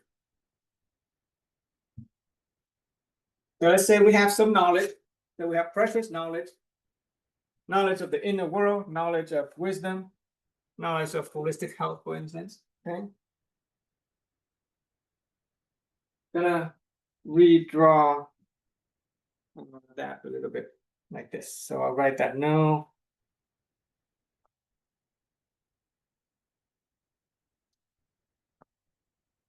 Okay, this is what we know. This is a circle of know and forget. This is the don't know.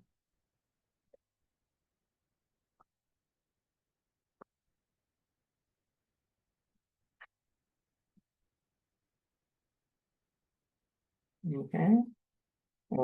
Oops, this is just a don't know.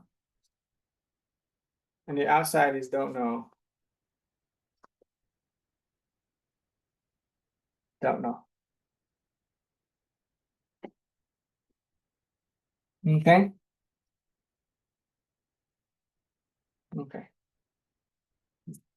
So now we're going to consider this is a circle of knowledge of another person. We all have the same circle of knowledge. What we know, what we know, we forgot, what we don't know, what we don't know, what we don't know. Another person also have the same thing. They know what they know, there's things that they know and forgot, that the thing they don't know, there's stuff that they don't know and they don't know. Okay. So when we speak to another person, especially if we're trying to share knowledge, would you agree that we can only speak from what we know? Okay, what we know that we know. So red represent ourselves, our circle of knowledge. We can only use what we know that we know, when we speak to another person.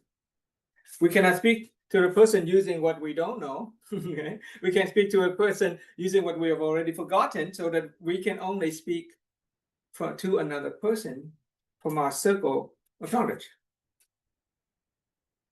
Well, here's the thing.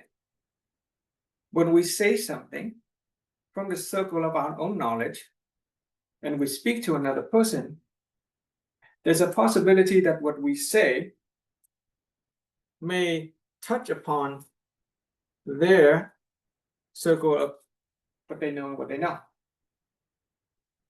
Right?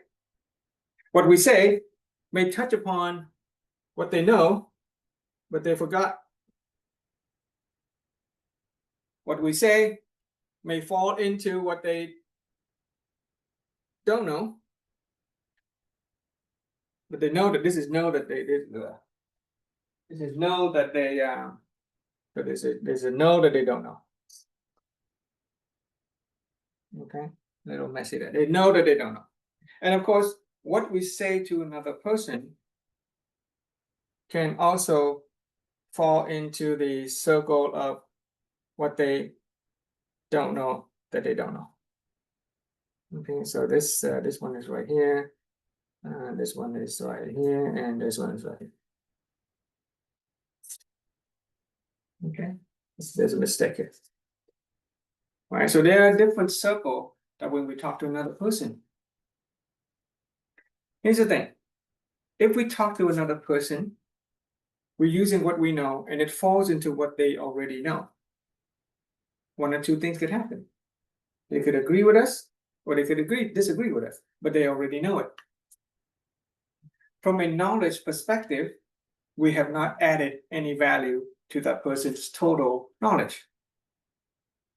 If we speak to people and they agree with it, that's great. You know, we can become friends.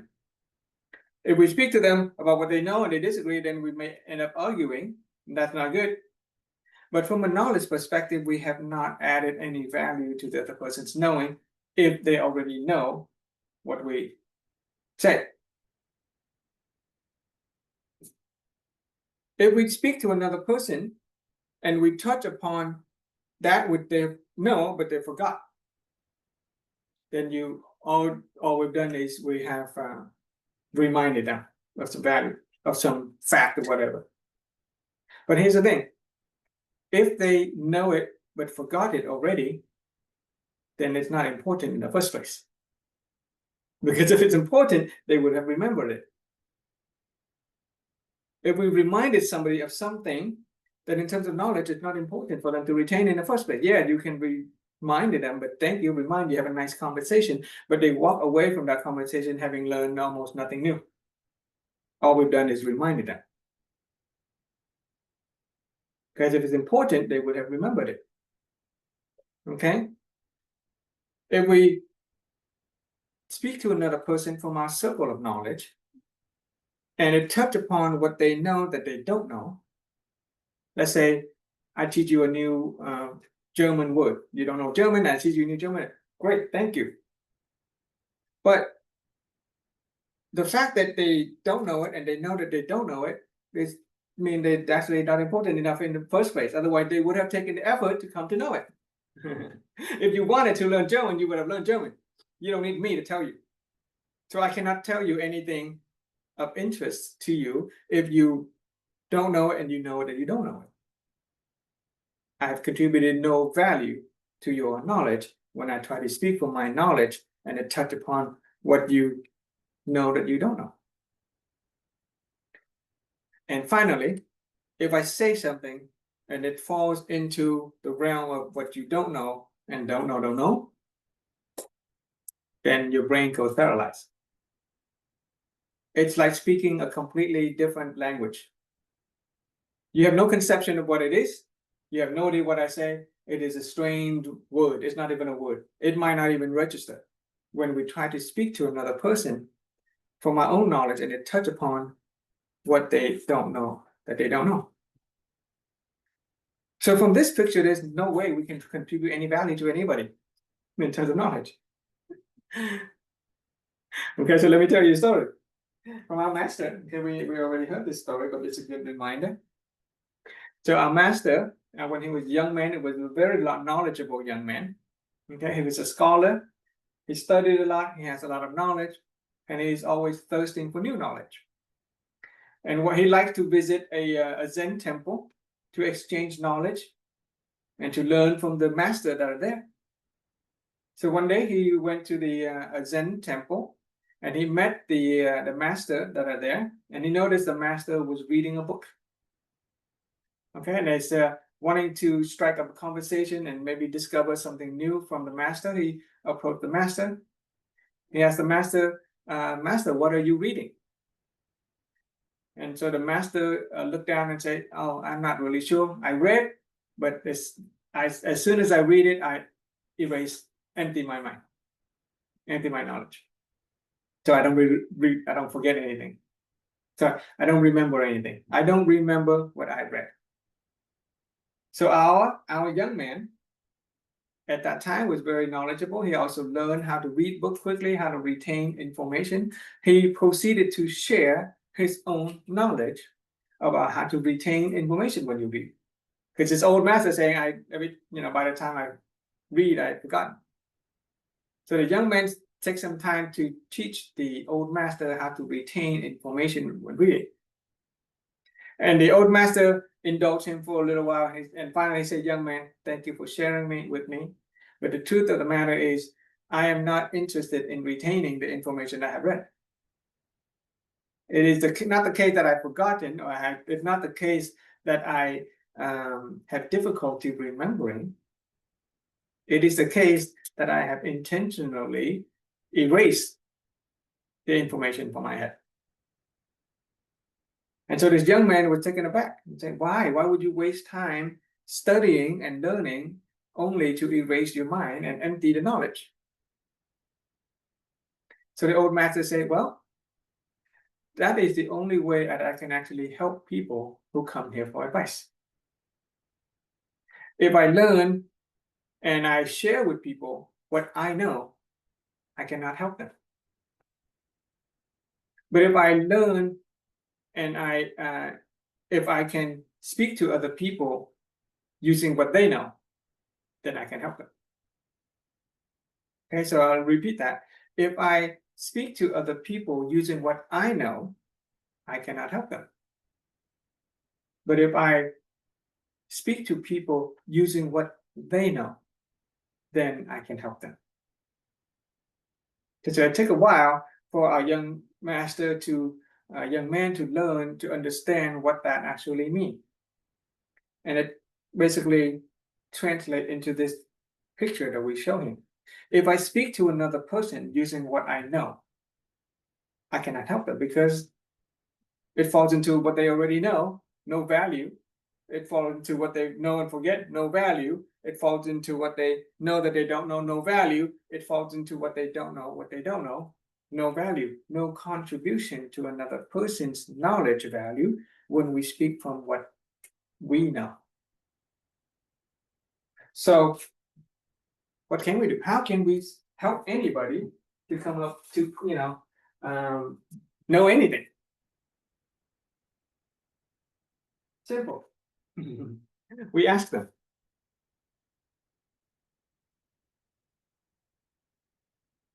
Ask another person with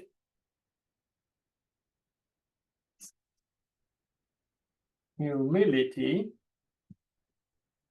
and authentic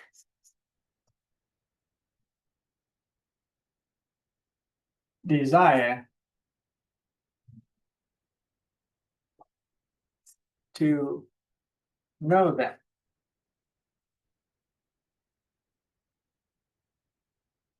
So when the old Zen master said, "I cannot help people if I speak to them from what I know. I can only help people when I speak to them from what they know. Okay, I can only help people when I speak to them from what they know. And in order to speak to another person from what they know, we have to ask them. How do we ask them? We ask them with humility, the attitude of humility, and the authentic desire to know them. Here's what happens. When we ask another person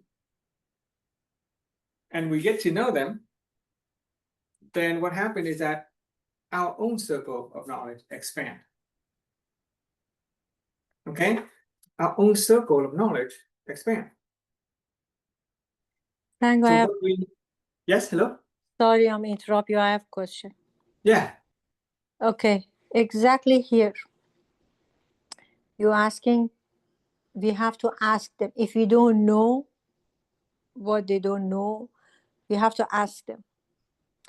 If you know the question that you encourage us to ask, which is I did with many people, because you know my goal was to try to help others, but I didn't know how much they know.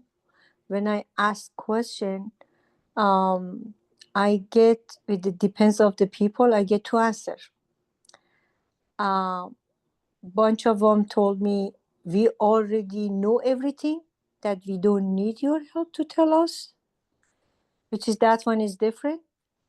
But the another group told me it is not your business which one Yeah. you don't know. Yeah. And then yeah, the answer is you have to be silent and then leave them alone, right? But it's not gonna help. What is the another question we can ask? It's mean, if they're gonna say this is not your business, then what we have to do? Really just give up, be silent, and pass away? Good question. Yeah. Okay, if a person says not your business, then it's not your business. If you stick with the program, there will be a point where we will share with you how to transform another person without Yeah. saying anything. Okay, so in this philosophy, there's a way to help another person's transform without doing anything. Yeah, you can actually do that. Okay. And in fact, in this philosophy, you will discover that if we try to change a person, even include giving them knowledge, if we try to change a person, that is the beginning of suffering. Not like And that. if we try to change another person, that is the beginning of suffering. And if we're initiating suffering, then we cannot help anybody to escape suffering. That's true. Yeah. So But be a little patient. yeah, but if our goal is going to be just give them the hints to start to open their eyes and they Yeah. to get the knowledge, Yeah. but they didn't give us this chance even started. See, human beings, the thing is, human beings are very receptive, more receptive and more sensitive than we think. Oftentimes, when we're asking a person, we may not be asking with the humility, humbleness, and the authentic desire to know them. Part of us may be asking a person a question in order to change them. They can sense it. They can sense that we're trying to change them. They're trying to persuade them of something. We're trying to fish for information. And so they'll tell it's none of your business. They can sense it. But in this philosophy, later on, we're going to learn how to achieve a state of serenity and inner peace, okay, a state of balance, so that when you do ask, it really is humility and authentic desire to know.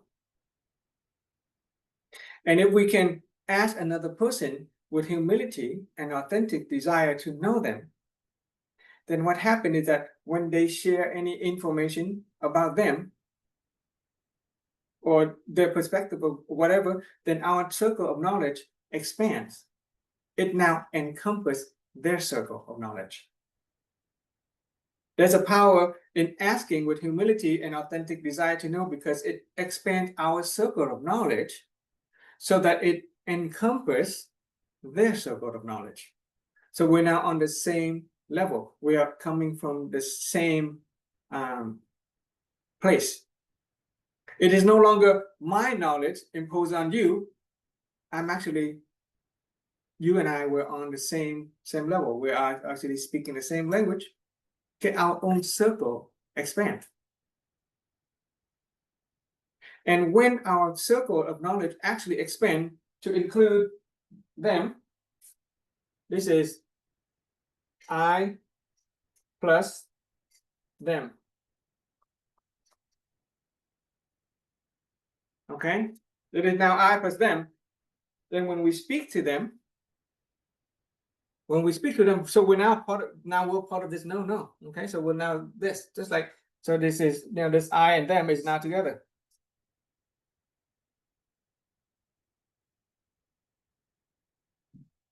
So we have the same knowledge as they do, and so we can afford to help them, remind them of the things that they have forgotten. We can tell them things that they know but they don't know, and we can even afford to approach things that they don't know, they don't know. When we approach from the circle of the mutual knowledge, and we tell them about things that they know but they've forgotten, then we have essentially expanded their circle of knowledge. And when we tell them about things that they don't know, we have expanded their circle of knowledge. So we come back. And we can even tell them about things that they don't know, and we'll expand their circle of knowledge. But their circle of knowledge is now also our circle of knowledge. And the only way to get into another person's circle of knowledge is to ask with humility and authentic desire to know them. We have to suspend our desire to change another person. Okay, suspend our desire to change another person. We can start practicing that before we even begin to tell people about things that they forgot and things that they don't know.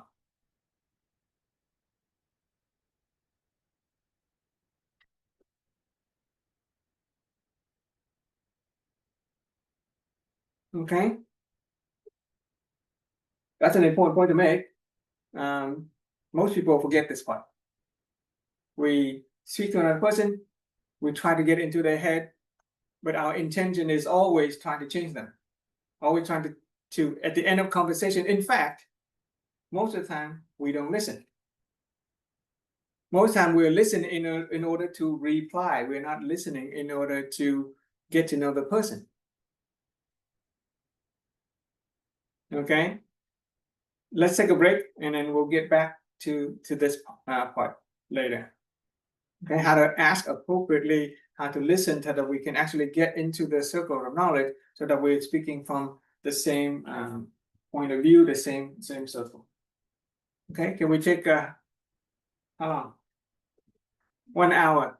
It is now 12:07. Let's get back at 1:07. Set your alarm, okay?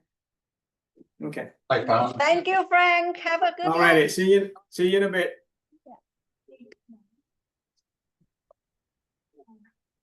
Okay.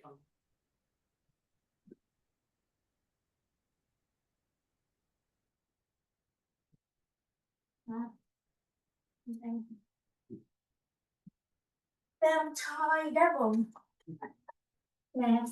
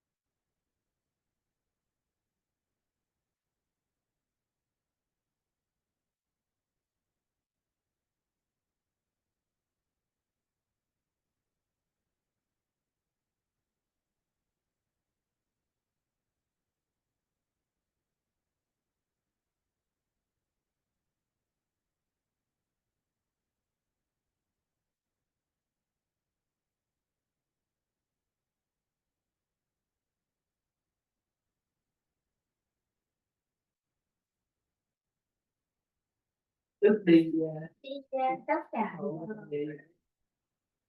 đi cũng sẽ cái món này ăn chung cái món của mình.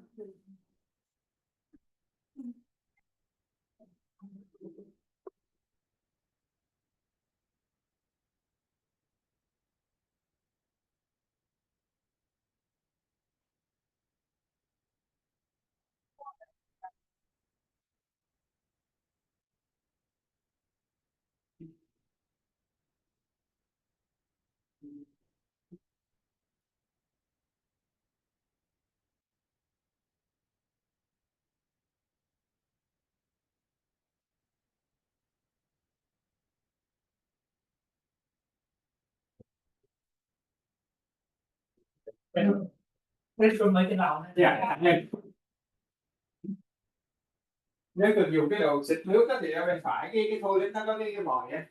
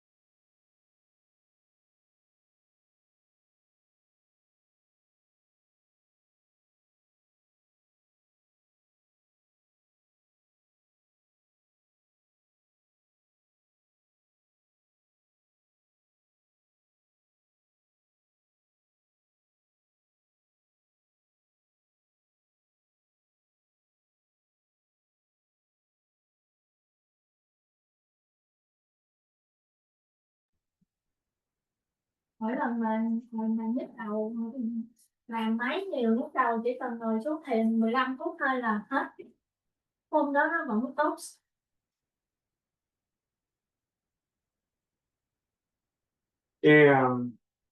Cái học hỏi kiểu này ngủ có mấy tiếng đồng hồ một ngày mình không có cái thiền đó mình đâu có đủ nói nổi đâu có hệ thống bình phục lại nổi, nó cân bằng nhanh hơn bình thường.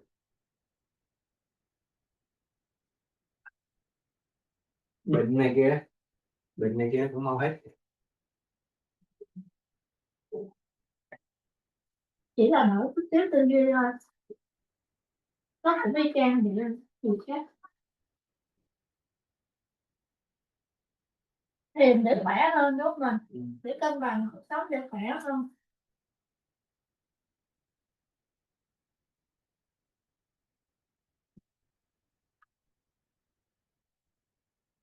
Để đi anh.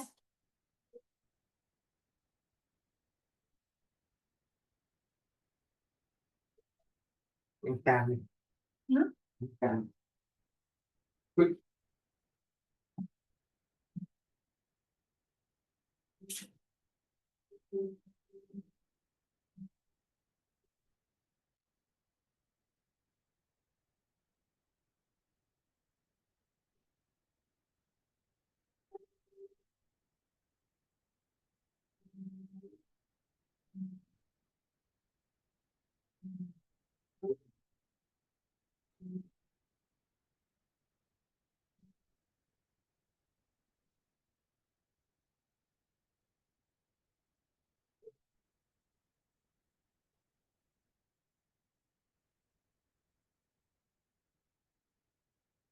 Hey guys, everybody back?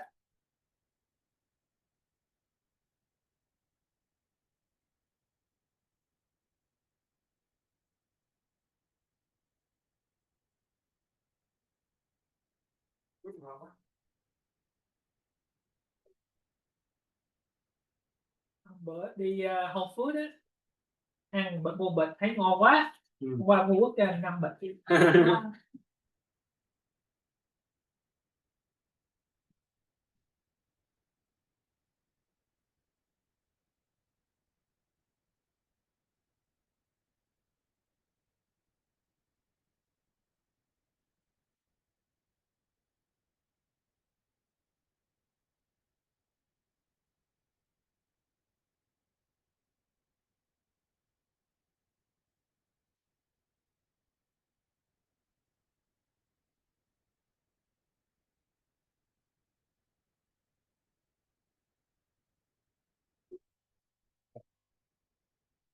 Talk a little bit about listening.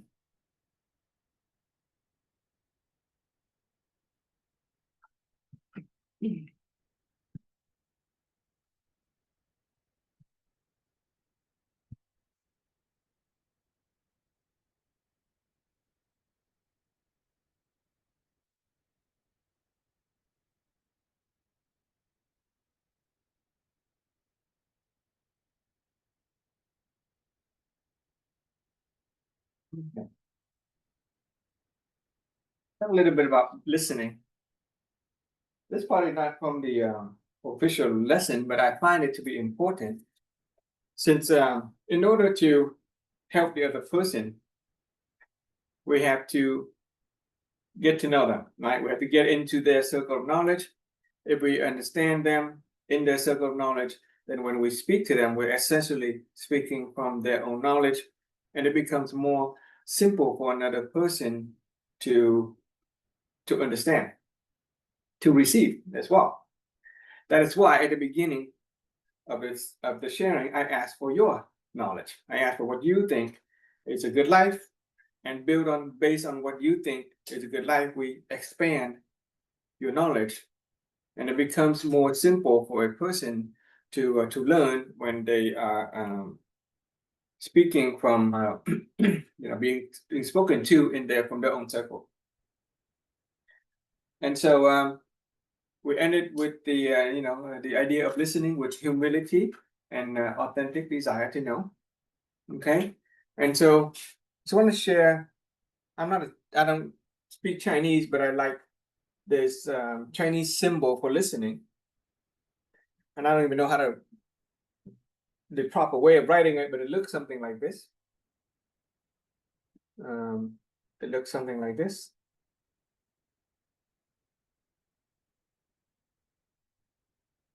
Okay, let me look it up to make sure.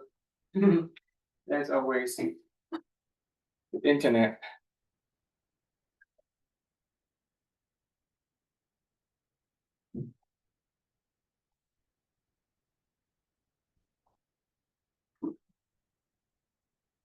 Um,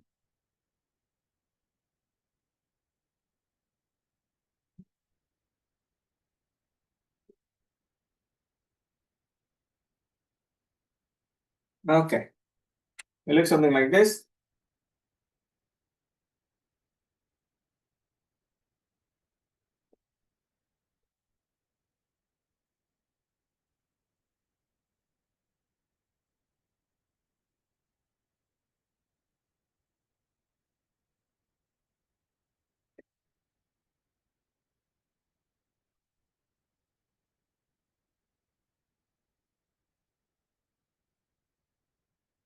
Okay, looks something like that. This is a Chinese word to listen.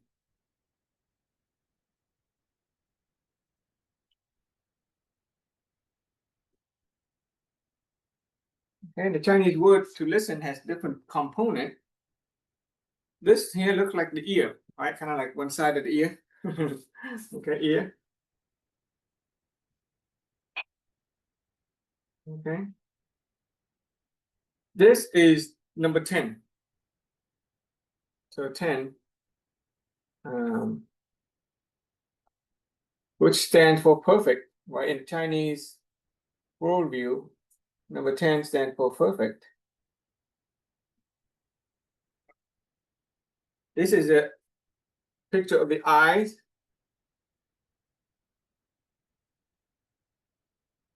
This one horizontal dash is number 1. That stands for unity.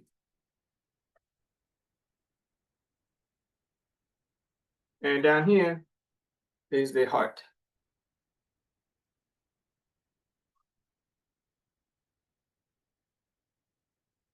Okay.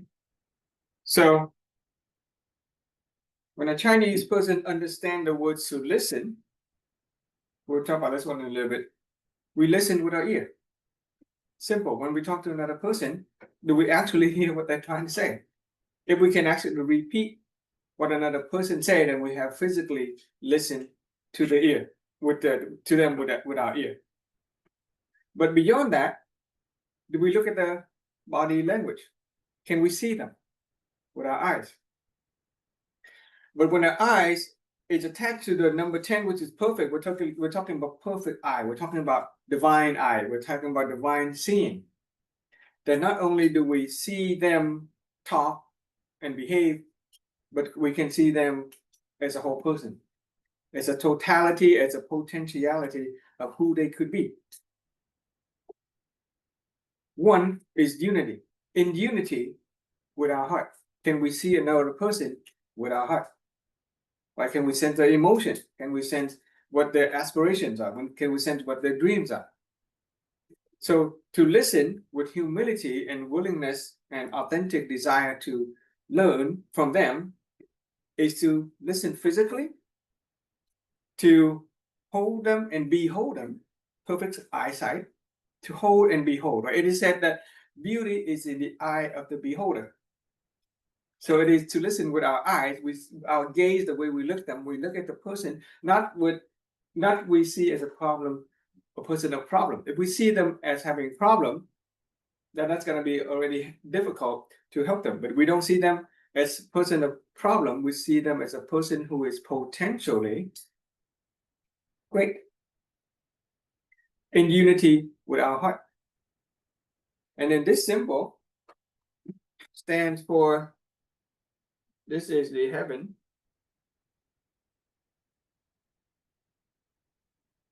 The middle one is humanity.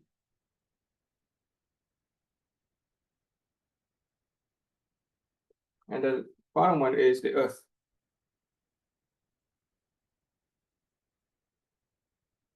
and a vertical line connecting heaven, humanity, and the earth. That's the sign for a king or a leader.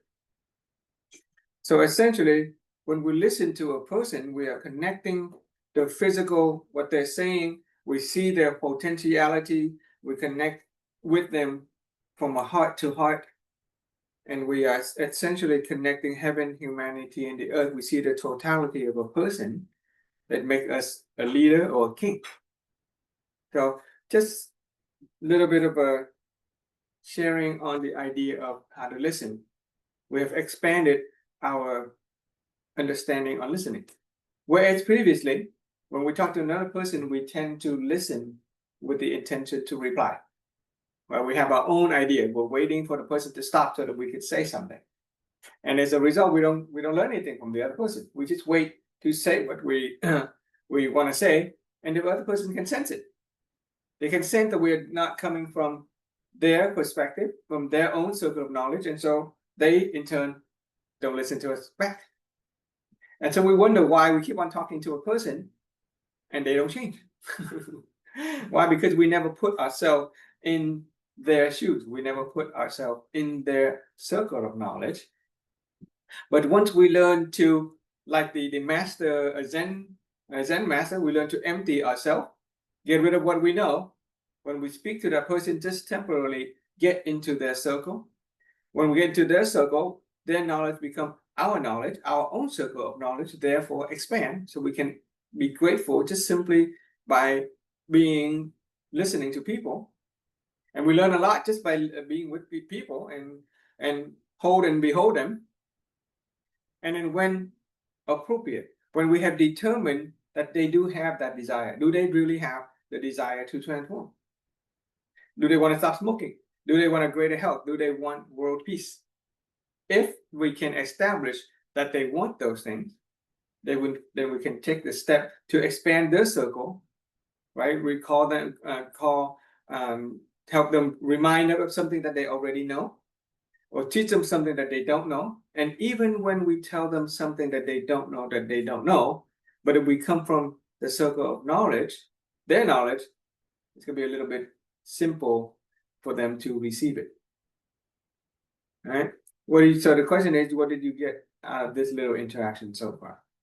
So I always have to check in your circle of knowledge. See if I get my point across, see if I'm in your circle of knowledge. What do you think so far?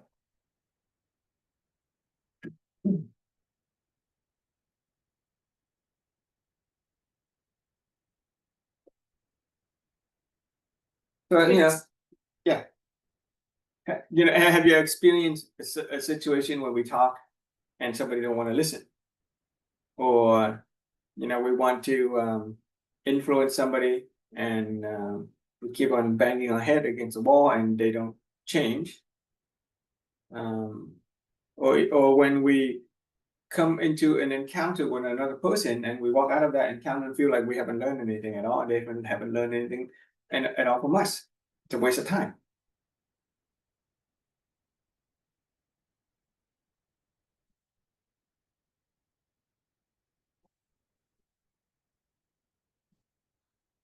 Do you want to share your mental activation with this one? Any new lesson? Any new insight? Did you experience any aha moment from just this little picture?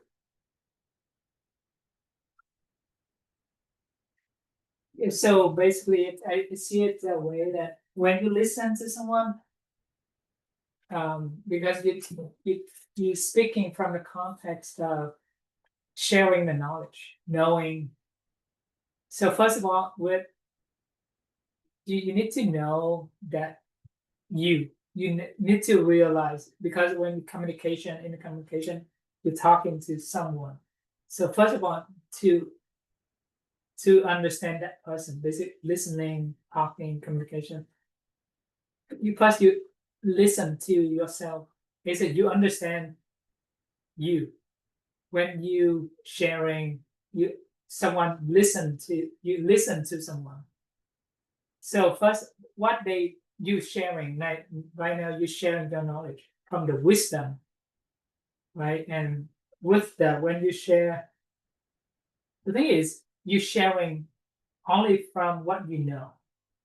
Yeah. And the person who receiving, they don't know. First of all, they know what you, they might or not know what you're saying, right? That's why communication to you, basically you prompt, you kind of probe them in a way that you want to know what do they know, what the other, your the audience, what do they know? From that, you gonna share what's you're gonna use their what they know to point to the thing that they forgot or what they don't know. And you, so first of all, you basically you need to know what the inside of. And anyway, this you listen from the within and then you share. Yeah, it's like for me it's like 10 eye sizes is perfect.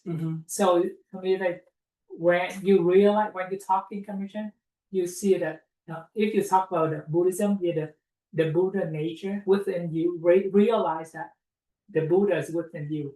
If you're talking from the context of Christian, the Holy Spirit is within you.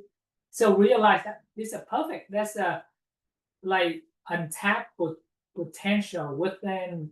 That's a human being just to be unlocked, you know. And one part would say, I say that because context of consciousness, we are all one in a way. If so, you talk about heaven, humanity, earth. This is 3 realms of, you know, this in the context of the Buddhism, there's 3 realms. So I when you explain the listen the word Chinese, because Chinese very crowded in Buddhism in a way. Okay, represents to me. Yeah. So thank you for sharing that. Now that you share that, I understand more deeply how you understand the word listening. And then so the next time when we talk about listening, I have an expanded awareness of it. Yes. And I can appreciate it, and then it will make it more simple for me to communicate with you. Yeah. Right. And so, what's useful about this is that there's a formula. Now that we understand a person, now that we know what they know, there's a simple formula to help a person transform. Okay. If we still want to transform them, if we still, let's say we have established the desire of a person, we need to establish several things about the person.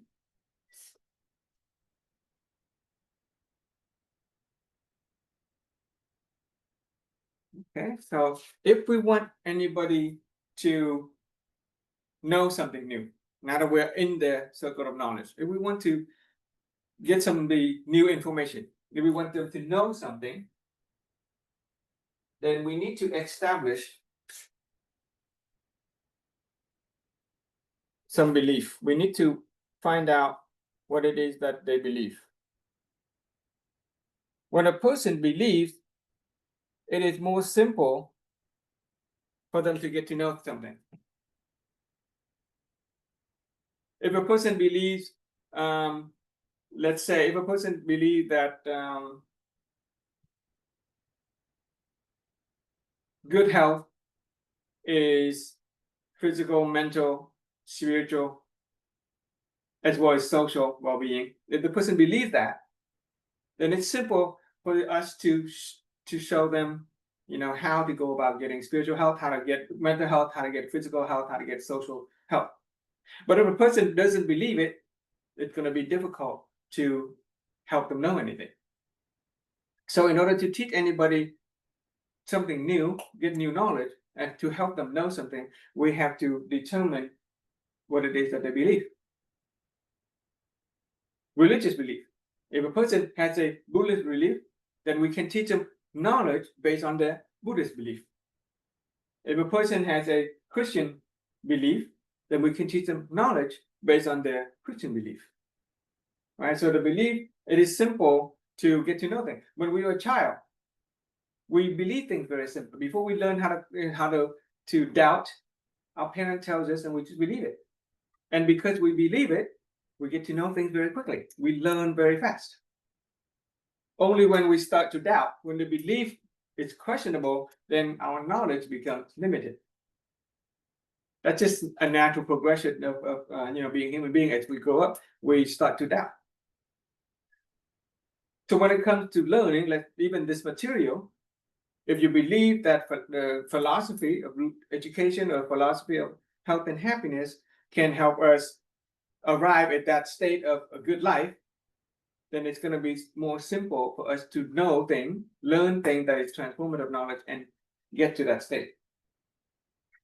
If somebody already have knowledge, if they already know,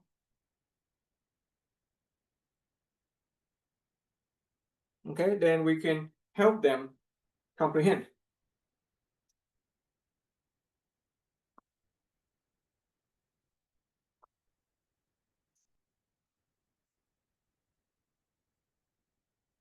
So let's say our child is trying to learn algebra. Before they ask help to do algebra, well, first we have to establish what do they actually know about math. Do they actually know arithmetic yet? Can they plus and subtract? Can they make division and multiplication? Once we establish that they know simple arithmetic, then we can help them comprehend more abstract things such as algebra. But if we don't establish what they already know, we jump in, we try to make them understand something, right? Has any of us ever tried to explain something that people simply don't get? Well, it's not the problem, it's not them who don't get it. It is because we, the person who is trying to explain something, don't know what they know yet. So we have to go back and establish what the person already know so that we can move them to the next step and help them comprehend. And then earlier we already talked about realize. Right? If we want to help a person realize something,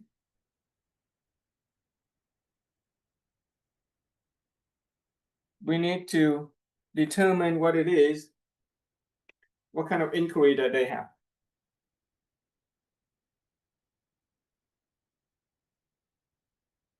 Okay. And here is important because a person's direction of inquiry, positive or negative, which means aligning with their desire or go against their desire, is going to determine the direction of realization. So before we can help a person come to a realization, whether it's with respect to their health or their social relationship or world peace, then we have to help a person ask the right kind of question that align with their desire, determine what it is that they want. And of course, desire.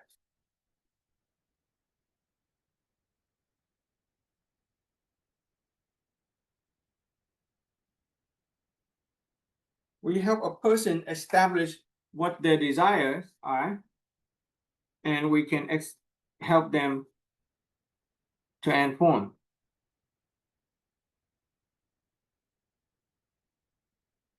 And the beauty of it is that sometimes a person can experience transformation even without realization or comprehension or knowledge. They just transform based on desire. But for some people, they want to know.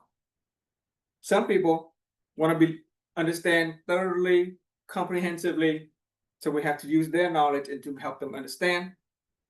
Some people have inquiry they have been asking for a long time, and we just help them answer that. And some people, all we need is to help them establish their desire. And the moment they realize the desire, the moment they, okay, that's what I want health instead of illness. I want peace instead of war. The moment we can help a person establish their desire, then it is a simple matter to help a person transform, which you change the way they think, change the way they behave, and then experience new reality. Okay? In other words, if I can speak from another person's circle of knowledge, that circle of knowledge include what they believe, what they know, the kind of question they have been asking, and the kind of desire that they have, then I can help them know more and transform. But if all I have is what I know, and I don't consider what other person know, then it's gonna be harder. That's why it is a principle of, alignment with desire. The principle of asking and inquiring and transformation. We go along with the river and we go from point A to point B, very simple. The other way is to go against the river and butt our heads against the wall, as we have done many years. But in a short amount of time, once we understand its principle, it becomes, things tend to be lighter and more simple in interaction with other people. And when we get into a person's circle of knowledge, what we're actually also doing is when we are improving our affinity with the other person. It is that affinity, that relationship with people in the formula of cause and effect. And when we already established that if you have good seed and you plant it in good soil, good people, then we will more simply achieve the kind of result that we want in life. Okay, a good life. Okay.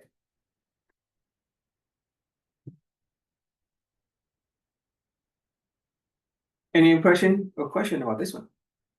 Okay. Okay. Look happy. Okay.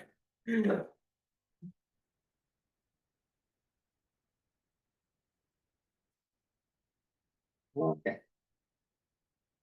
Let's go back to that formula for cause and effect. Okay, causality.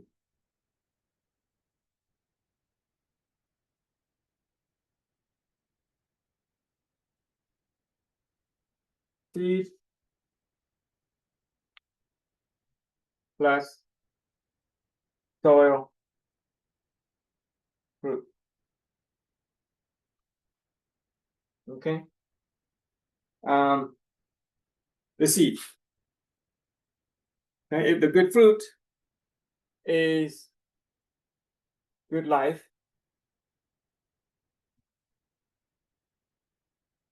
what is the inner seed? Here we said inner state, inner awareness. Awareness.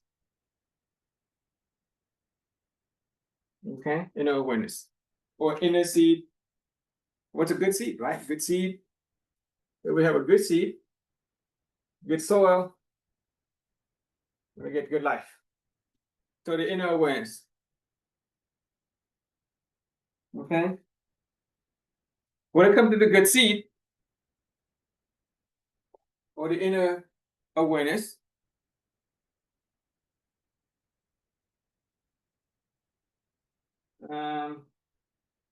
let's just say good seed.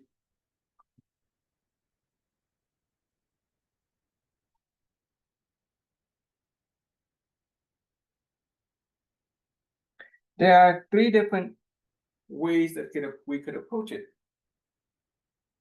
We could approach it from a scientific perspective, where our world is dominated by science perspective. Okay. We could approach it from a religion and spirituality perspective. Spirituality. Right? Some people are spiritual and religious. They explain everything in terms of religion and spirituality. Other people are scientifically minded. And then there are people who are simply philosophical or moral, without specific adherence to any religion or science. So we're going to determine what is a good seed within us that will give us the kind of good life, beginning with the scientific perspective. Okay? Yeah. We're going to begin with the scientific perspective. Anybody familiar with the scientific method? The scientific method is a method that begins with a outcome in mind. Right? A scientist, when they're trying to study some phenomenon in the natural world, that we come with, they come up with a hypothesis. A hypothesis is a statement on the end result of something. And then they go back and they create an experiment and they work step by step logically to arrive at that outcome, at that end result. Okay, so we're going to borrow the scientific perspective. So we're going to begin with the outcome in life.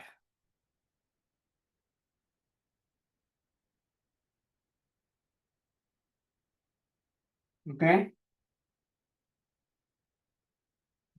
Would you agree that our life situation today, okay, is the outcome in the cause and effect equation? Okay, our health condition, our relationship, our finance situation, our spiritual well-being, all of that is the outcome, the final effect, the fruit that we are harvesting.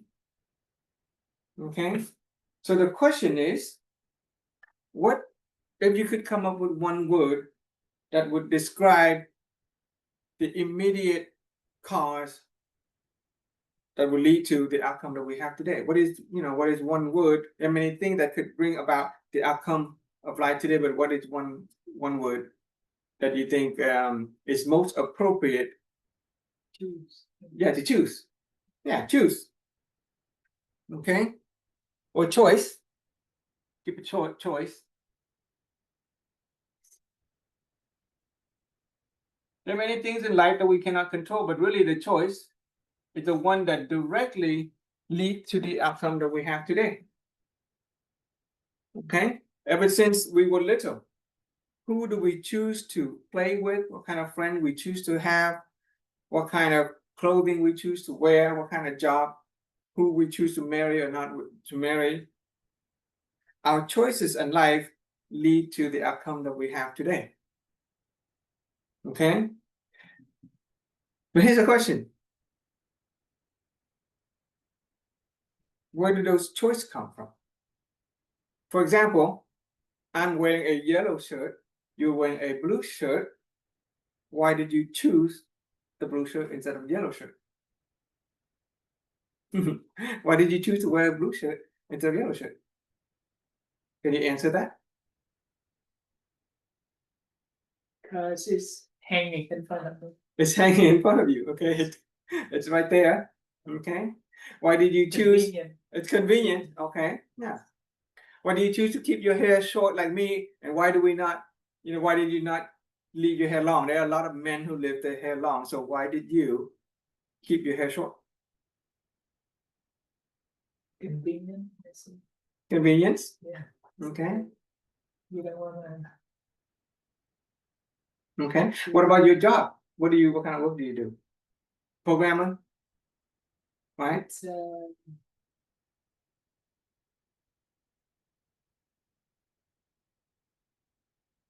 Why did you choose to be a programmer instead of, let's say me, I'm a cardiovascular technologist. Why do you choose to be a programmer?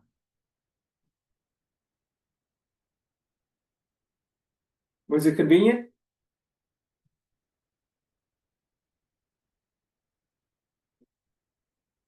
because I like it. Because you like it. Yeah. Yeah. Because you like it. It may not be convenient, because you like it. In fact, your shirt, right, in your drawer in front of you, there are many different shirts. They are equally convenient to grab it, next to each other. Why did you pick that one instead of the one next to it, even though it's equally convenient?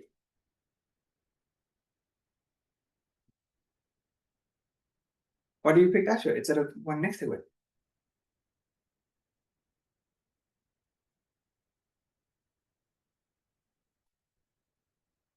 Because I like it. Because you like it. Okay, at that moment. Yeah.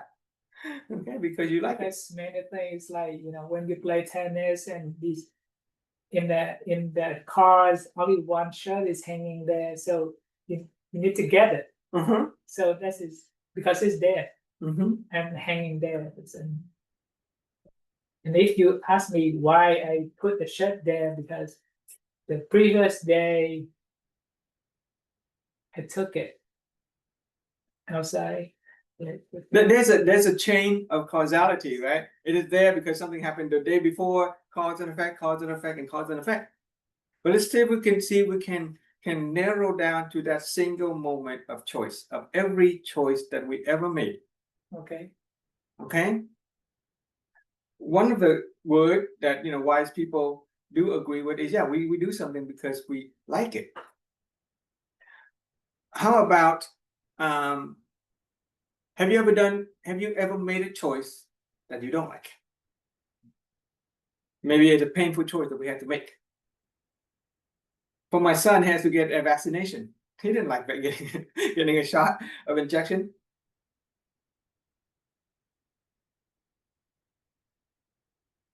Or maybe we didn't, at that time, we didn't even think about liking or not liking it. We just choose it anyway. Why do you think we make the choice that we make?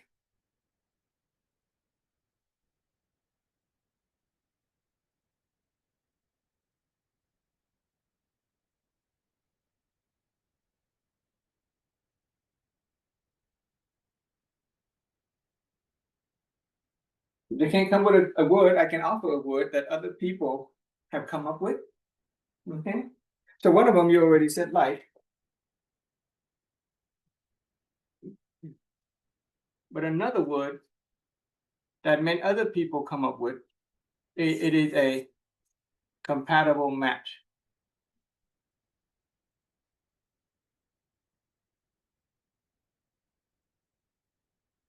We simply make a choice because at that moment in time, it is a compatible match to who we are at that time. Agree. Yeah, it's a compatible match for who we are. And so all of our choices in life come about as a result of whether we like it or we are compatible match with it. Okay, and they directly affect the outcome.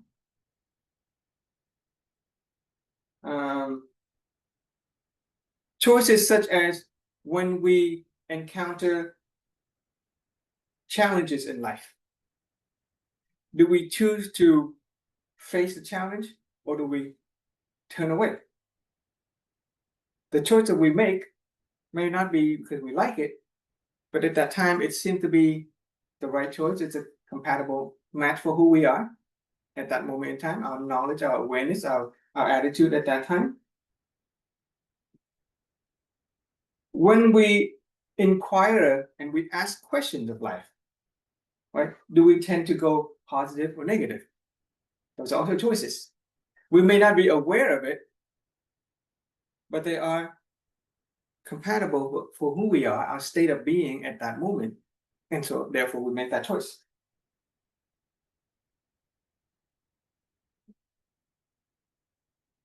So we can agree that choices lead to the outcome in life today. But here's the thing. Human being, has a tendency to acknowledge the outcome that is positive.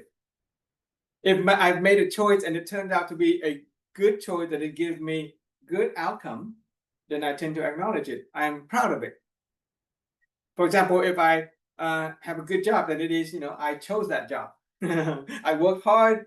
Okay, if I have a wonderful marriage relationship, then I chose that wife.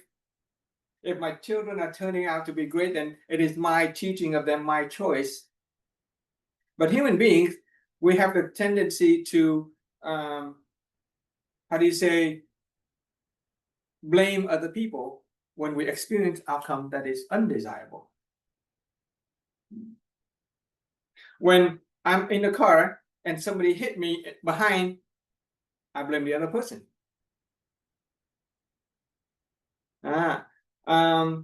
When I get sick, I blame, when my children get sick, I blame the children in school for infecting my child. When I get sick, I blame the patient and other people for infecting me. So human beings, we have this weird tendency to only acknowledge and take credit for the positive outcome, but we blame other people when the outcome is negative. However, when you really think about it, if I was in the car and somebody hit me from behind, well, whose choice is it to get in the car and getting on that street in the first place? It was my choice. If I get infected by a virus that somebody else has coughed, well, whose choice it is to be in that space at that time anyway? It is my choice. So in order for a person to take full control and ownership of our outcome in life, we have to begin to take responsibility for the choice that we make, including the one that turned out to be good or bad. And so in this philosophy, there's a saying, okay, and you should write that down. The saying is, the root cause of life begins with me, but I don't blame anybody. Okay, you should write that down. The root cause of life begins with me, but I don't blame anybody. I don't need to blame other people because the root cause of life begins with me. I choose to be in that situation. I don't need to blame myself either.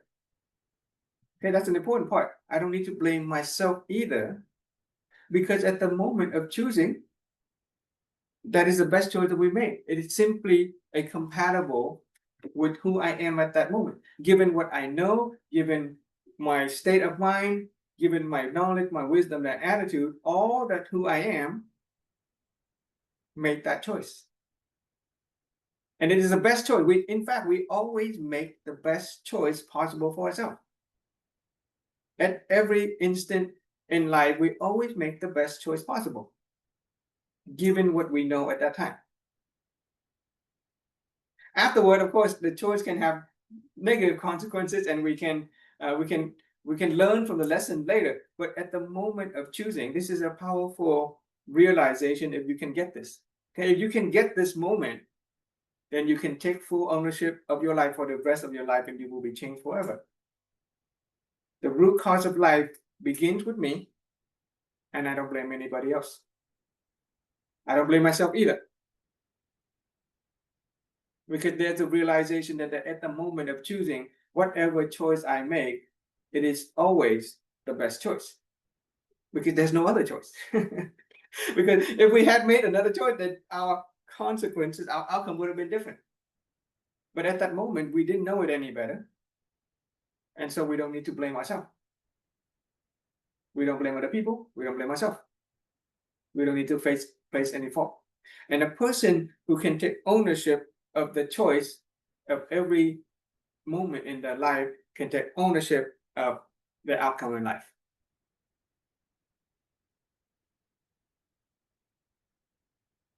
Okay, so if we don't take responsibility for our choice, we're essentially, and we blame other people, we're essentially saying, hey, other people, this is my life. Please take ownership of it for me. Kind of silly. Kind of silly that. For us to blame other people, it is to say that, hey, it's my life, please take responsibility for my life for me.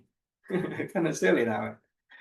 There is only one way to bring about an outcome that we desire, is to take full responsibility of the choices that we make. Those choices can turn out to be positive or negative later, but that's okay. That's a lesson that to be learned. But it's important that we get that the root cause of life begins with me. And that's why this is also a principle. It is called the formula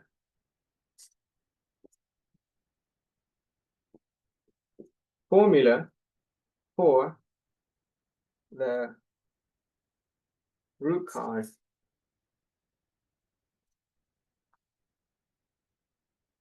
of life.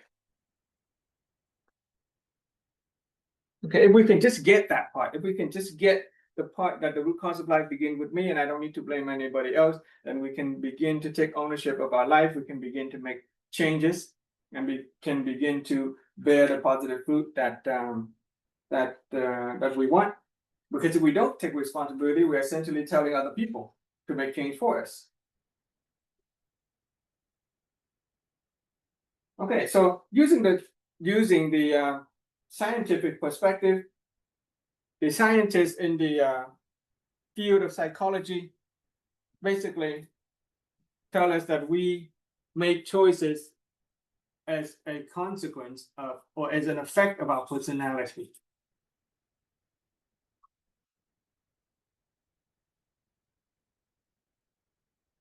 Okay.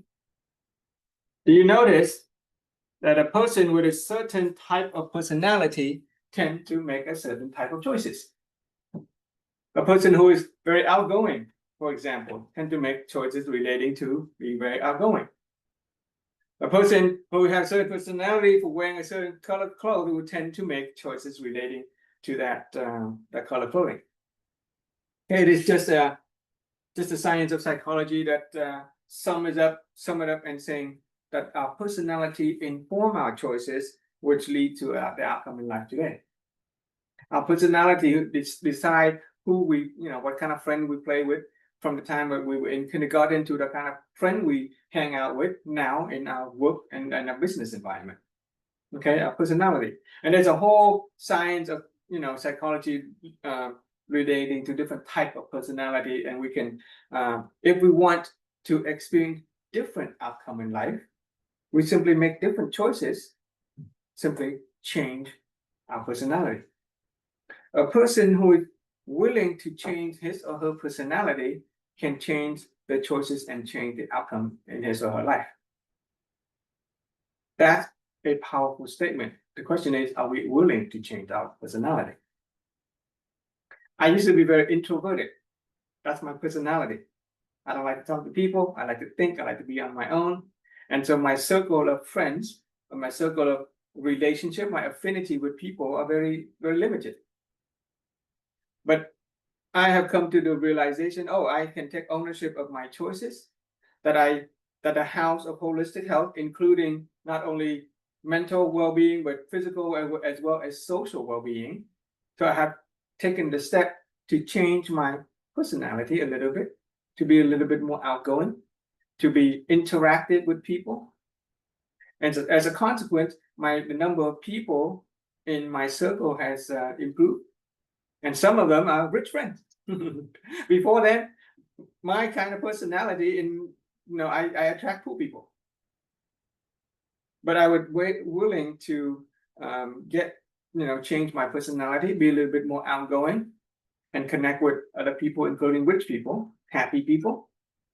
And as a result, I've made choices that are leading me to experience a better life in terms of my physical health as well as my financial health. So personality decide our choice, which bring about our outcome in life. And so where do personality come from? If we are to change our personality, so the science of psychology simply say that a personality is made up of our habits. Okay, our habits. Habit is a set of behavior that we keep on repeating it over and over. And people will start to notice that we have those habits, they manifest as personality. Right? A person who tend to wake up early, for instance, have a certain personality relating to waking up early in the morning. I'm building new habit by waking up in the morning. For the past 2 weeks now, I have woke up at 3 a.m. in the morning and exercise. I have never done that before. And after a while, after hopefully 21 days is scientifically proven that it takes about 21 days to build new habit. It's about day 14 now. Day 16 actually. So if I want new outcome for me, physical health, I need to make new choices. I need to change my personality. I need to change my new habit. So what about a person who, let's say, smoke, right? If smoking, the habit of smoking is once again, the psychologists simply say that if you want to change your habit, just change action and behavior. Okay. So if your habit is made up of your action or your behavior, you gotta change your behavior. If you change the behavior, your habit, your personality will change, and your choices and outcome in life will change.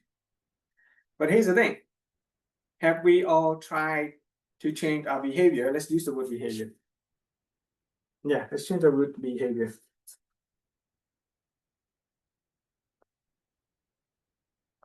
Okay. Have we ever tried to change a behavior or a set of action and it doesn't quite work? Right? We try to change our behavior and it doesn't quite work. In fact, we may have tried to change the behavior of our children and other people and it doesn't quite work. So what is the root cause of behavior? Where does behavior come from?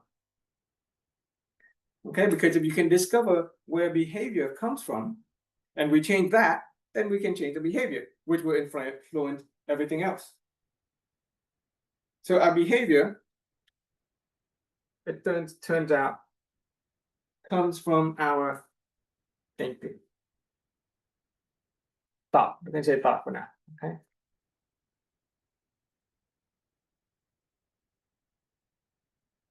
It is actually what we think that decide how we behave. The challenge in the modern world, especially in the business world, is employer will try to manage the behavior of the employees.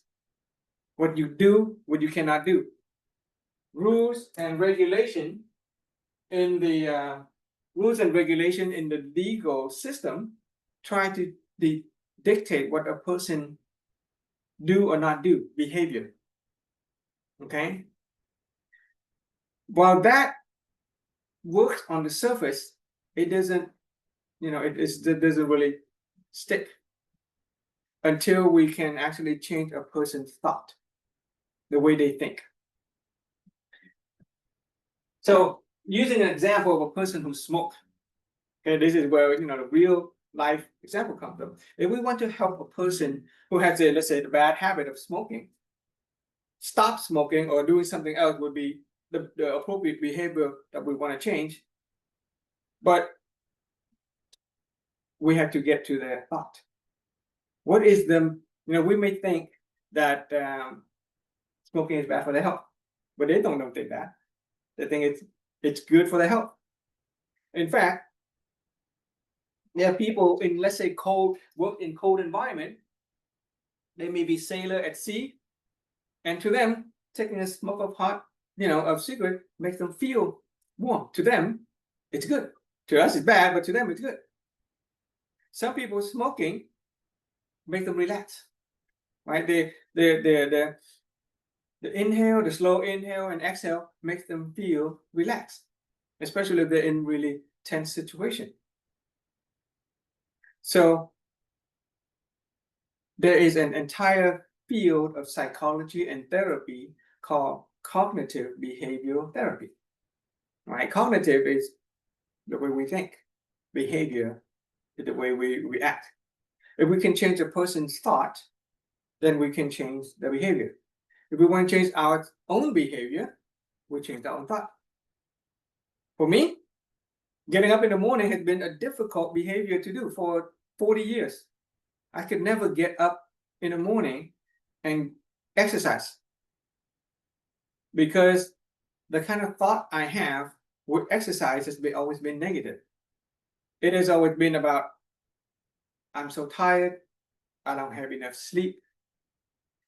Okay, I have to work hard, I have to persevere, I have to fight. All of those negative thoughts make the behavior also negative. I have been thinking along the line of what I don't want. Okay, what I don't want is staying in bed all day long and getting up late. But I've been thinking along the line of what I don't want, or the negative stuff, But when I start to think along the line of what I want, okay, I start asking the question, okay, how do I get up in the morning early and exercise? At first, I don't have the answer yet, but I have the inquiry. I have the thought, okay, how can I get up in the morning early and exercise so that I can be more healthy? And then as I keep on asking those questions, I came up with a realization. For me, the realization was previously I was only thinking about myself. Thinking about myself, my own health was not enough motivation for me. For some people, it's enough. For some people, for themselves, it's enough. But for me, I discovered that if I think about other people, that I can actually change my behavior. I do this for my family. I do this for other people in the community. And so I started the exercise program, the internal body transformation program that I've been doing. Thank you, Mr. Ron, to be my participant. And I think about him. I think about his wife. I think about the people who show up into the Zoom and the exercise, and that gave me the motivation to change my behavior. I started thinking about other people instead of thinking about me. So by changing one's thought, I was able to change my behavior. Eventually, that's going to form new habit. It's going to make me a different personality. It's going to be a person who wakes up in the morning as opposed to be a person who get up late. And that will start to influencing my choice and my outcome in life is going to be the one that involve physical health, physical mental health as well. Changing one's thought. So here's the thing. Where do thoughts come from? Right? If all you got to do is change your thought, but how come it's take me so long, take me 40 years to change my thought? So there's got to be something else even deeper than the thought. Okay? And it turns out that the deeper stuff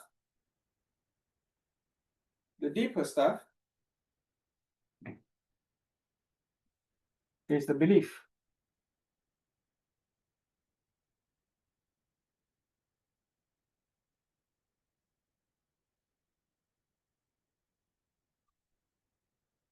Okay? Our belief shapes our thought.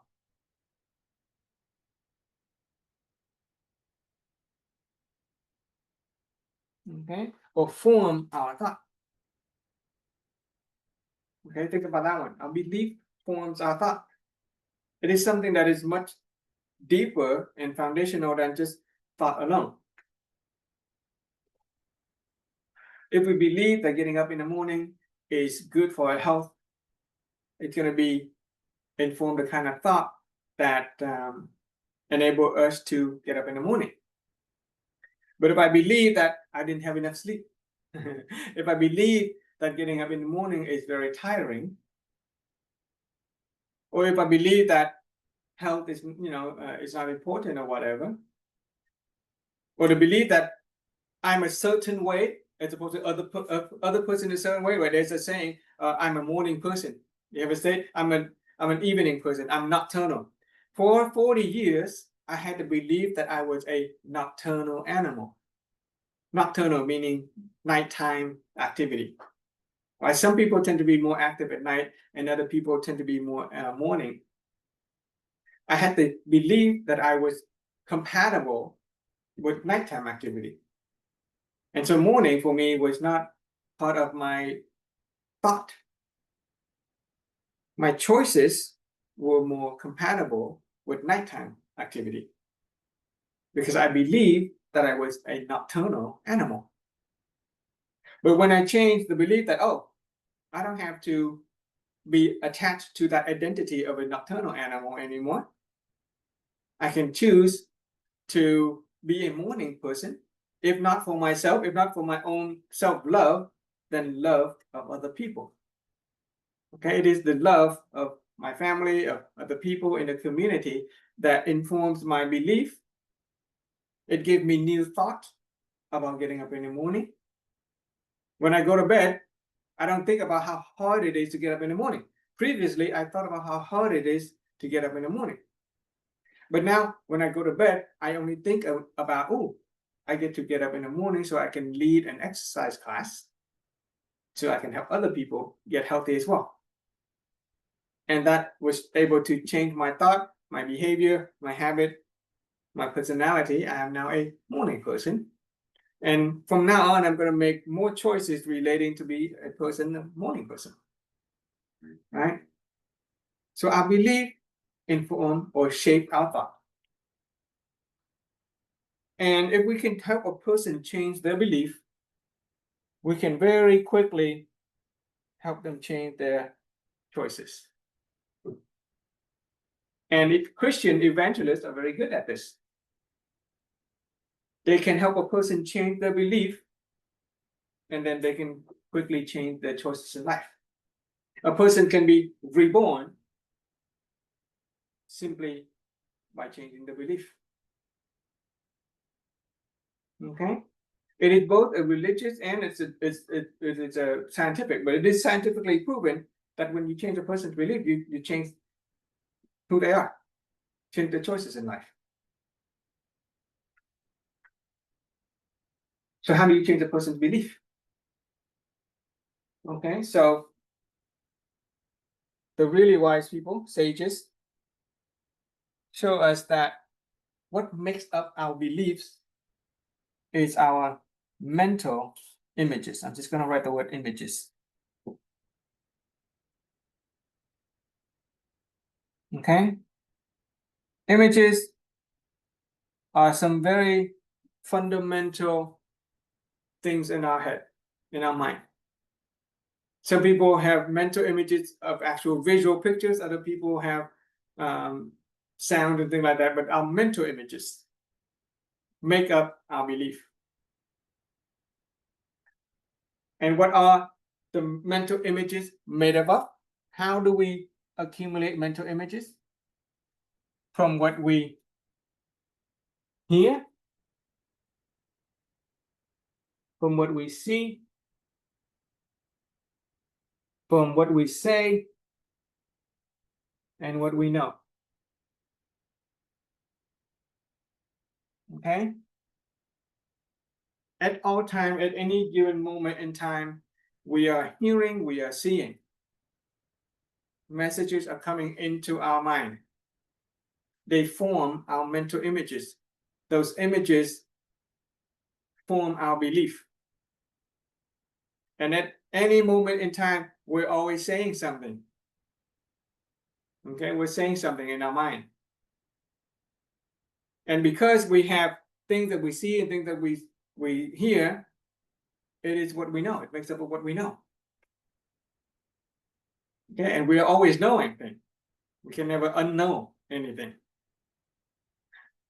They make up what we refer to as mental images, and those images determine our belief.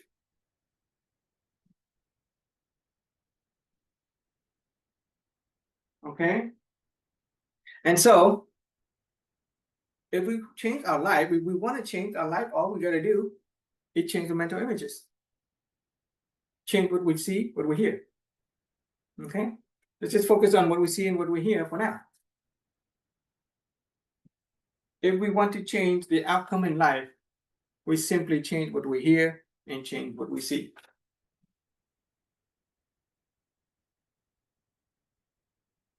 I can prove that to you. Okay? You like to see how we can change our life? So let's start with this.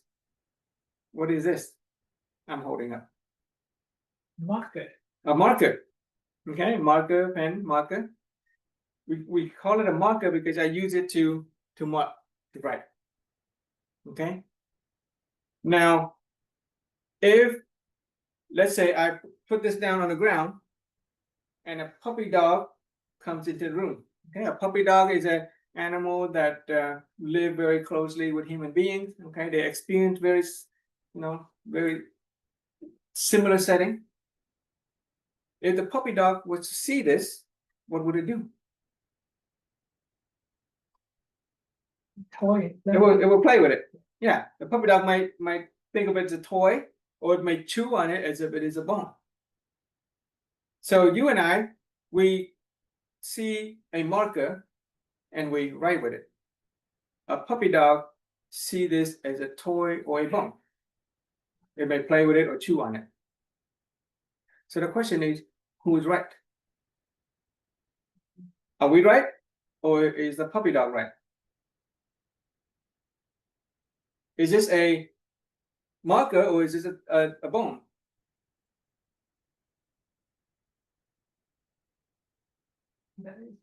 So from I see it, right? So there's no right or wrong. I'm not saying, but So no, but no, if you I just answer the question. Yeah. If there's no right or wrong, then we can both be right. no, we use that to write on the board. If we Mhm, use yeah, we use it for right. the dog, it uses a bone, Mhm. a toy. Yeah. So that's it. Okay. Yeah, I would say. Okay. Good. Okay. Good. Good. We're getting really close. Yeah, yeah. Yeah. Your mind is pretty open. Yeah, that's good. And so, let's say that I put the marker down. Yes. Okay. And you and I leave the room, Yes. and the puppy dog also leave the room. Okay. Nobody's here anymore. Yes. What's this? Then Is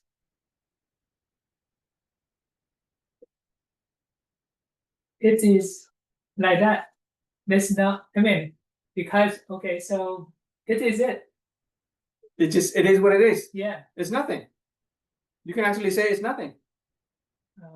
Not because it doesn't exist. Not because it doesn't exist. It's Okay. real. It's there. It's there. It exists. Yeah. But it is nothing.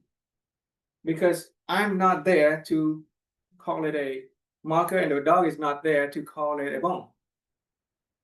In other words, when there is no person or no observer, then it is nothing. There's no meaning to it, right? The meaning comes from the observer, Okay. right?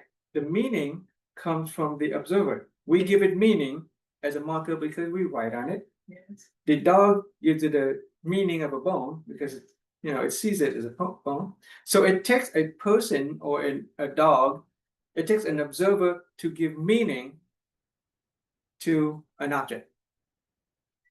Okay. It even takes a observer to see it as an object, because an object is a human conception.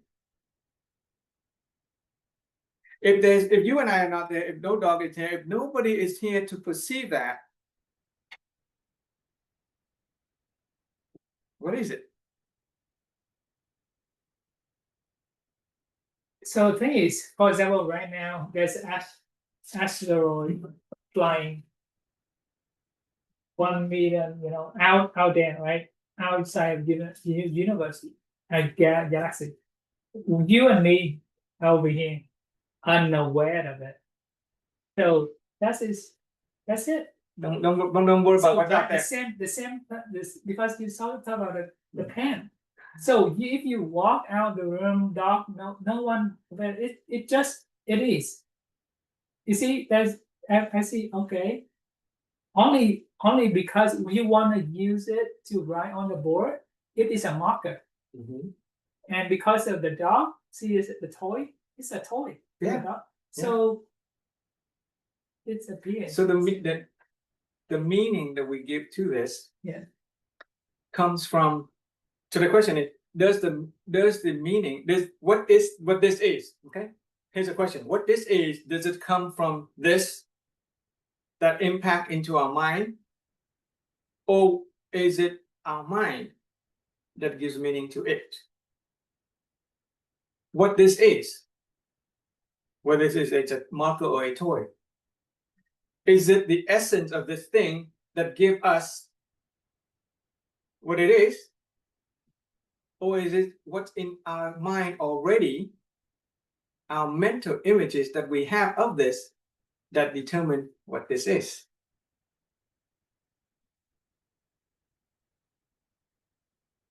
The thing is, for me, for me, I see it, right? So, for example, you give me the pen, okay, because we want to use it to write on the board. That's So fine, we yeah. say the pen. Yeah, because we have a preconceived notion that this is a pen.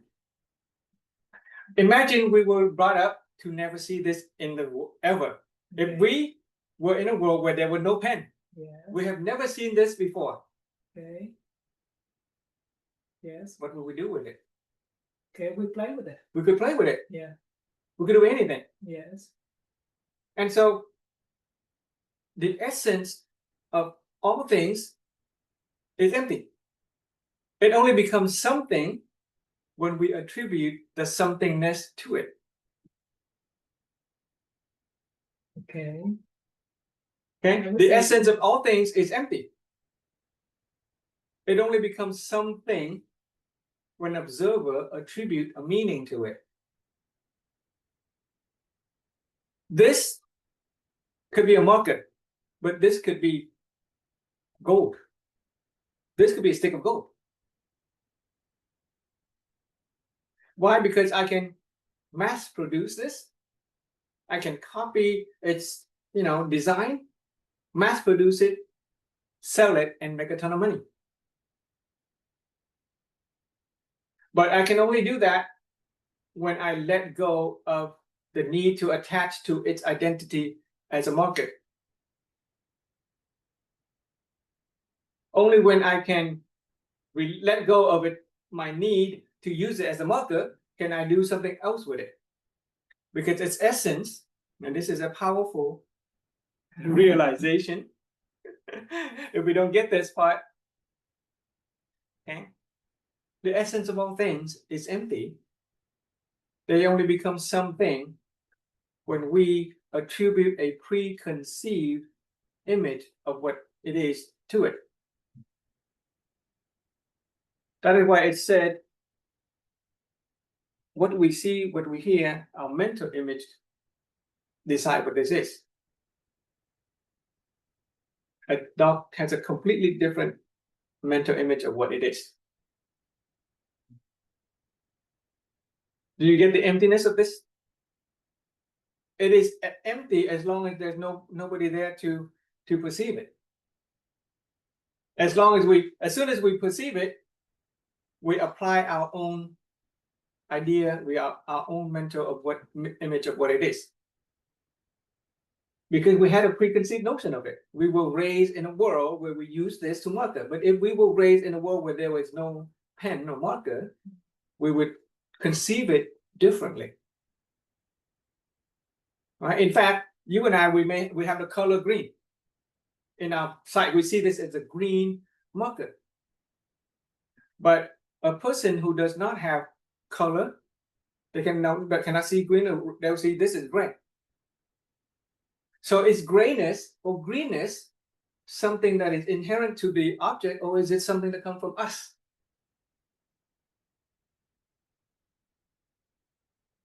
Right? It is our own seeing that determine how we see an object. Okay, our own mental image, our preconceived notion of something determine what it is.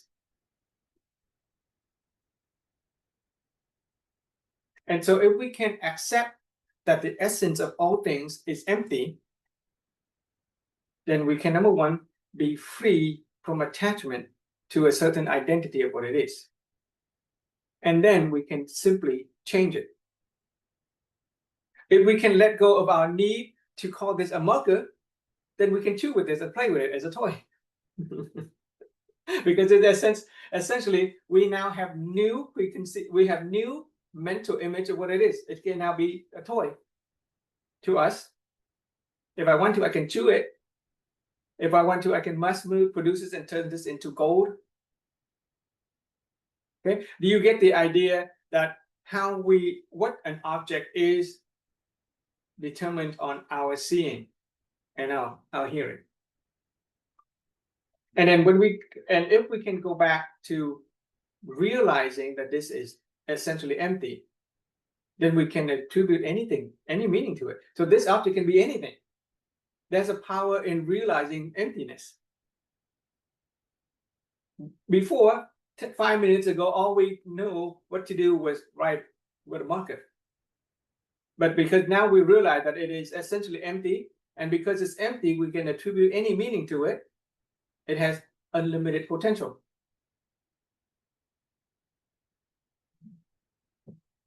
Can you start to see the potentiality of this pen? I would say it is more about the utility.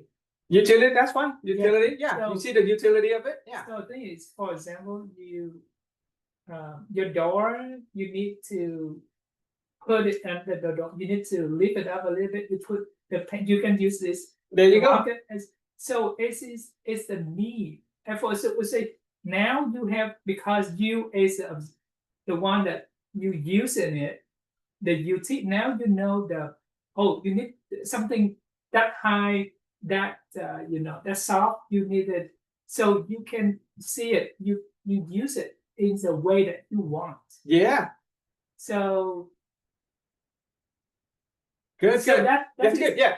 Good. Many utility. Yeah. This is because we have it. Yeah. We can use it. Yeah. So So when we have a need for it, mm, we have a desire for a certain use, yes. and so we attribute a meaning that is alignment with what we desire.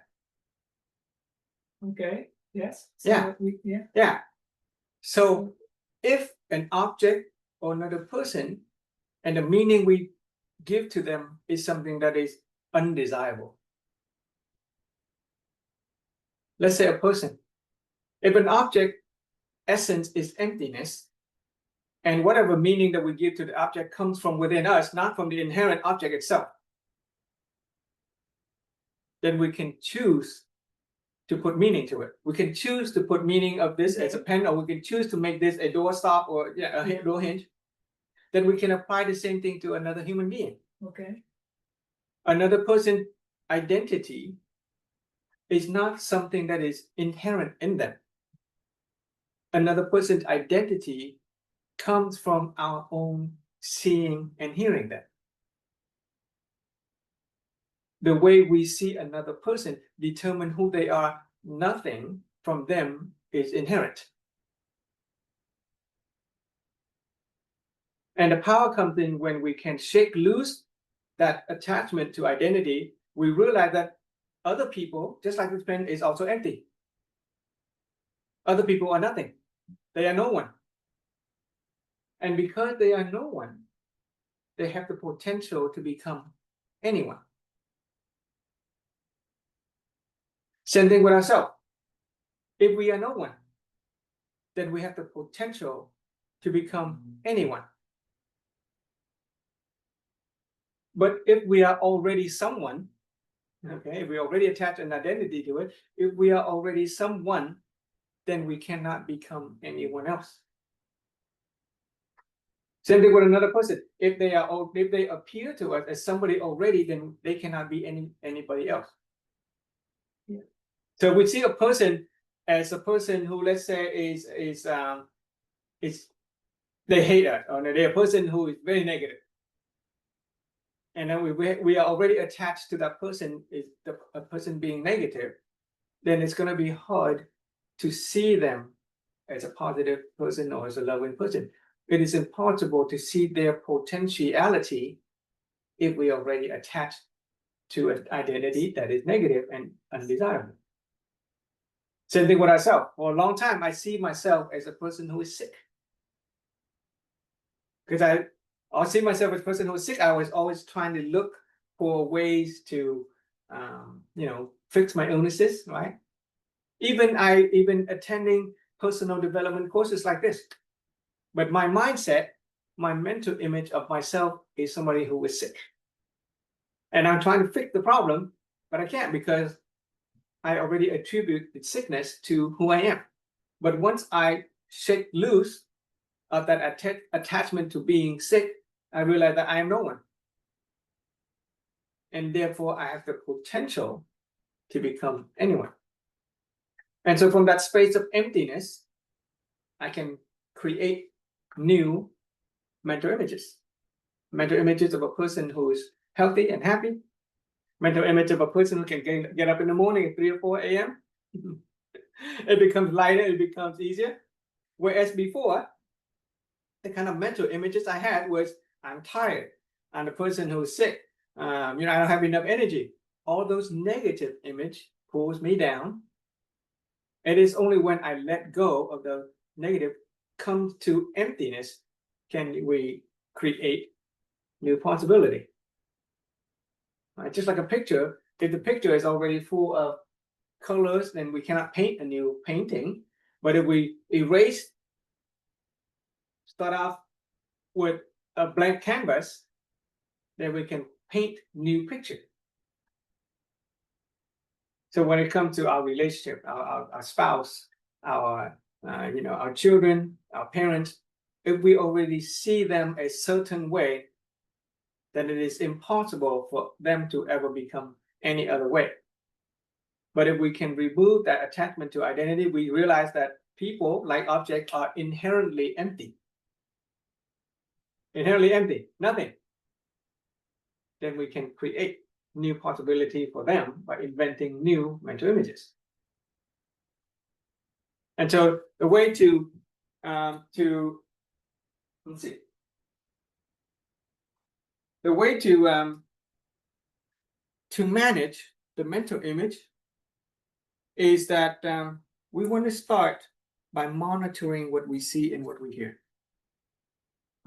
We have a human being, we consume not only food and water, but we also consume news, we consume information. We start to pay attention to what we hear and what we see. We can monitor it. And we have the choice of changing what we say and what we know. If we say that a person is upset or angry, then yeah, that is our mental images. We cannot change anything else, but we can change the way we say about ourselves. We can change what we say about other people. Then we can begin to change what our images look like about ourselves and about our people. That will eventually inform our belief about ourselves and about other people. And it will go straight to us making new choices, and we get a new outcome in life.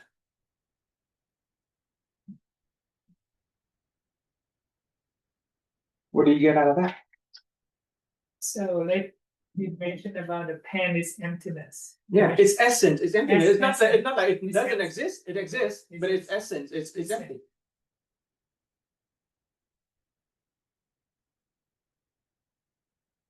So you mentioned this can be the utility. This can be anything. It can be anything. It could be utility. It could be anything. Yes. So it's only used to be certain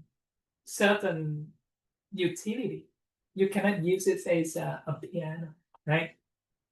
You can use it under the door, put it there, you lift up a table, you put under, you write on the board, you can use it, but you cannot do something you cannot use to cook something. I can use the cook if I want to. I can use it as a chopstick. Yes, correct. But you cannot use it as a piano. Mm-hmm. And Okay, but what's your point? so the what's your point? is because you see its emptiness and it can be anything. Mm-hmm. I kind of that's it. My question I'm asking myself. Yeah. Because you saying something, right? So I first I need to understand from your point, and then you ask myself a question. Okay, so it can be used as a writing. Can it use for anything? So I'm asking myself. Yeah. So the thing is, I have this is like cannot be a computer. Mm-hmm. Well, because think about it. Yeah, So- because you're already attached to the idea that it's a pen. Okay, so it can so I can use it under the table, put everywhere. It's like, but in reality, can it use as a piano? Well, before we create Because- new image of a piano, before we can create a new image of this as a piano, we have to get to that state of emptiness first. Okay, so it's emptiness. That means Yeah. it can be anything. Well, first of all, is it even empty for you? Well, if we're just saying that just word, that's not the same thing. If this is empty, this is empty, it is empty. Well, I can say this is nothing. Or this is a pen. This is nothing. This is a pen. This is empty. This is a pen. But after a while, the word nothing is just a word that you've associated. It's an identity. That's just a name that you call it. But have you, for yourself, realized as a reality that this is, in essence, empty? It is empty and it is meaningless. It is not about what I tell you. It is not a word play. It's not even a philosophical discussion. It is a realization, a state of being. Can you actually experience this pen as not this pen? It is empty. Because only then can you create any new possibility. You see, at first you give me a story about Mhm. okay, what is it? It's a human being. We see it in market. Yeah. And for the dog, it is a toy. Yeah. So you give that example. Mhm. So and then you draw a conclusion. This is for different point of view, right? This is in essence, this is emptiness. Well, it is empty when And we it are not there. It could be anything. Is Yeah. then the manifestation of the pen could be anything. Yeah. So I'm asking myself, okay, so because what about, because for me this is a utility. This is because we're human. I need it to be used in this area, to be in that. It's a utility. We created a pen. Yeah. Right? So it's not if we don't need a pen in the way that we able to communicate with you by telepathic, just don't need to write anything. So we don't need a pen in that way. In another planet, they don't need a pen, for example. Mhm. So in that way, the pen, we don't need a pen. It's okay. So because you say that the pen is emptiness, in essence, is so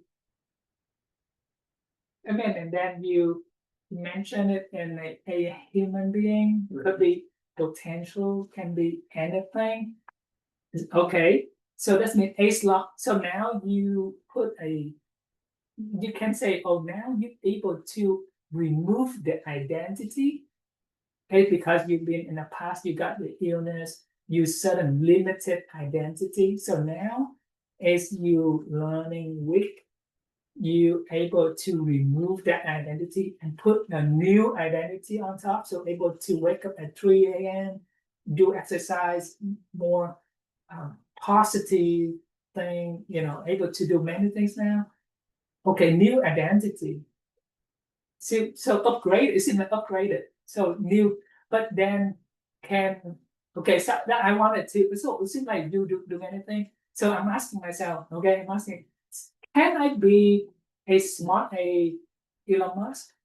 Or because identity, when you say that. So now I'm asking, okay, so I can be as smart as, the people in NASA, or, able to, like, Bill Gates, they able to done many great things. So is it? There is Is it- something more Yes. fundamental Yeah. before that next step. Right? That next step is the step of creating new mental images. Mm, Of being smart as Bill Gates, being smart as Elon Musk. There is an important step. mm, It's a step of letting go mm. with who we are as we know ourselves. Yeah. Can we let go of who we are and actually start over from scratch? Mm, Right? There's an attachment to the utility. yeah. Keep on repeating utility. There's an attachment to who I am at this moment, and what I know. Can we let go of who I am and become nobody. It is only when I am truly nobody then that I can create a new identity and becoming somebody else. But if I am already attached to some identity and I'm comparing that identity with Elon Musk or Bill Gates or whatever, then I will never be able to go from point A to point B because I am still stuck in A. Okay, point A is who I am. Can we let go of who I am and be empty first? Be nothing first. Okay, Get to emptiness first, yes. then worry about This becoming is- somebody else. So that's when I go to sleep. And when I go to sleep, it's nothing, emptiness. That's sleep. That's not a. That's not. It's right. That- When you go to sleep, there's no you. You don't. We still dream and we still hear and we still see and we Yes, still see ourselves in the sleep. correct. But the one that's seeing, Mhm. you see, now we talking, but the when you know the theory, the in the concept of you say last night Mhm. I dreamed about going vacation in Vietnam. Mhm. So the question I'm asking, question is who's the one dreaming? Yeah, who's the one dreaming? Huh? Who's the one dreaming? Is it you? Okay.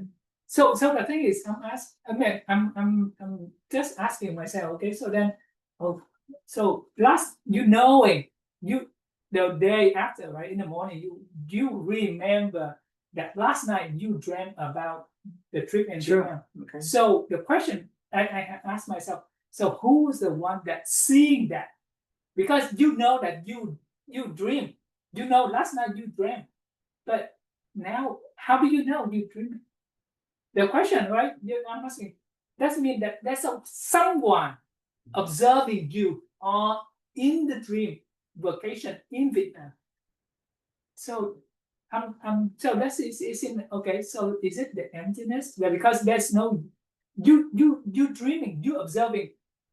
That means you observing yourself. That means not you. You seeing something. For example, you seeing me. I'm not you. The one that's in you seeing me is you. You observing. That is it, right? So that's kind of I'm The question is, can you let that go too? okay, so that's just something. Can you let that go too? So Can you let go of that need to know, to understand, to paint mental images, to paint, right? Can we let go? Can we momentarily let go of all of that and get to a state of yes, I'm no one and I'm empty? yes. So that is a dream. The deep sleep. There's no No, you see, when we're thinking about deep sleep, we're talking about dream, that's still something. So the thing is, Can we get to a state of no thing, no thought, no dreams, no sleep, no wake? Can we get to the state of emptiness? if I can No say, self, if even. I can say is right now I'm in the seat because I'm not I'm observing, okay, observing. Yeah, but there's an observer. Yes. So But there's an observer, it's not the self, it is another self, there's a higher self that is looking down, it's still a self. You're playing trick with yourself. There's still a something observing, but if there is no observer, as long as there's the observing, then there is the observer. It may not be this self-observing, but there's another self-observing, and you can zoom out, but there's still another self-observing, and we're stuck in this loop of observing, observer, observer, observing. Can you let go of all of that and experience true emptiness?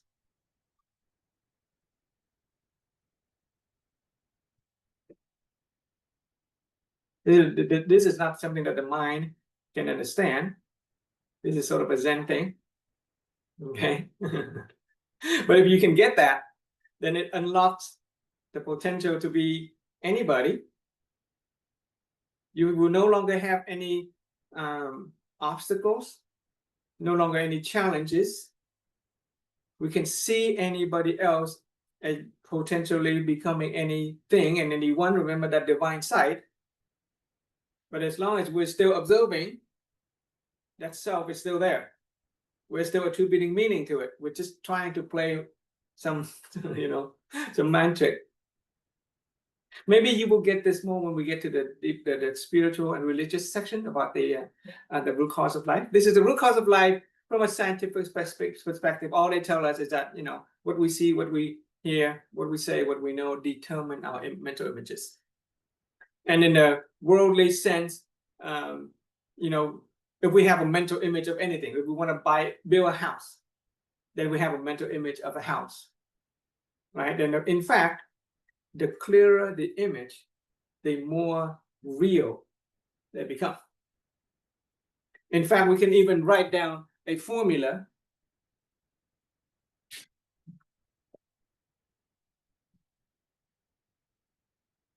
It's simple. It says,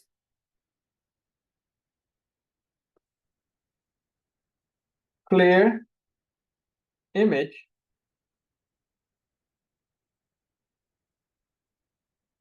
equals reality.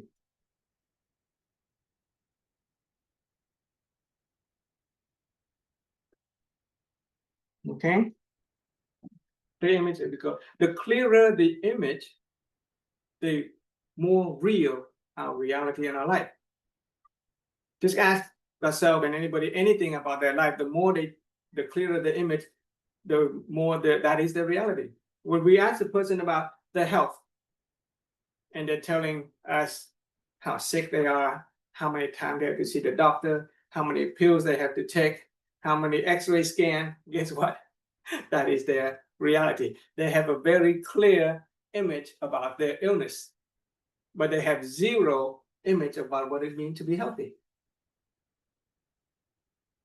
When we ask a person about their family relationship, they have a very clear image about how much trouble their children get into, how much argument they get in with their in-laws, when the last time they argued with their spouse,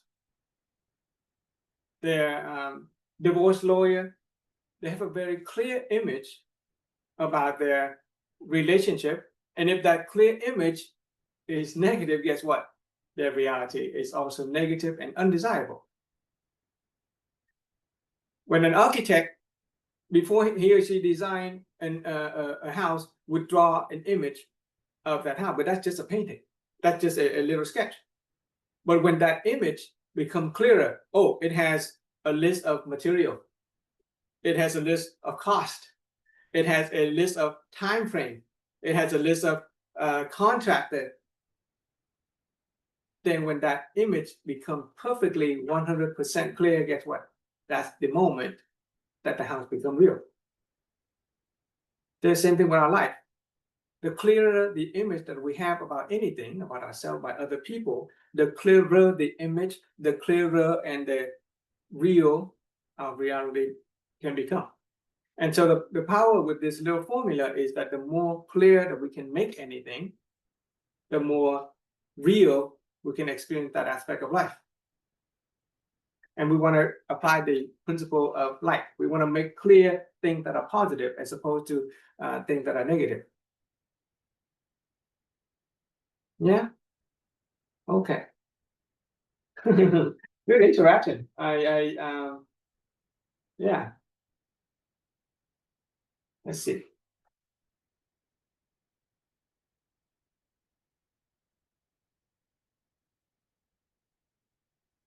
So, mental image. My wife used to have a mental image of Minduk. He plays too much game. He doesn't study. He doesn't listen, and she's very stressed out about it. Her mental image of our son is pretty negative. But like the interaction with the pen, one day we pick up Minduk from Sunday school, and his teacher comes up and he tells my wife, oh, by the way, Minduk is such a great student. He listens in class, he raises his hand, he interacts, he's a wonderful student.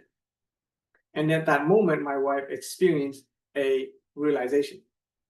She realizes that according to the teacher's son, her reality of Minduk is a good student. Whereas my wife's reality of Minduk is a poor student, a kid who plays too much game. And when you realize that your mental image of something is your reality, then you can begin to change your image. So my wife began to change the way she see, can change the way we see. We can monitor the way we see, monitor the way we hear. We change the way we say the kind of thing about ourselves. Our son, for example, we stop complaining that he plays too much game. Instead, we just focus on the positive. And over time, my wife began to see Minduk as a better person, as a better child. And guess what? He literally becomes better. Right? We see him as a talent and asset in the home. He does a chore, right? Did you notice that he wrote the chores on the door? Right? He took it upon himself to write that. I didn't teach him to do that. He'd write down, take a bath, do laundry, and then wash, and then we start to acknowledge that which is good about a person, and then we make a big deal out of that. And because the principle of light is always working, if we make a big deal out of the positive things, then the darkness doesn't have room to come into our life. We learn to see another person as a potentiality for good, then they don't have a chance to be bad. Every time they do something good, we acknowledge it, we appreciate it, we make a big deal out of it, we magnify it. And after a while, they don't have room to behave poorly, which is different than how human resource manage the people in the business. Nowadays, people wait until people make a mistake, they call them into the office and they, reprimand them. And they threaten them usually, right, to correct the action. Well, that works, but it also puts stress on the employee. It strains the relationship between the employee and the boss. Nobody likes boss. When people hear the word boss, they think of it as a negative image. I always get trouble when I, get pulled into the office by the boss. But if we make a habit to acknowledge our employee and our family members for all the things that they do right. In fact, if we look at it, 99% out of 100 people do right most of the time, right? But we don't acknowledge it. We focus on the one negative thing, as if the 99% of the time they have no value. But it is really the daily contribution, the mundane thing, the little thing that they do right that will carry a business and carry our family forward until we can learn to recreate new mental images. It is simpler if we can achieve a state of emptiness. But even if we don't achieve the state of emptiness just yet, we just start to monitor what we see and what we hear. And then we can change what we say about ourselves and about other people. Okay? Let's take a quick break. Nobody in the Zoom anymore. It's okay. We can discuss more.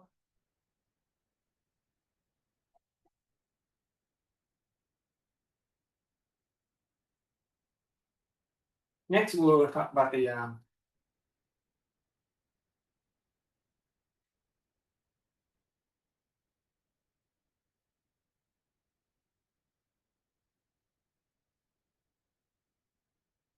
okay, next we'll talk about the religious perspective, the human construct. Okay, we talk about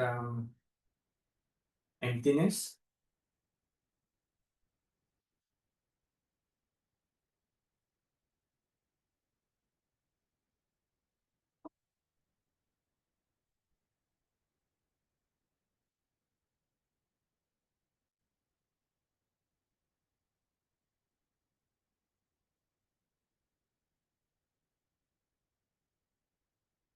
I have those notes there that I know in my head.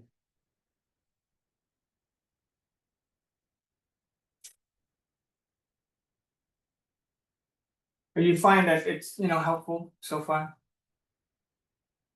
Glad.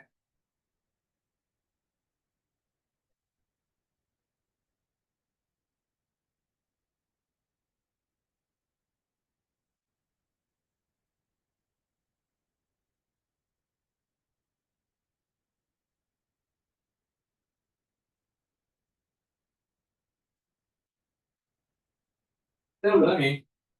Yeah. Each time I share it, I understand a little bit more. It becomes more of a reality Yeah. for me.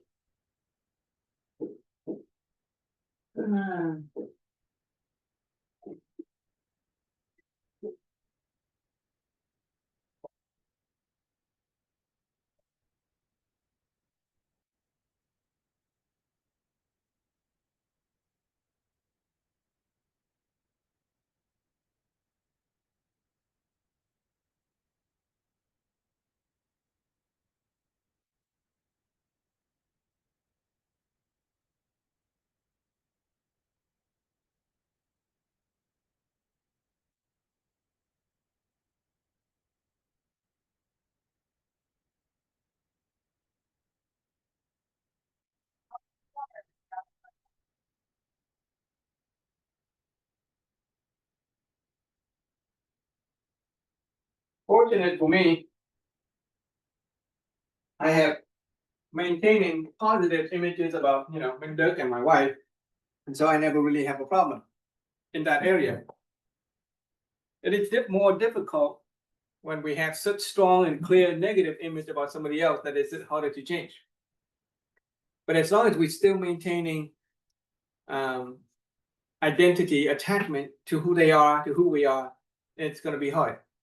That's why the first step is trying to get a person to experience that emptiness, to realize that essence of all things is meaningless, or whatever meaning that we get is from our brain, our head, attribute to that object, to that person.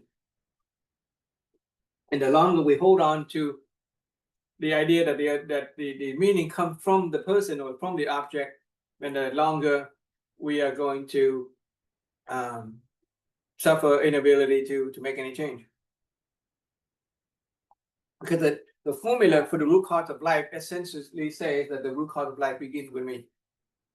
That's why the root cause of life begins within me, not from another person, not from any other object. So all I can do is change me. That's why Gandhi said, be the change that you want to see in the world. Literally change the mental images that is inside of us. That's why, all the peacemaker, the sages, Gandhi and the Buddha and the Jesus Christ, they don't go out and they try to build, war machines and army and try to enforce peace. They just be a person of peace. And they're able to sit with different kinds of people. Right? Jesus is criticized for sitting and eating with sinners. But he sees them not as sinners. He sees them as potentiality for, children of God. They're able to make peace with their enemies because they don't see them as enemies. Yeah, that's the power of it. In the Catholic world, the Vietnamese, there's a Vietnamese cardinal by the name of Nguyễn Văn Thuận. He was captured by the communists, placed in jail, and subject to the same kind of treatment that all the prisoners of war. But he don't see them as enemies. He sees them as families and friends, and he's able to afford the kind of love and affection that he would give to anyone. And as a result, it transformed them. They find it difficult to mistreat him because he treats them so well. And whatever guard that, the prison guard is set in charge of Cardinal Thuận, they would get converted. And so the upper leadership, they keep on having to change the guard because whatever guard they set to guard him, they would lose that guard too, because he's able to transform them by seeing them not as his enemies, but seeing them as the potential to be his families and his friends. The people who crucified Jesus, he doesn't blame them. He just forgive them because they don't know what they're doing. He loves them all equally. That's why it's transformative. Okay, it is love, but love here, emptiness is the tool. If we don't have enough energy to simply love our enemy, then we can use the tool of emptiness and get to that state where we can wipe the slate clean, and then we can reinvent new images of other people.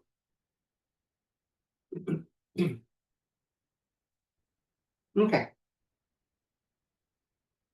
Do you need a break? Need the restroom? A good one.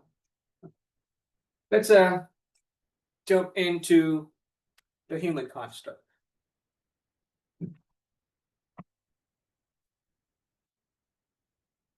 Clear image equals reality. Change image, change life. Okay, change image, let's write that one down. So clear image equals reality. Therefore,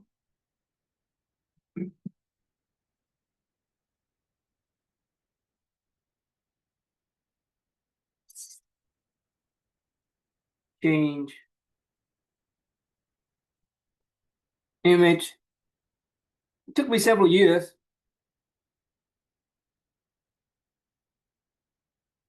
Equals change life. Some people are fortunate, they have enough energy of good fortune to change overnight.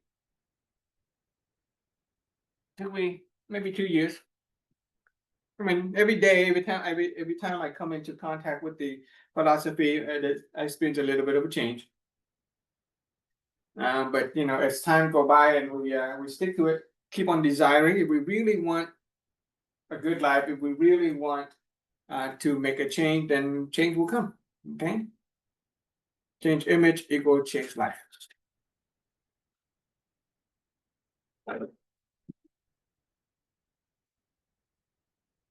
Okay. Let's Who's a Wayne Dyer? Who's a Wayne Dyer? Wayne Dyer. Sound familiar, but not. His philosophy, American philosophy. Oh, okay. No. Anything interesting? What about him? He's saying when you change the way you look at things, Mhm. the thing you look at change. Oh, see, exactly. You have all of that within you already. You have all of the knowledge. Okay. So, and you have a lot more knowledge than I do.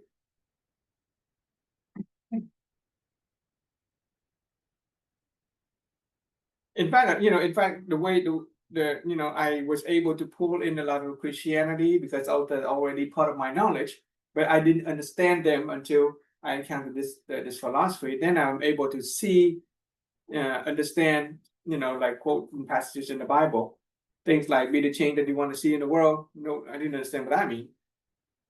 And now, the way you see people change, and yeah, they change.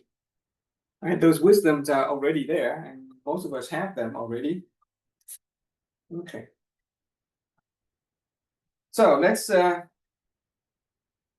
completely erase the previous, empty our minds. Okay. Let's see if we can empty our mind and start with something different approach. The idea is still the good seed within us. Okay, we're still operating on the good seed that will lead to a good life. Good fruit, the good seed will bear good fruit. In the previous interaction, we talked about the good seed of within us from a scientific perspective, the final outcome, the step leading to it, the mental images being the root of it, the root cause of life. Now we're going to look at the good seed within us from a religious perspective, a spiritual perspective. Okay, let's see.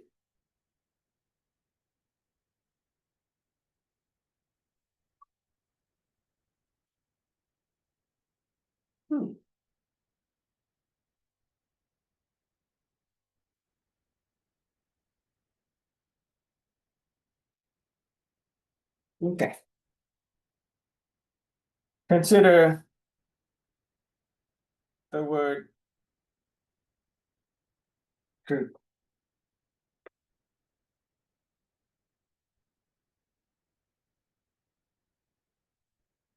Okay, so let's see if we can begin with our circle of knowledge.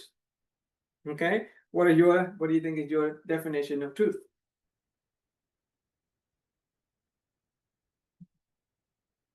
The truth is, like you mentioned earlier, everything is as it is right now. The Is what? truth is as it It's is. as is, okay? So right now, Things as is, yeah. Yes, so I'm here. Mhm. People, it's now it's US. It's like sun outside. Yeah, so it's The way everything- things it's the is. way. So right now everything's happening Mm-hmm. exactly as it is. Okay, So it's the truth. okay, good. Yeah. Okay, so from your understanding, the truth is the way thing is as it is. Yes. Thing is as it is. Okay. Yes. In the Bible, there's a statement, right? You will know the truth. Okay, and the truth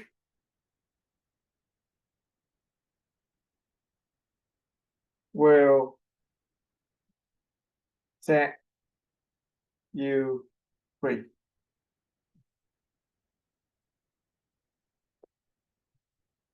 Okay.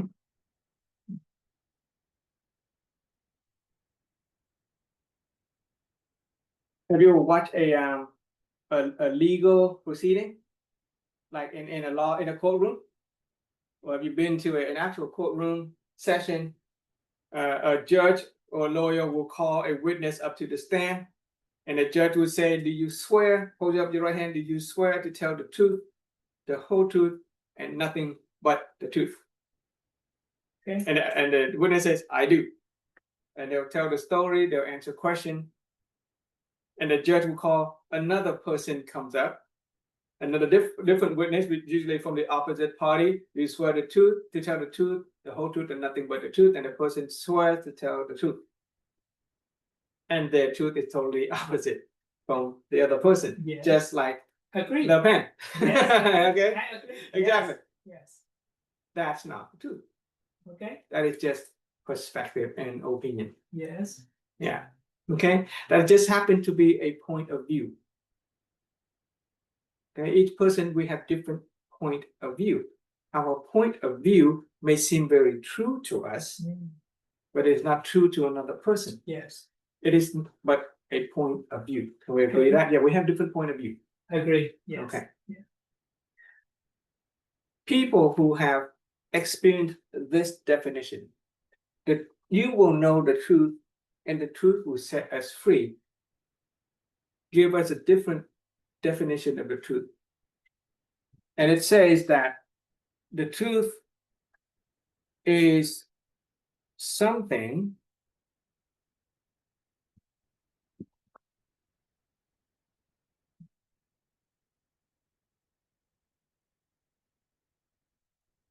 that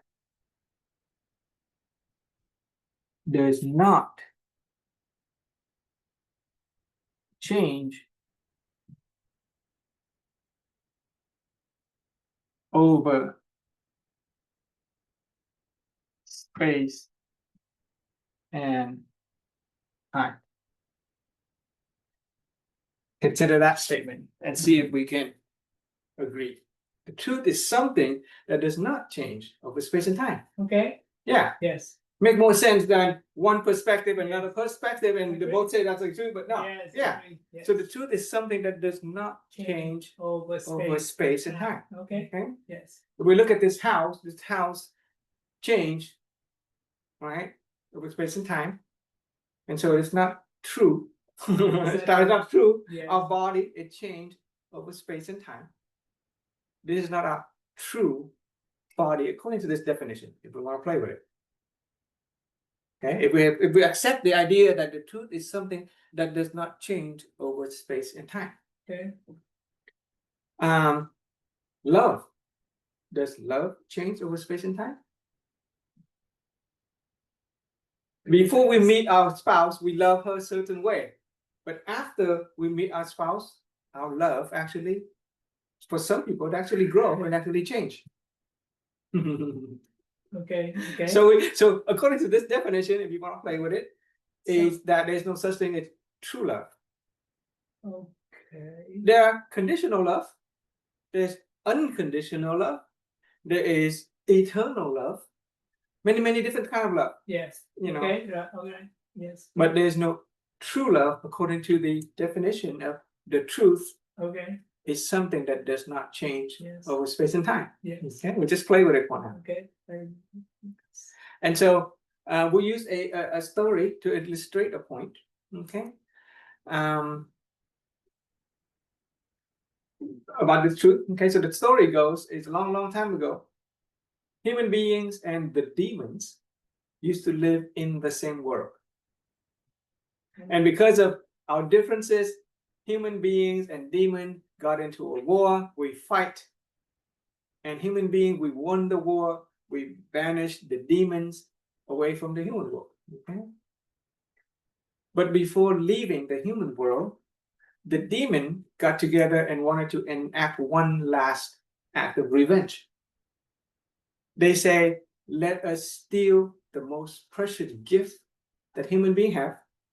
Let's steal the truth within them and hide it. One demon said, let us hide it in the highest mount of Everest. Human being cannot get there. One demon said, human being, they will eventually climb the Everest, they'll find it. Another demon said, let us hide this most precious gift that human beings have in the deepest ocean. And another demon said, human being, eventually they'll build submarine, they'll go down and they will find it. Another demon said, let us hide the truth, this greatest treasure in the deepest jungle. Another demon says, human being, they will break down the forest and they will find whatever treasure that we hide. Finally, one demon said, let us steal this most precious thing that human beings have, the truth within them, and hide it so deep within them that they cannot find. Why? Because human nature, we always look outside of ourselves for the things that is truly important to us. Okay, so that's the idea that deep within each human being, there is a truth, a certain truth. It is so precious, so valuable, that if we know it, it will set us free. But fortunately for us, we have the Buddha, we have Jesus Christ, who point the way. Okay? Jesus just said that, nobody understands it. But fortunately, Jesus didn't have a lot of time on this earth to say a lot of things. The Buddha, on the other hand, has some 49 years. So, the truth within us, according to the Zen tradition, is simply this. Each of us within us have the will. With the will. Okay? This will is something that does not change over space and time. We have the will to. This is the will to hear.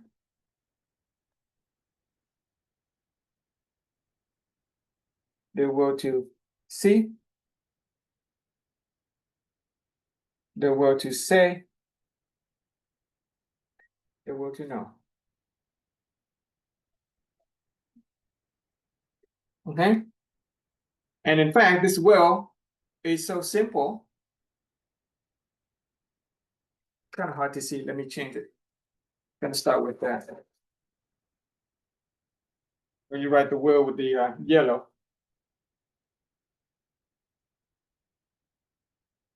Okay, we have the will to hear,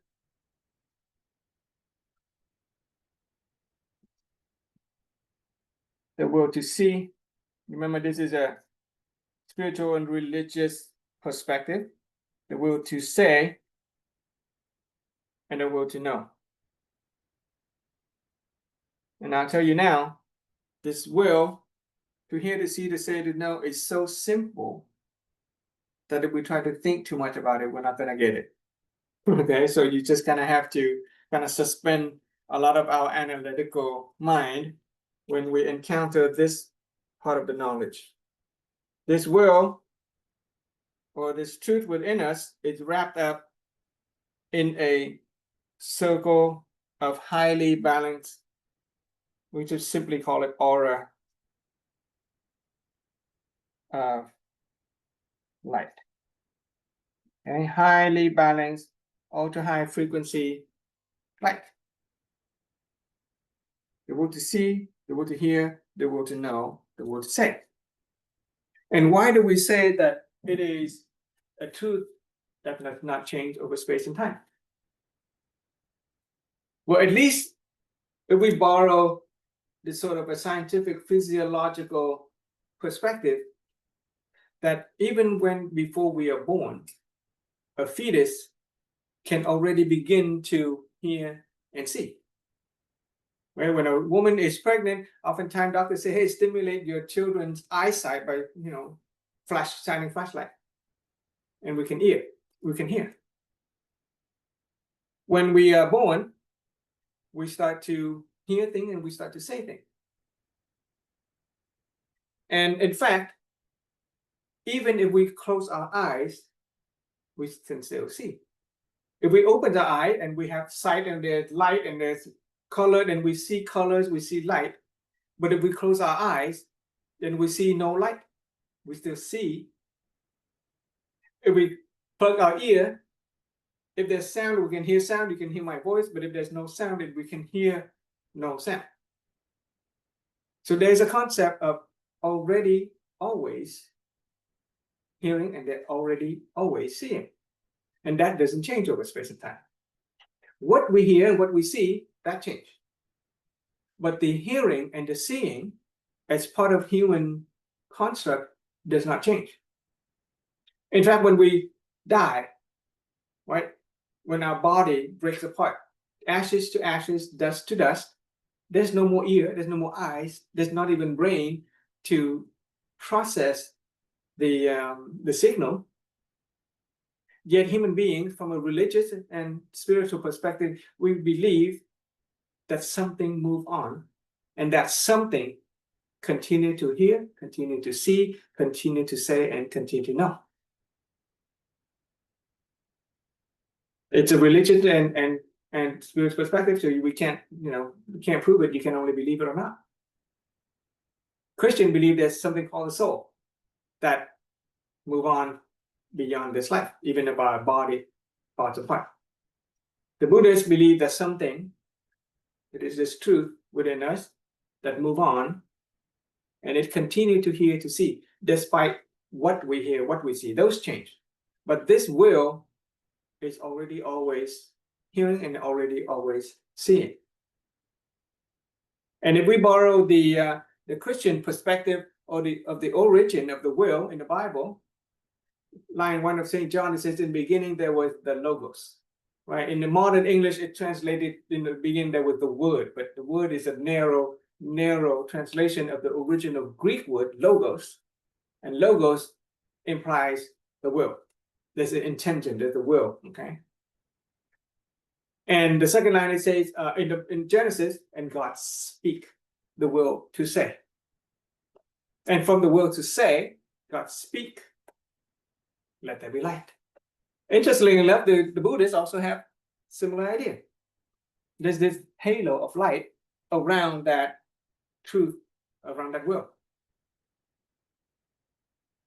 And so the next part of the human construct, according to the Zen tradition, just like in the Christian tradition, when God speaks that let be light, God is actually expressing himself. So we have, as human beings, have the nature called expression.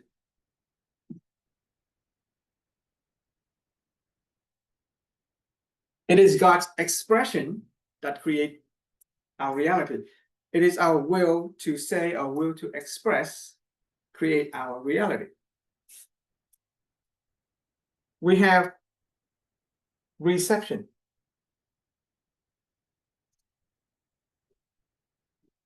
Okay, part of human nature, we have reception. Reception, expression, input, output. We have imagination.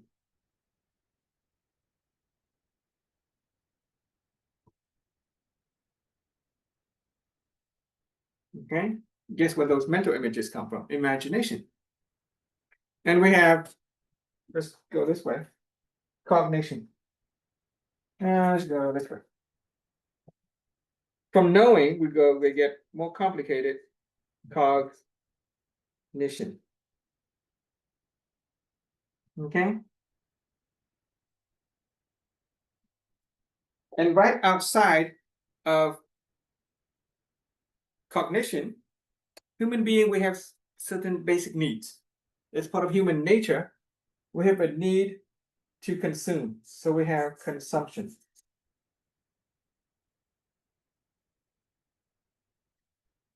Consumption go down here. Let's over here, let's call it resources. We have a need for resources.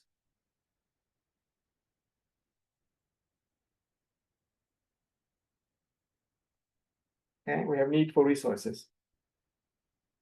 Resources are money, power, influence, anything that we can use until they're used up to get what we want. We have a need, human being, we have a need as part of our nature for resources. We're always going after resources, right?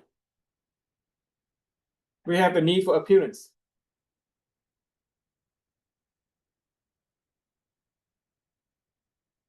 Okay. Our beauty, for example, our sense of beauty, the way we look, is a need for appearance. Some people don't really care about the physical beauty, but they care about the appearance of the spatial surrounding. The way the room is set up, the way the car is looked up, the way the office is arranged. We have a need for appearance. Those basic human nature. We have a need for identity. Our sense of self. Right? In fact, we're very attached to our identity. Okay.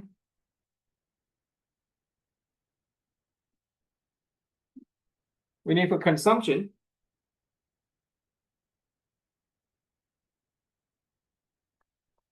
Not only do we consume food and water, but we consume information. We consume the media, entertainment, ideas. We consume. And then we have the need for rest and recuperation. Rest, recuperation, restoration. To go back in balance. That's part of the human nature. Right outside of those human nature, we have desire.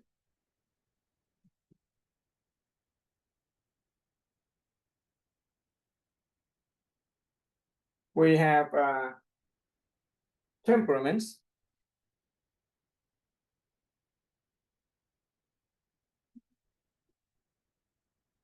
Temperament.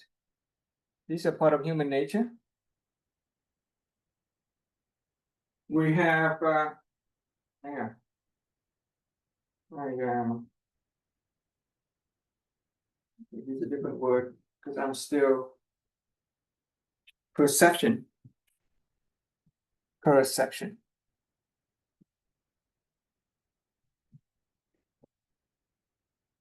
I'll write it upside down. Okay, see if we can read that.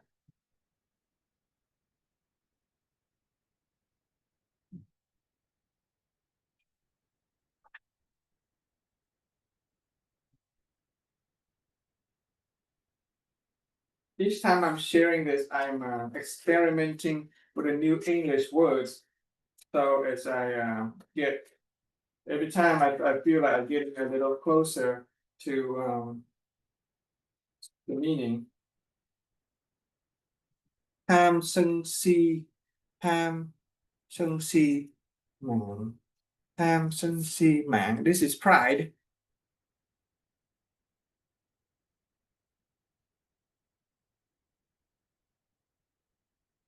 Okay. Um,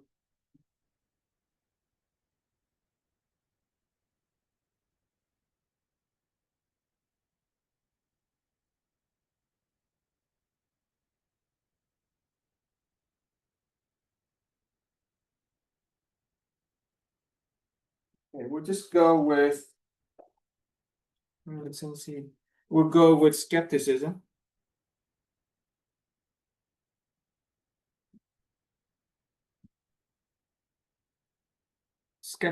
Skepticism. We have ethic.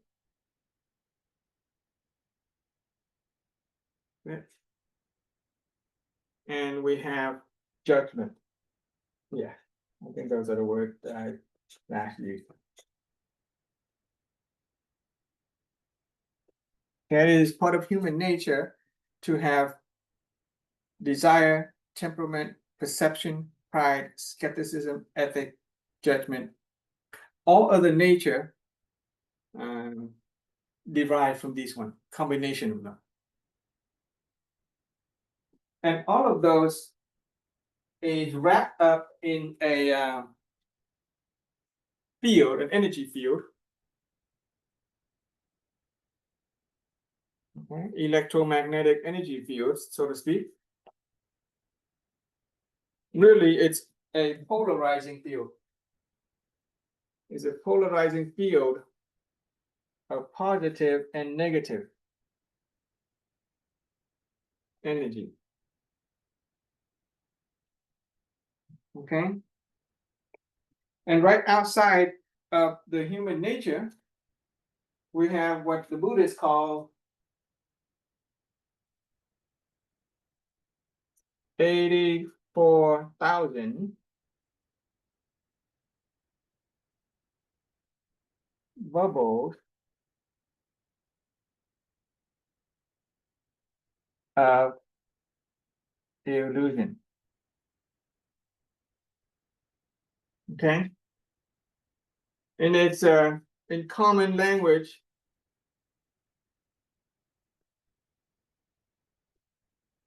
It is our emotion.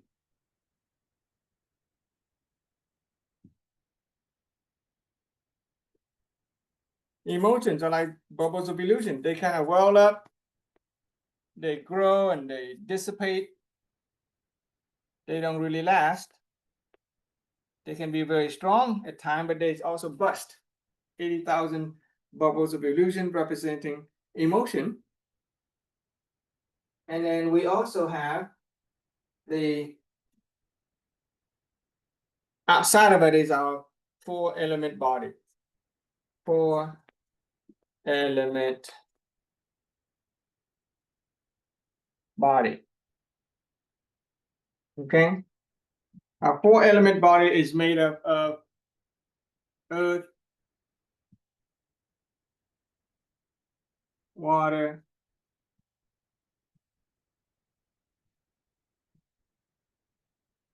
air, and fire.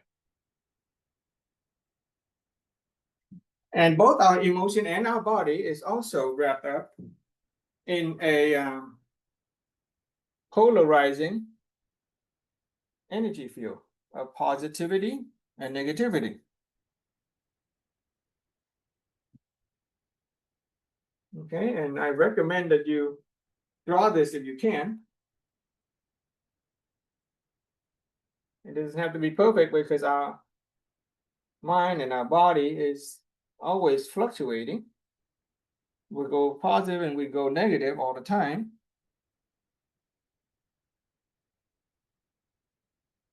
Red and purple, or red and blue represent positive and negative polarity.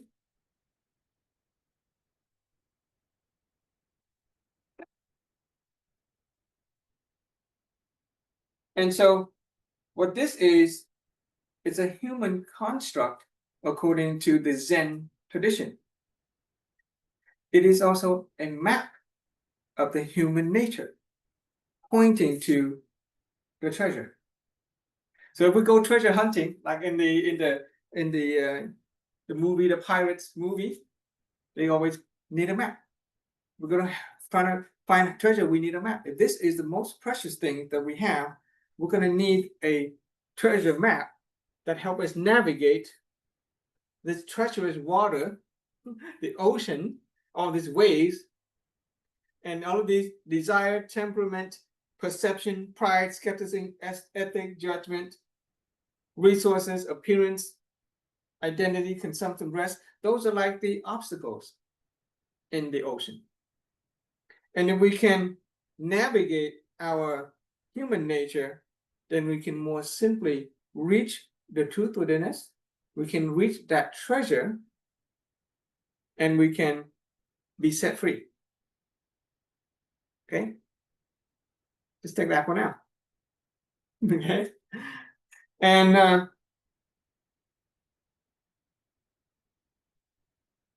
any question about that?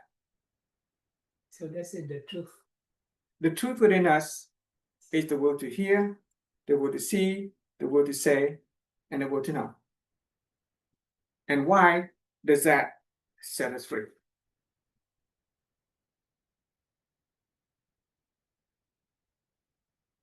Okay, why does that set us free? If Jesus said so, then it gotta be so. The question is, how does it work and why does it set us free? It's fine. Okay, yellow. Okay.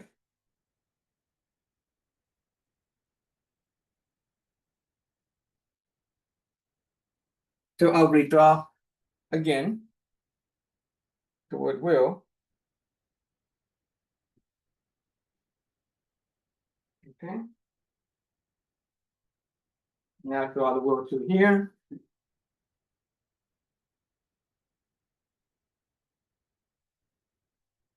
The word to see. The word to say or speak. The word to know. Okay, and this is the treasure within us.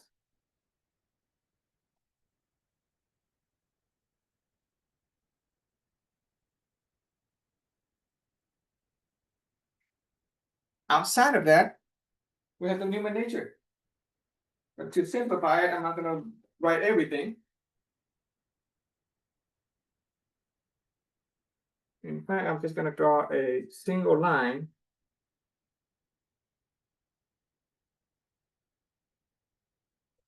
We call it the ego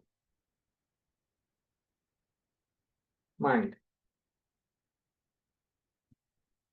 Right? Would you agree that desire, imagination, anger, and perception, judgment, all of that stuff make up our ego mind? Outside of that, we have our emotion.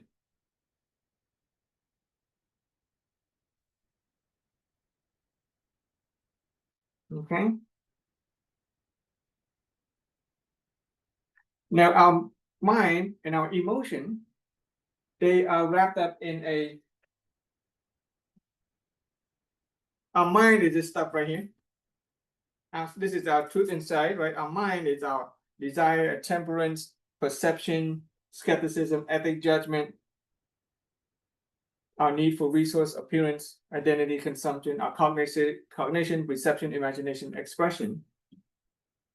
In fact, let's take a quick look at the mind before we go back. We'll get to the truth. Okay, let's talk about the mind first. Use this one.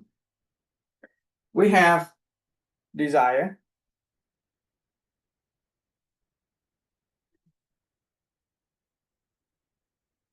We have temperament.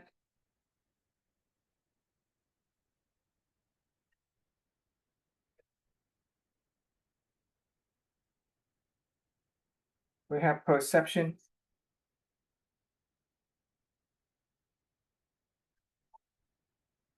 We have we have pride. We have skepticism.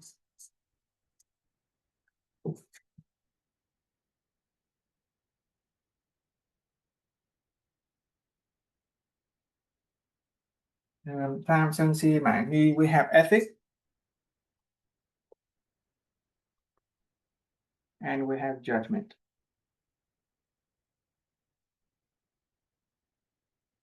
And this human nature has a positive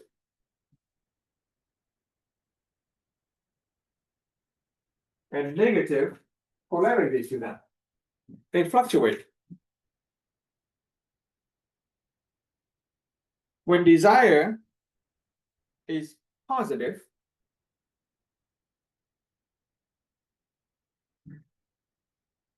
we desire for other people. Desire for other people is called generous.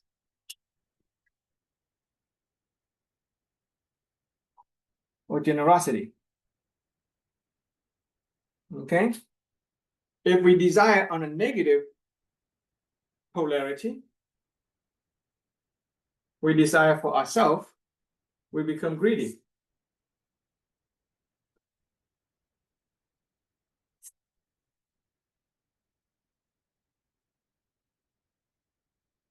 Our temperament, if we're a negative temperament, we tend to become angry or anger. Okay, generosity and greed. Okay, anger. If our temperament is positive, we tend to be satisfaction.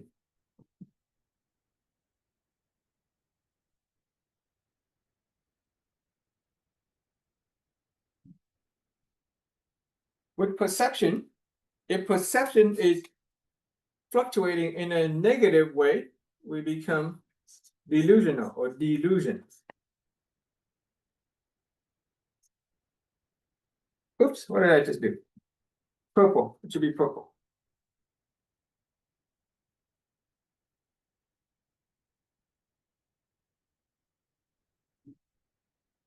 Okay. We become delusional or delusion when our perception is positive. And I to use this word before, clarity. We experience clarity when our perception is positive. With sense of pride, if pride fluctuates in negative, it is a sense of inferiority.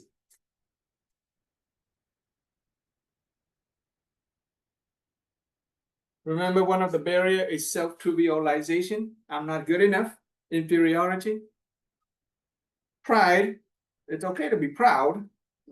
A degree of pride will give you confidence. But when you are overly confident,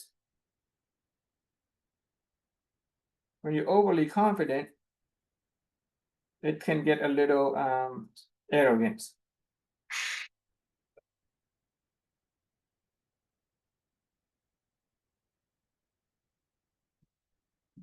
With skepticism, on the negative end of skepticism is doubt.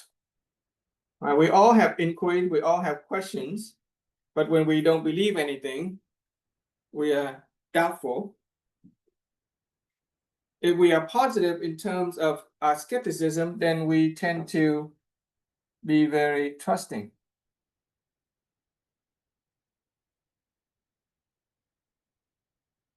Okay? Ethic is essentially, we have a good sense of good and evil.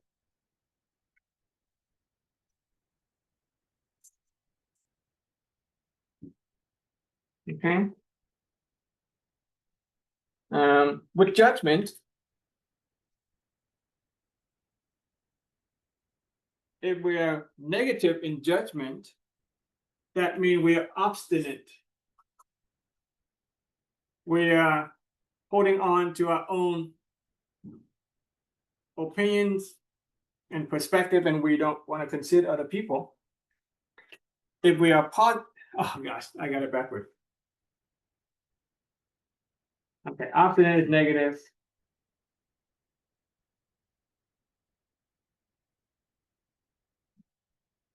Okay, so obstinate is negative.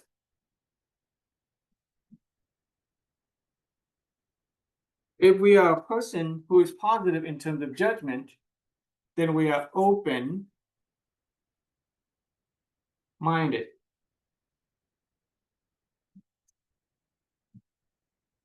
Okay, we're open minded, we get to learn. A lot of these, you notice, is similar to the Christian teaching, the 7 deadly sins, greed, anger, some of them. Okay. Interestingly enough, in the story in Genesis of the Garden of Eden, human beings were born in the image of God, which is whole, perfect, and complete. We were at peace. We had everything what we need in the Garden of Eden. It is only when we eat from the fruit of knowledge of good and evil that we begin to distinguish good and evil. When we begin to distinguish good and evil, that means we have the capability of performing, good and evil acts. From that distinction between good and evil, give rise to Cain and Abel, and all the sins, and down to today. It's called original sin. We inherit the sense of good and evil. But the Zen Buddhist gives us the idea that human nature, we fluctuate between negative and positive. And this is what most of us go through life experiencing. We're all constantly fluctuating between positive and negative. And so oftentimes we find ourselves kind of lost in the sea of humanity. So how do we navigate this sea of humanity? In fact, the people, even if people who don't understand the truth just yet, and they understand human nature, they can operate human nature and actually shift their experience of life in a positive direction. Be more generous instead of greedy. Be satisfied with life instead of being angry. Get to clarity, trust, okay? Be good instead of evil, be open-minded. Society does teach us some of this, but they are operating within the circle of the human nature. And the only drawback of operating within the human nature, you can be too generous at some point, and then let's say a person does a lot of charitable work, very generous, always giving. And if they don't pay attention to their own needs and desire, at some point, they swing back to being greedy. All right, we see financial officers of charitable organizations stealing money from charitable foundation, right? And so it is simple for a human being to easily swing back and forth between positive and negativity.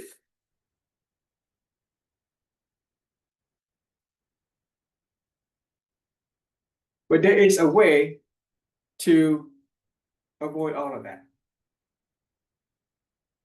Is to go straight to the truth within us. Okay? So imagine this is a human construct in the simplified term. We have the emotion, we have the mind, and we have this true nature. The emotion and the ego mind, we call that human nature. What do? We distinguish between good and evil, right and wrong.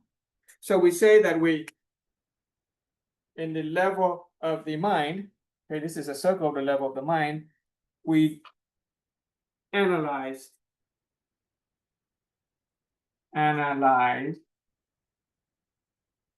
and distinguish.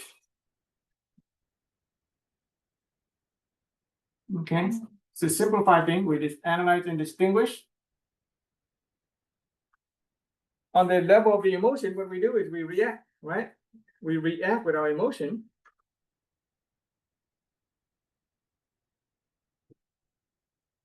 But on the level of the true self or our inner being, before we write that down, let's do a little bit of interaction. Let's say we encounter some message in the external world. A message could come to us in the form of an image, in the form of what we hear, what we see. Now, typically, when we encounter a message from the external world, we immediately react with our emotion, or we immediately start to think, analyze. And because the emotion and the mind take on the positive and negative polarity, we could go positive or we could go negative. In fact, if somebody were to call us, let's say somebody call us stupid. Now let's do some other thing.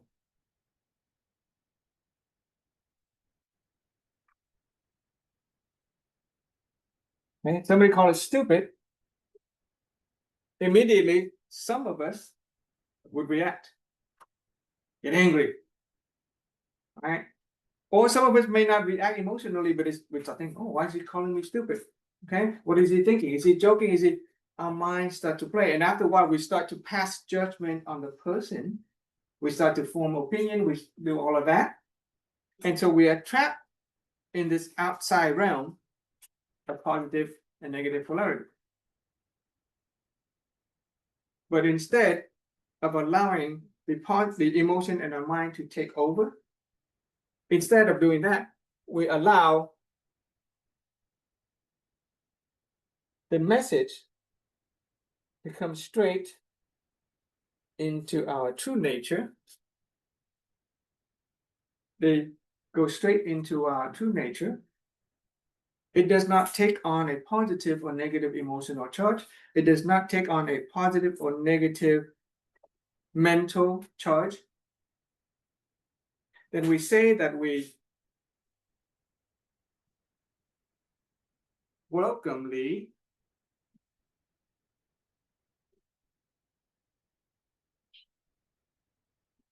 receive it.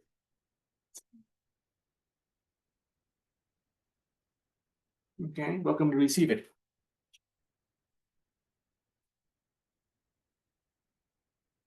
So if somebody say, you're stupid, Frank, and instead of reacting with our emotion, instead of thinking, oh, is that person, what are they trying to do to me? I simply take it as it is. I know that I hear, I know that I see, and that's it. If we can welcomely receive a message from the external world without being trapped by the positive and negativity of the emotion and the mind, then what we experience is a state of emptiness, balance. It is not being weighed down, it is not being pushed up, it is a state of balance when a message enters our true self. And this will to hear, this will to see is always that. We're already always hearing, we're already always seeing. And upon receiving a message, we allow it to enter and we just welcome to receive it. We are totally balanced. We are free from suffering. The suffering comes from this. Suffering comes from positive and negative emotion. Suffering comes from positive and negative mental energy thoughts. And the more we spend time on the outside of our true self, the more we're going to experience suffering. But once we realize the truth within us, right? Once we know the truth within us, something that does not change, we just know that, okay, I hear and I see, that's it. Okay, I'm hearing it and I'm seeing it. I hear it, I'm seeing it. That's it. Then we are free from suffering. That's why Jesus said, you will know the truth and the truth will set you free. We don't have to go very far. We don't have to go to heaven in order to be with God and experience peace. Peace is in this moment, the moment that we know the truth. So when a message comes in, you can say, okay, I know I hear it, I know I see it, and that's it. And we can be free from suffering.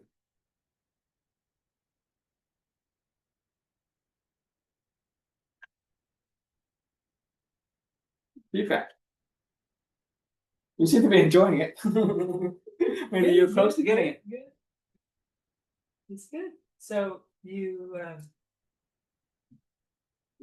mentioned about the truth. Mm-hmm. So the truth is the will to hear, see, say, no. Is that the core? That is our true self, according to the Buddhist belief. If we want to Yeah. roll with it. This way. Mhm. And there's similarity with Christianity, okay, if we want to believe it.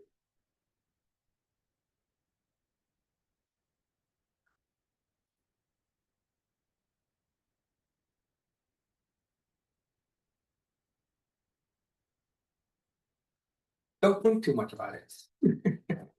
In fact, if you want to, you should draw that circle like 200 times.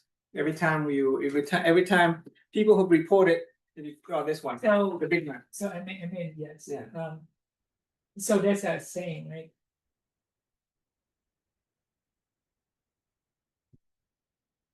The truth you wanna be the truth gonna be authority. You let the truth gonna be authority or authority to be the truth. I didn't say any of that. No, you understand that saying? No, I don't. Okay. It's not part of this I know, but frame of reference. yes, Yeah. so It's not this system of reference. so what I'm saying, so right now you using wit Yeah. framework. Yeah. In this way you use Zen. Yeah, I only know what I know. Yes. So the thing is I'm so this is you presenting this way of because you first you asked me the truth, Yeah. right? And then the truth, your truth is different from mine. It seems like that, right? You say the truth, because our truth can be different if we give a definition. Okay, if we go back to that, Yeah. then we are not speaking the same language. Yes. Yeah. So the definition, the truth, it does not change Mhm. over time and space. Yeah. That is the truth. Do we agree on that one? Okay, yes, Okay, let's okay, good. agree on that. So then you're using this framework with Mhm. framework to say this is the truth, then it will not change over time and space. Yeah, the will to hear, the will to see, does not change over space and Yes, time. and then the ego mind, emotion, different layers. Mhm. So that is how wit presenting, this in the truth, Sure. and will not change over time and space. Sure. The Can truth I is say this that? one, this part, Okay, this part. The will to hear, the Yes. will to see, that is already always there. okay, That's always there. That does not change. The stuff that change, yes, it's a mind and emotion. We're constantly fluctuating, yes, constantly thinking thought, we're constantly Yes. feeling. yes, And because we're constantly feeling and thinking, we experience suffering.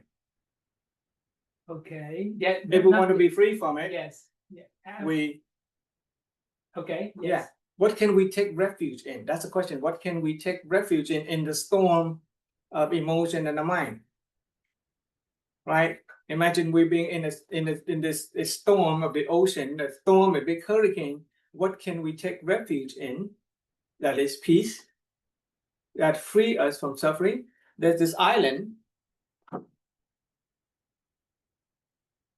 of the world to hear and the world to see. And the moment we find that island, then we experience calmness, no more storm.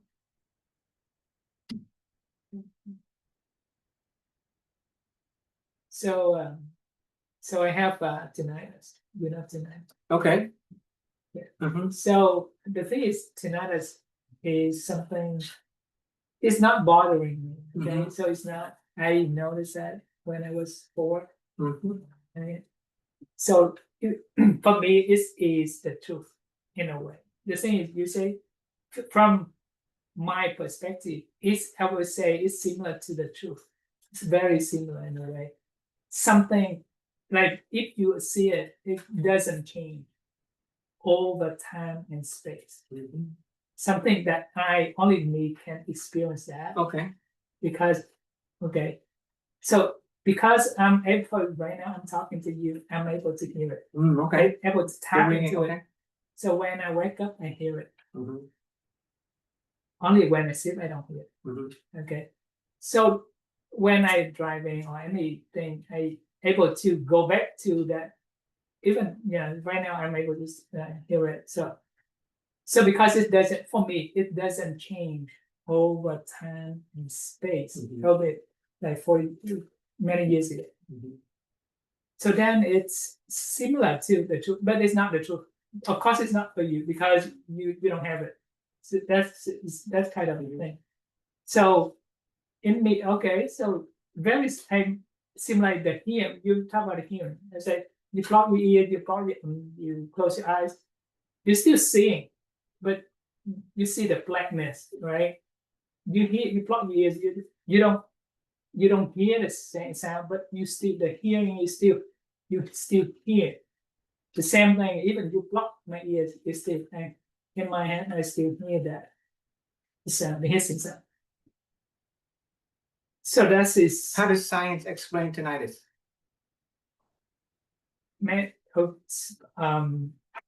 So many reasons. Mhm. They say they can have an explanation of spirituality, or your science like because you need to magnify the sound. Right, Because I magnify it, so it's the hissing sound is still the make it sound. right. Tinnitus is you're hearing something, you're hearing some ringing. Right? Yes. Yeah. That's not the hearing. Hearing something is not the same as the hearing. Yes. Hey, except and I know. Except even you blocking my ears, I'm still here. But you're hearing No. something. Correct. And even for example, you block your ear, Mhm. you still hear. You Right. still hear. Mhm. You hear nothing. You hear nothing. Good. Yes. Okay, You yeah. hear nothing. But you hear something. You hear the tinnitus. Yes. That is still something. It is not the truth we're talking Okay, about. so that's what I'm asking Yeah. you. Have you experienced something in your life, able, tangible thing, Mhm. never change?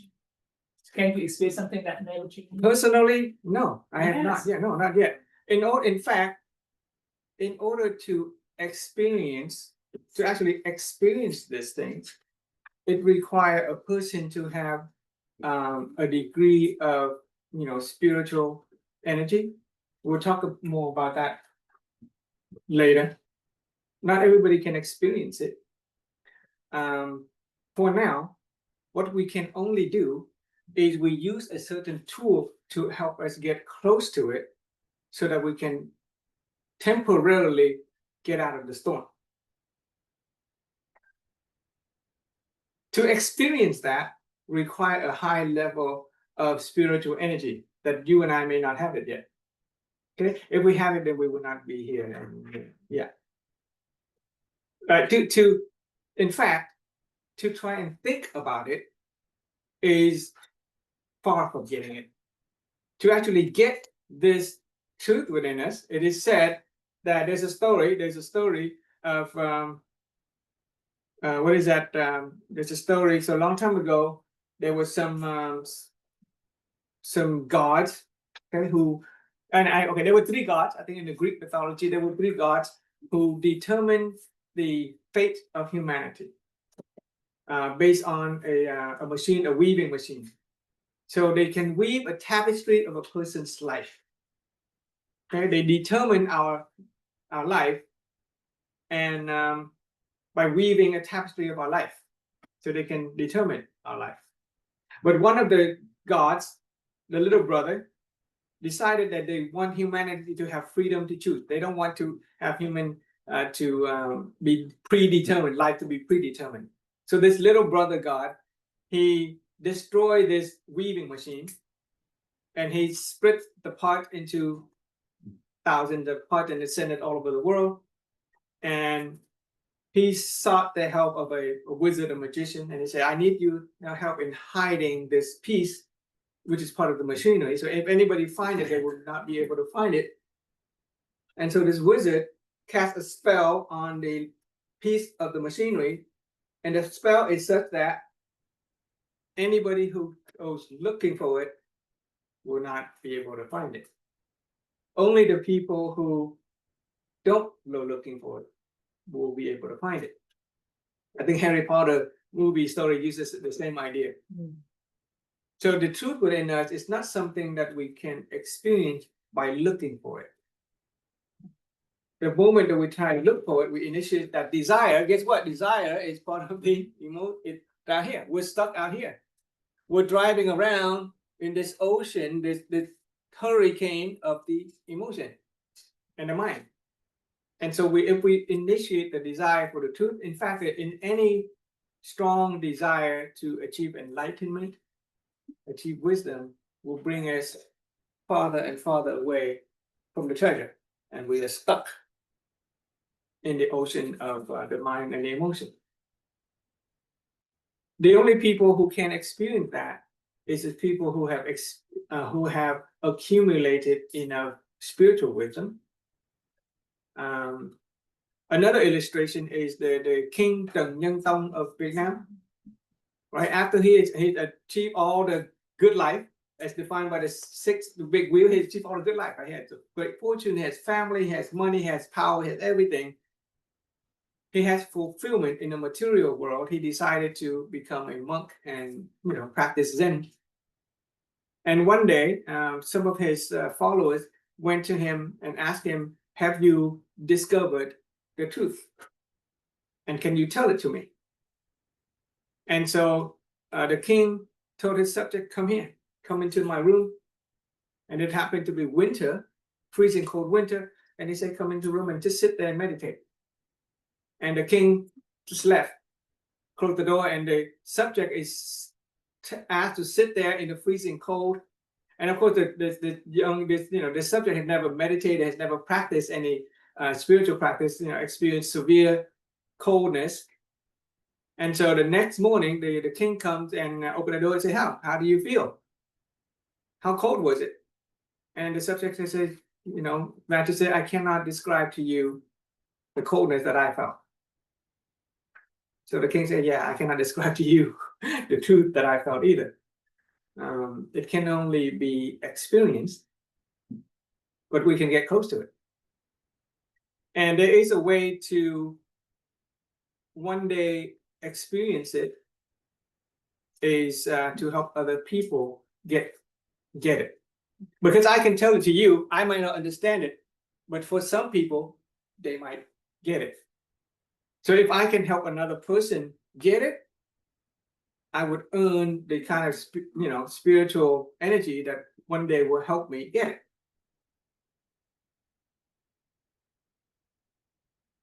See, the truth cannot be gotten by searching for it. It can only be gotten by earning sort of the right to experience it.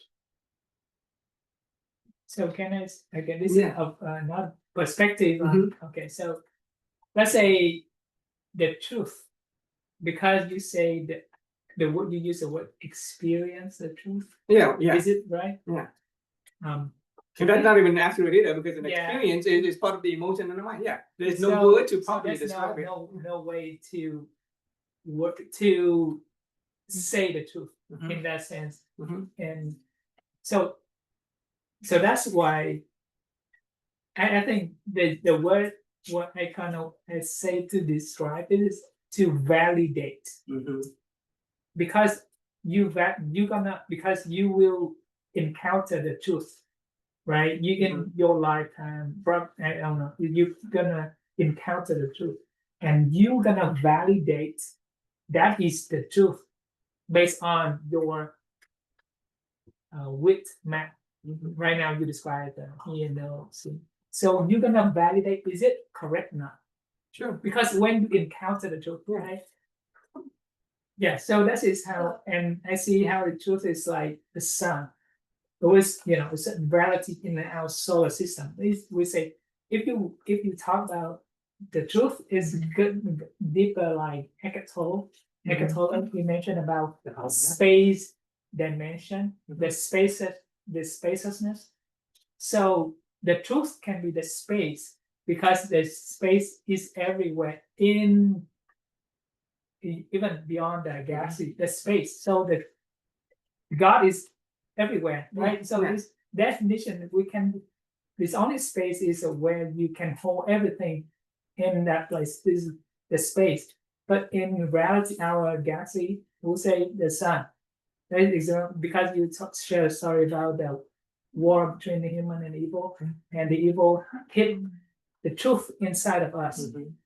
So I see it in a way that the sun in the truth is always shine Mhm. because we use a blanket, we hide it Mhm. in like emotion, Yeah. or because we the blanket how we blocking ourselves. As long as we let it, so you saying let it, you just see. So you remove the ignorant, the layers, Tansensi Mamiya. Yeah, So yeah. the different pride, Yeah. ego. The human natures, yeah. So that is you probably you experience. I think you only experience the truth in a way. Mhm. Maybe, or who knows? It is Yeah, so that- fleeting that- that you it can't grasp it. That's why even in the Bible, Jesus said that, the kingdom of God, which I think he It's a referred to good the thing. truth. Yes. It's within us, and he said it comes like the thief in the night. We have no idea when it'll come. Like the thief in the night. Look it up. The kingdom of God I know. comes it's like we don't know when it comes. You mean the kingdom of God? will The come? kingdom of God is this. Yes, the but king- you mentioned about the thief in the night. What is that? Jesus said the kingdom of God is at hand, and he said things like the kingdom of God will come like a thief in the night. We don't know when the thief is gonna come. We don't know when he's gonna leave. It comes and it goes Okay. unbeknownst to us. Yes. Jesus doesn't even have the word. He doesn't have no word. He used parables. He said imageries, and nothing will come close. There are different ideas of different words, like the story of the bride and the is it the lamb? The lamb, yeah, The lamp, right. the Those- oil, The oil, yeah. right? Those who maintain, like Eckhart Tolle, those who maintain the oil or the light of wisdom and awareness will catch it. But those who do not maintain wisdom and awareness, it will slip by right them. They will not even experience it, even if they experience it, they get it. So both in the Christian religion and the Buddhist religion, they only speak in parable when they talk about this truth. It cannot be Yes. given to Yeah, anybody it's else, a- but by the process of sharing it and pointing, we can help people navigate a little bit, and then we can get a little closer. And here we're interested in the good life. We're interested in inner peace. So let's talk about something that's a little bit. Let's talk about this in a way that is a little bit more tangible. Okay, because we keep on talking about the Zen stuff, it's gonna go away. The truth is gonna go away very quickly if we keep on trying to use our mind, because our mind is it's out here. You see, we can learn to let go of that need to analyze and to distinguish. The longer we focus on analyze and distinguish, the longer we're staying out here and we never get in. But let's see if this helps. Okay, it could help. It might not. So imagine that this is the river. This is a river. Okay, this is a shore of serenity, which is inner peace. This is a shore of serenity. This is a liberation that Jesus talked about. And we're trying to get to the shore of serenity. The way we get there is we borrow a raft.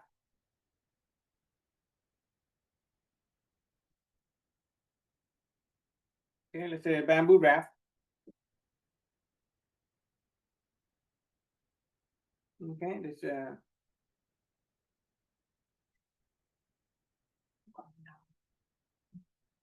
okay, and we borrow a raft that would help us float to the shore of serenity.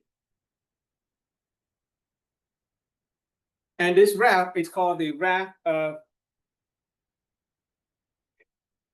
hearing and seeing.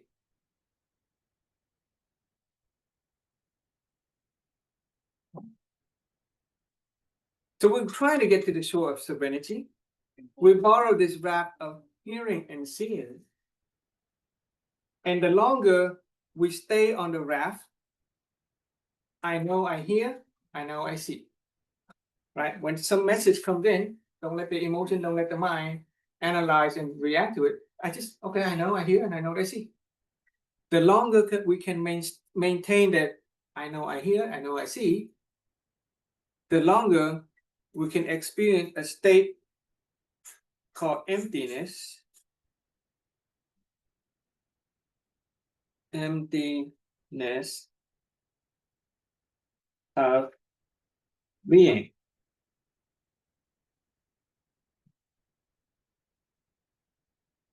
And at the end of that emptiness of being is a feeling of inner peace.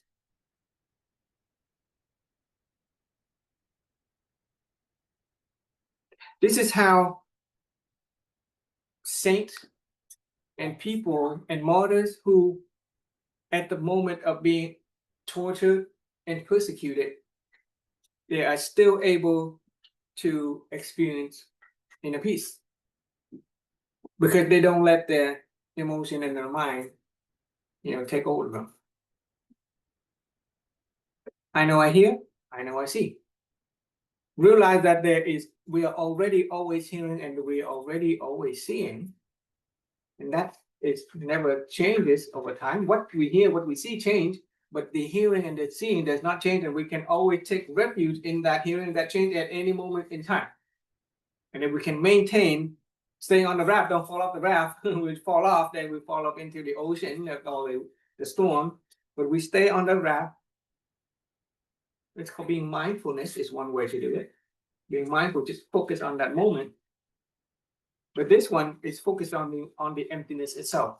Focus on the fact that we are hearing and the fact that we're seeing. And if we are able to do that, then we will experience a degree of emptiness and we will get close to serenity. Not true emptiness, not true peace, but we get close to it. And we can actually, if we are able to experience the state of emptiness and serenity, then the benefit of that is usually clarity. Clarity of judgment, clarity, our emotion after serenity, then what our reaction becomes respond. Instead of just reacting, we can proactively choose how to respond. But if we react from emotion, we get angry or something, then usually, when we react out of negative emotion, we usually make decisions that later on we regret. But if we can achieve a state of emptiness near serenity, and whatever emotion or whatever choice that we make tend to have positive outcome alignment with our desire. All right, so don't worry that we don't get this yet. Just practice the raft. In fact, the more that we go nuts trying to understand this, the more we are drowning ourselves in this mental state of analytical and thinking. So I've learned to simplify things a little bit. I think less thought. And that does give me a degree of peace, less judgment of situation, less judgment of people. And make life a little easier. And interestingly enough, when life is simple and light, then we can actually accomplish a lot more than we think. And that is the good seed within us, this truth, the recognition of the truth.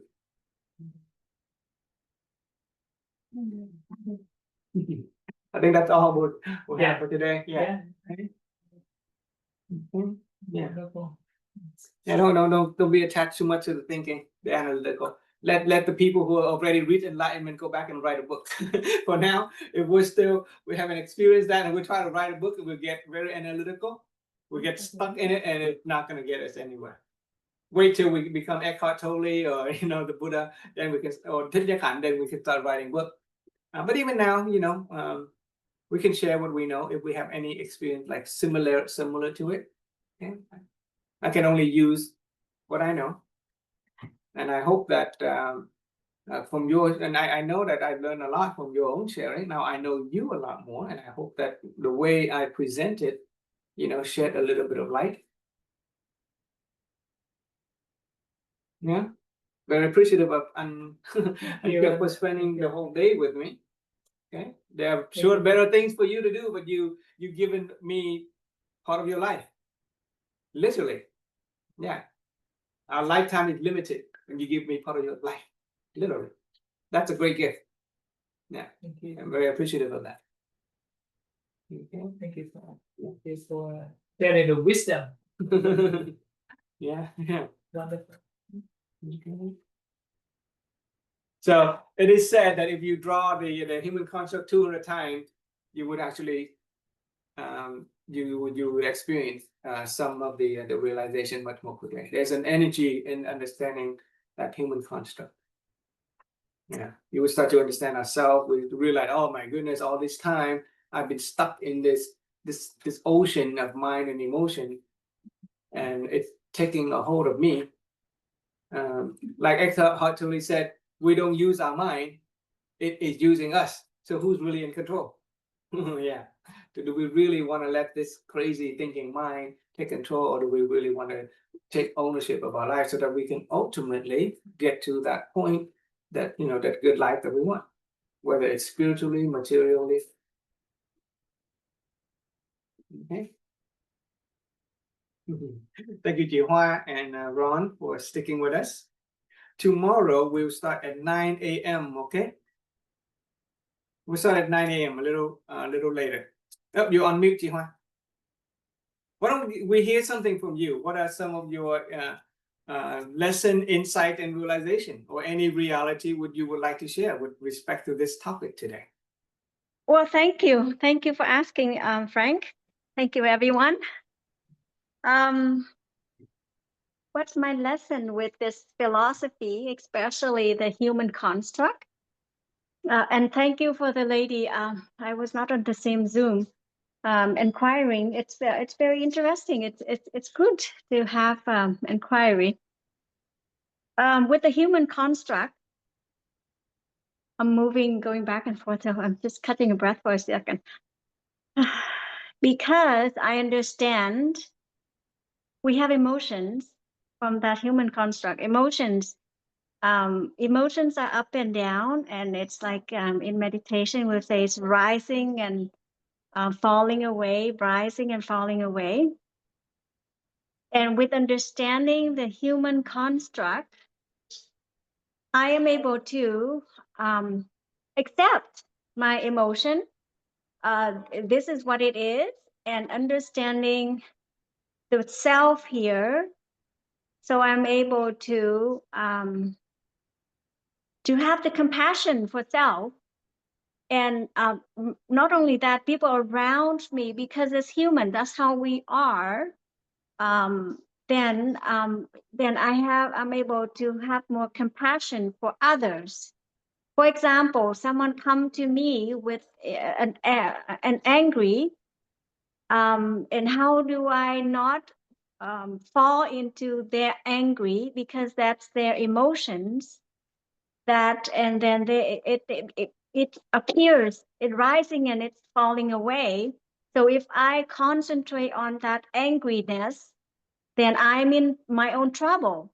Meaning then I am going to the same that energy. I cannot control that.